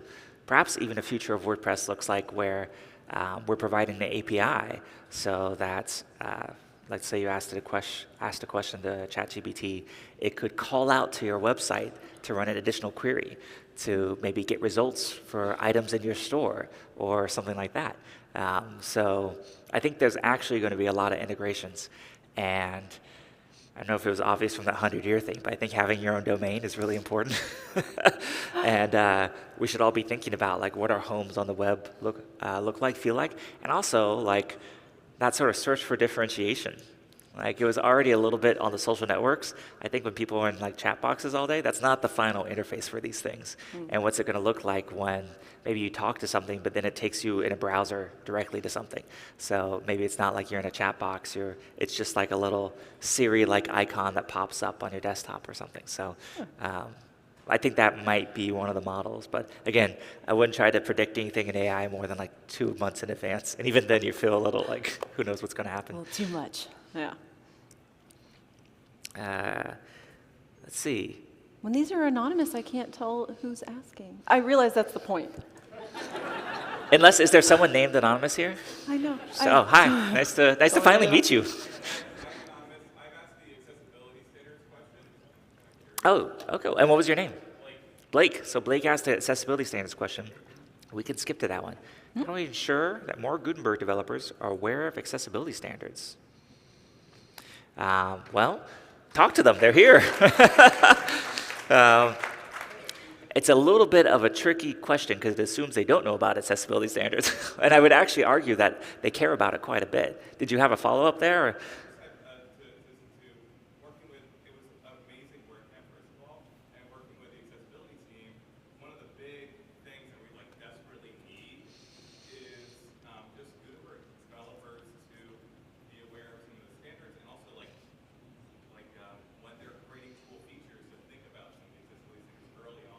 Yeah.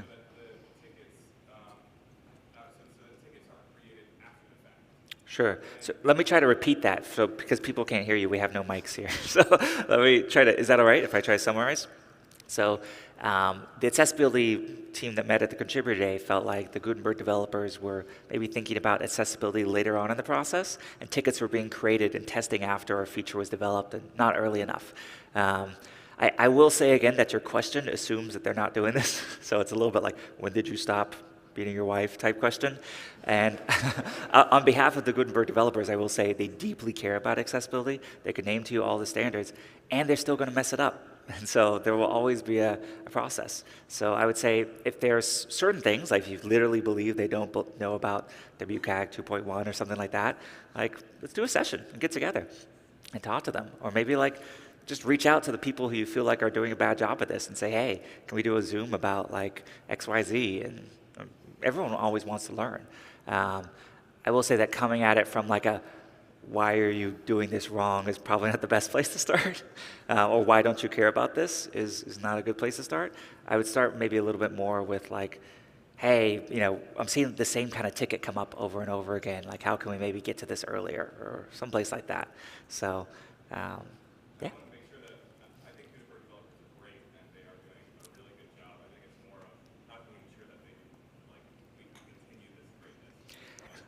That was Gutenberg developers are great, and we just want to make sure you keep getting greater-er. The other thing you do is become a Gutenberg developer. Yeah! So, you know, like I encourage everyone to learn JavaScript deeply. I think we're 7 years into that now. And so, like, if you have a background or passion for an area, whether it's design, accessibility, usability, testing, like, I'd say learning a bit of JavaScript, you can actually get involved with these things directly, which is pretty exciting. All right, next up. There are a ton. Okay. Yep. That one.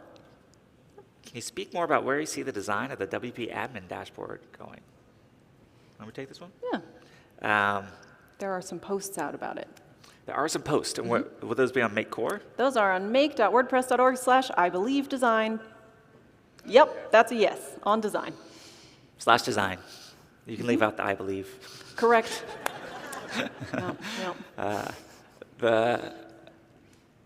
For me, it's really about what I'm actually thinking about most in the admin is how much knowledge it presupposes.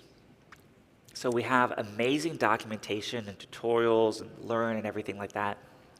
but it's always someplace else. It relies on someone clicking on the help thing or knowing to go to the documentation or something like that. And there's so many opportunities to be in line with the interface.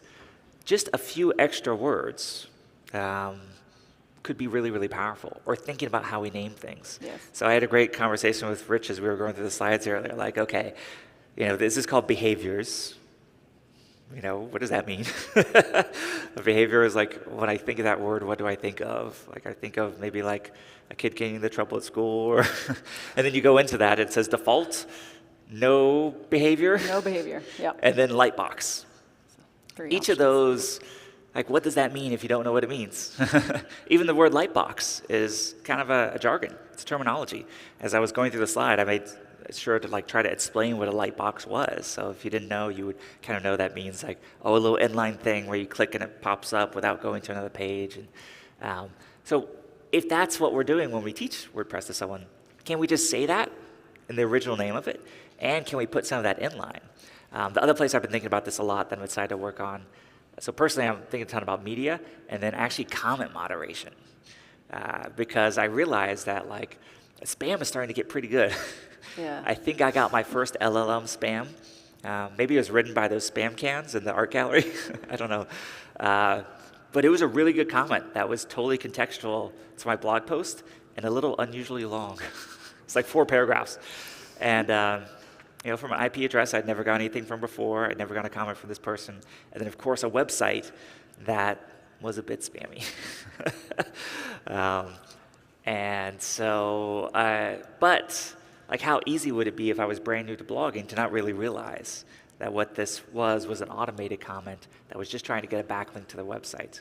And so, what could we do to show that comment, to maybe show the reputation of the website, and to say, maybe, hey, sometimes people leave comments just to get links. So look at this with a second eye, or see if they have a gravatar art or something like that. What's different things we could teach them? Yeah, so that particular thing, how to get help information into the dashboard in better places for people who are in current need of help, as opposed to trying to figure it out in a handbook, came up in the community summit quite a bit. And there were a lot of people that were very interested in helping to kind of research that, help us get that figured out. I think that's a great thing to include in that redesign. Yeah. Cool. I heard a yes. Thank you, whoever you are.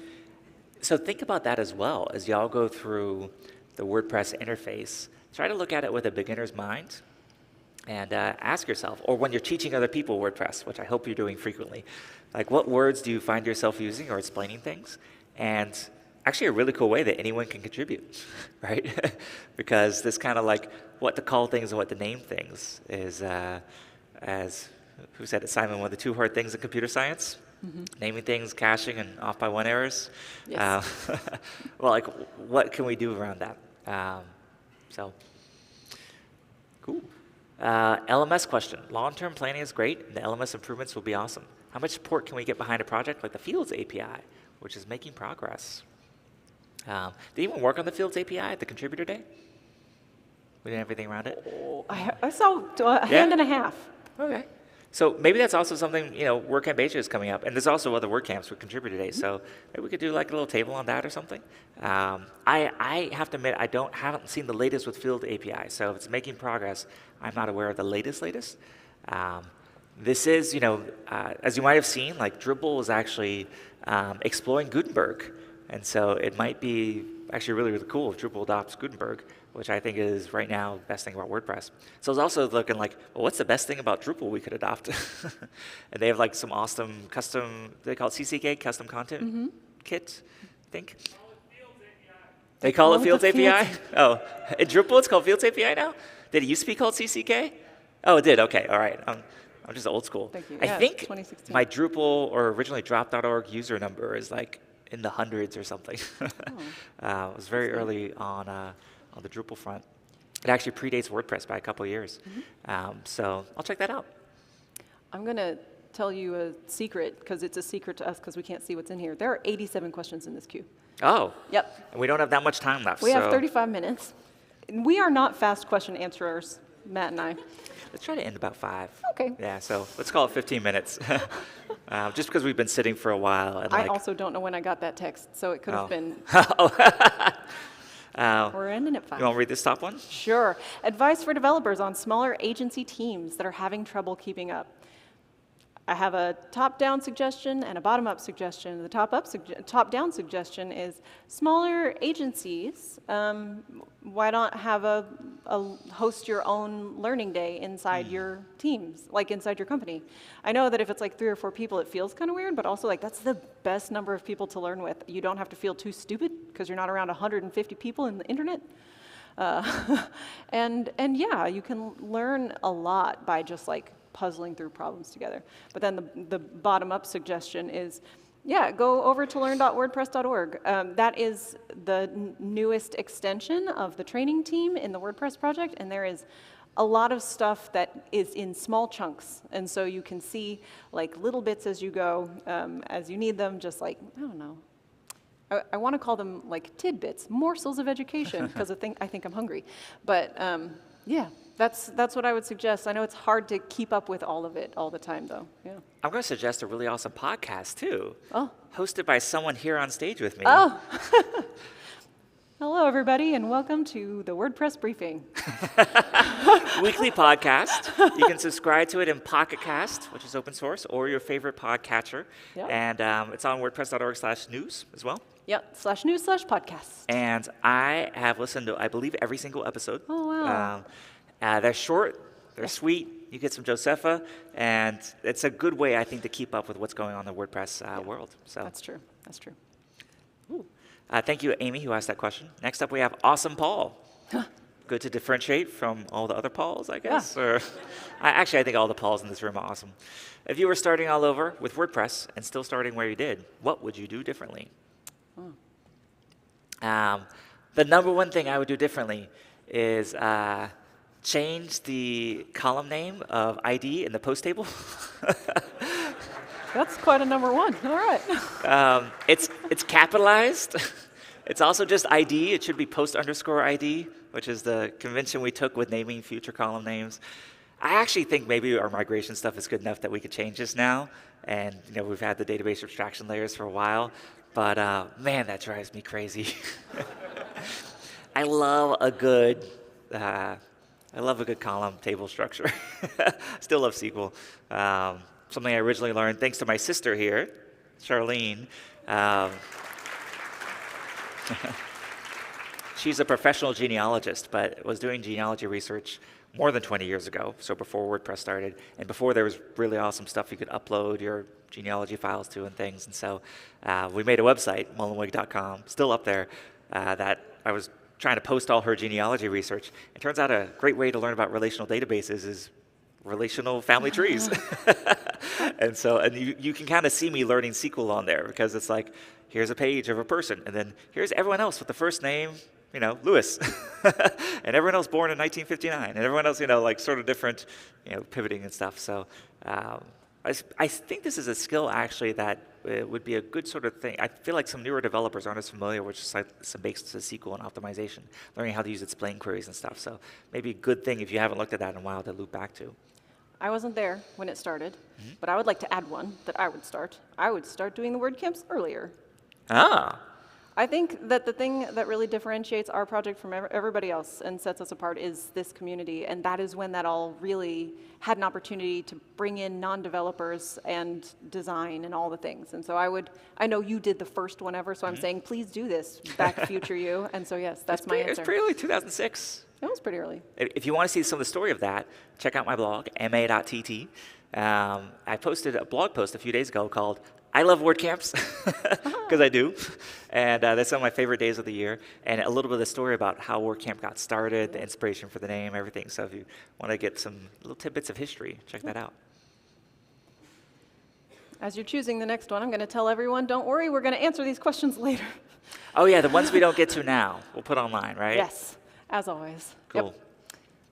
You want to read this one, the Darren one? Yes. Hey, Matt, as you think of the longevity of WordPress, what is your succession plan for your leadership and vision in the project?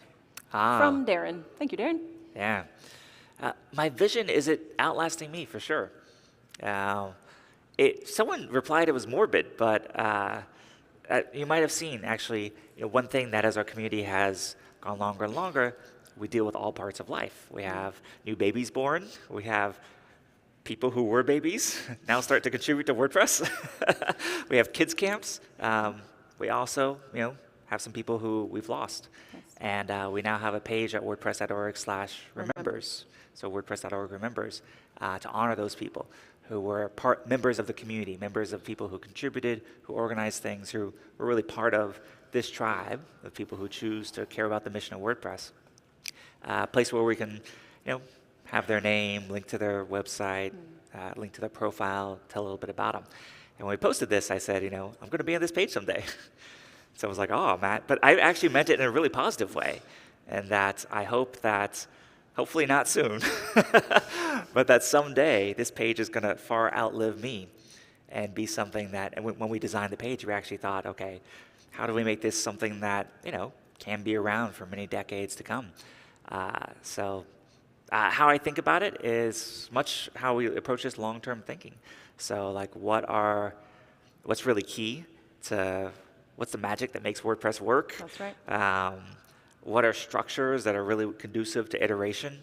What are structures that get us kind of wound around our axle sometimes? What does good leadership look like? Where do we mess it up? Sometimes when we try new things, where has it gone really well? And that's all I've got for it so far. Okay. Great. Another AI question for you. Do you want to do a not AI question? Remaining 10 minutes? We can do it. Let's see. Any plans? Figma, do you have any more relational? We can go through some of these quickly. Any plans to utilize or create prototyping tools such as Figma or PaintPot in order to get from the design tool straight to WordPress? I actually think, I'm not familiar with PaintPot, so this is my first time hearing about that. I'll check it out. Figma is really cool. I think just got bought by Adobe. Proprietary tool, but really, really effective. We've been using it a lot. I have seen some like Figma to Gutenberg translators. I think that's going to be a very cool area. And if we don't, maybe we should have like an importer or canonical plugin for that in the future, because I think that is really kind of interesting. I also think one thing that's really cool, particularly as we get these collaboration features in Gutenberg, is you might be able to do some of this stuff directly in Gutenberg, which would be really interesting and really cool as well. So right now, Figma is, in my experience, one of the best around this collaborative design editing, and you can bring design systems and other things. But when you can be kind of closer to the code and the CSS and everything, like you don't need a Figma representation of your design system or a ways to translate that into code if you're just able to do it all with the blocks of Gutenberg. So that's how I think about it. Cool, thank you for that question. You want to read the next one? Do you plan to do anything about making WordPress SQL databases more relational? Sorry, it moved. Have different tables for different post types in the near future? No. Nailed it. Next question. A longer answer is something like the Fields API or other ways of leveraging, particularly as like new versions of MySQL or MariaDB, or maybe even canonical plugins for things like Elasticsearch, allow different types of querying. When you think about it, most WordPress databases are not that big. I also think that for plugins that are doing more interesting things, like WooCommerce is moving to the high-performance order tables, or order system, what's the S stand for? Order storage, which is basically like a custom table for orders. There might be data models which are good to move out of the post sort of structure, but as soon as you go multi-table there, like all of a sudden you're doing like different, like what happens to comments? What happens to post meta? What happens to like all the other things that are built onto post? And post can actually scale to like tens of millions, sometimes hundreds of millions. So a lot of good stuff fits in there, and it's really about, to me, like the usage model for where you should move it out. This one's good for you, so I'll read it if you want to kick off on it. Yes. When we talk about diversity, what about language diversity? Yep. We have events and big community outside of the English language. Are there any efforts to improve this? Yes, immediately. So I agree that we need to start having more WordCamps, meetups, all the things in languages outside of English. Fortunately, we currently are doing the, hate to say it, next generation exploration. Oh, how's the next generation thing go? It's Star Trek. Anyone want to sing Star Trek real fast? Oh, yes. da-da-da-da. Yeah, there we go. There we go. Yeah, so there is an exploration going on about that right now, and I do absolutely think that we have space for language-centric WordCamps. We had, I think, one, maybe two during the pandemic, and they were really well received. They were really well attended, and I think that we absolutely need more of those. And so, yeah, I think that we need them, and there is currently a discussion happening to advocate for those, and I agree. Yeah. Yeah, thank you. Nice that we start with a yes after a no answer. Should future WordCamps have more talks on business and marketing? Do you want to 1, 2, 3 it and see if we agree? Sure. 1, 2, 3, yes. Maybe. Oh. Paper, rock, scissors, yeah. But yes, propose one. So please, don't think that there is like people who are speakers at WordCamps and people who aren't. We are all potential WordCamp speakers. And each one of you has something interesting to say. Each one of you has a story. And I'm sure many of you have beautiful stories about business and marketing. Propose that as a talk. I'd love to see more of it in the future. Yeah. That was a 5-minute timer noise for us. Cool. From Jonathan. How can we attract, I'll read this, do you want to answer this one? How can we attract more experts from tangentially related disciplines to contribute and become more involved in making WordPress better? Tangentially related, as opposed to the things that it's directly that, related. What do you mean tangentially? Oh, I see. Yeah, you know, WordPress as a project, and you've said this for years, we have a lot of difficulty getting outside of ourselves. We really love being in here. It's really welcoming. Everyone's super nice. We really want everyone to know how to do everything easily and well and with us. And so it's very difficult to get outside of our bubbles. And so we do, I think, lose a lot of that really smart kind of opportunity from people that are in the Drupal community. Although I know that we have like 5 of you with us. Thank you. Including Abby. Yeah.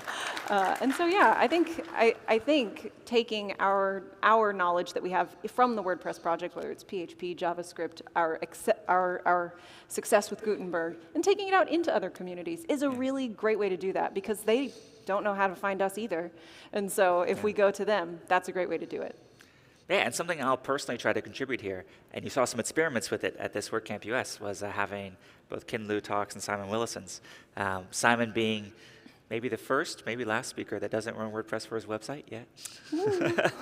He has a custom CMS on it. It's pretty cool. But someday, maybe. But we'll be maybe 10 years from now. We'll be around. Don't worry. So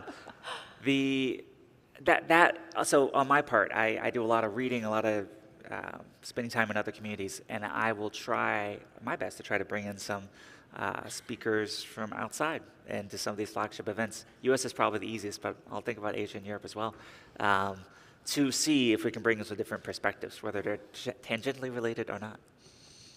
Great. What is the biggest lesson you've learned in your professional lives over the past 2 years to the two of us? 10 years, yeah. Heart. Oh, sorry, past 10 years. What'd I say? 2 years? My bad.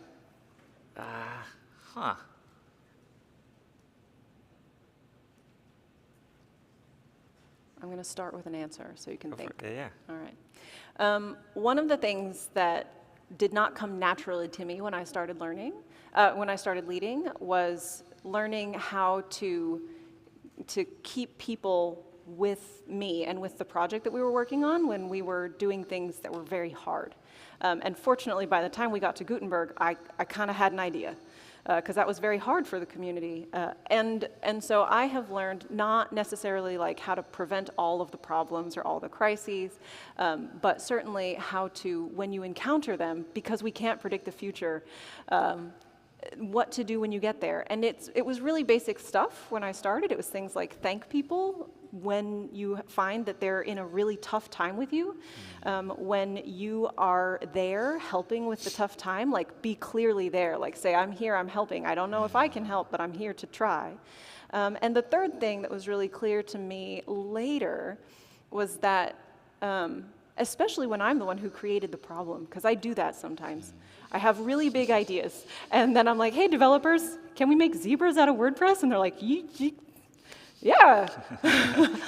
They promise a lot of stuff to me, I think, that maybe is not the best. But when I do come to people with a problem that I absolutely am not capable of having a solution for, I make a lot of effort to be available as early as possible so that they have an opportunity to ask me all the questions so they can understand it well enough to make their own autonomous choices as best they can. And you know, that's it. Like, just be clearly there and doing the thing. That's the thing that was the hardest for me to learn, was how to help people through difficult times, and especially when I was the one creating the difficult time, because then I just felt bad about it. So, yeah. I think my answer is actually kind of related to that, or maybe inspired by that. Around the importance of communication.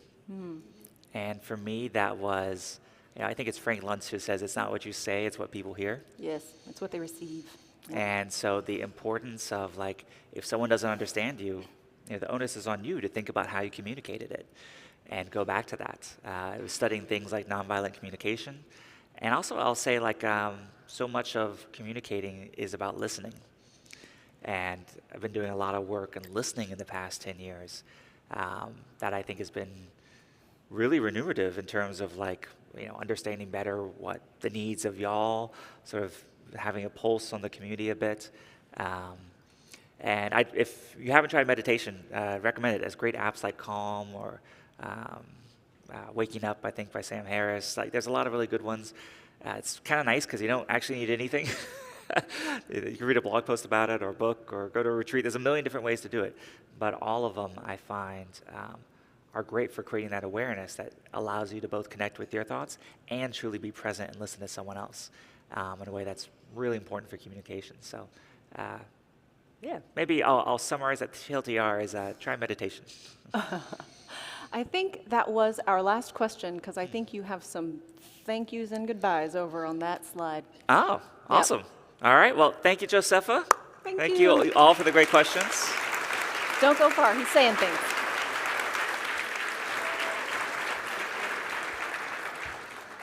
All right. So if you are part of these groups I'm about to call on, can you raise your hand? If you are a sponsor, a speaker, a volunteer, or an organizer, please raise your hands. Wow.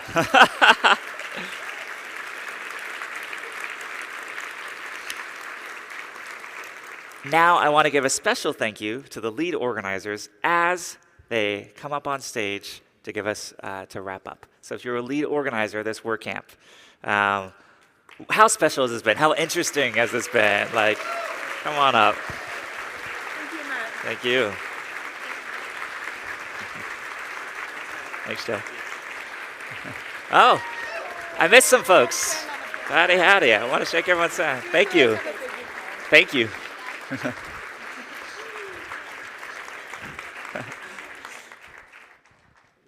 To make these happen. So thank you all to this whole team.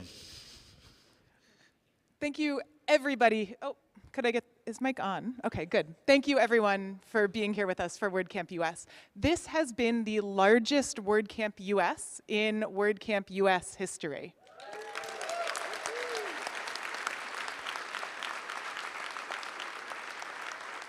That is absolutely amazing, and it depended on every one of you who is here.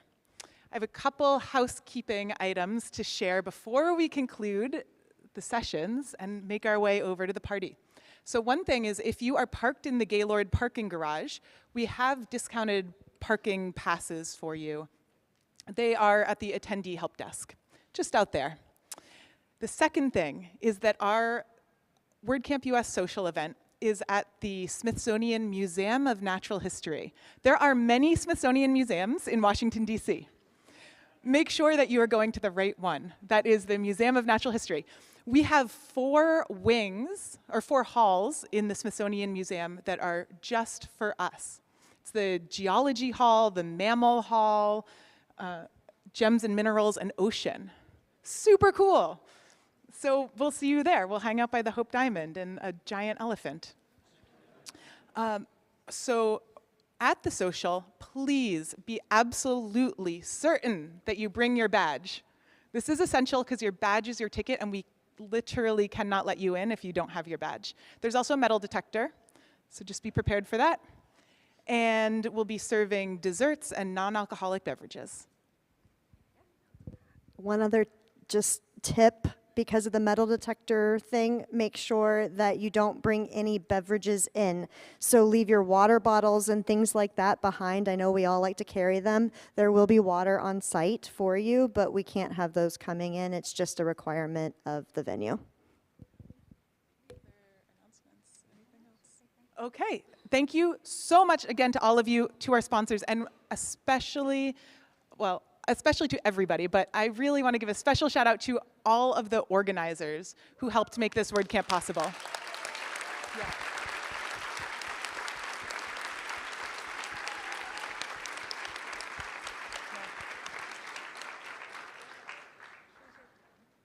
Oh, and the time of the social is 7:30 to 10:30 p.m. Yeah, our organizers are incredible. They made this possible, and please come to the front of the stage for a group photo, organizers. Okay, thank you all. We'll see you tonight.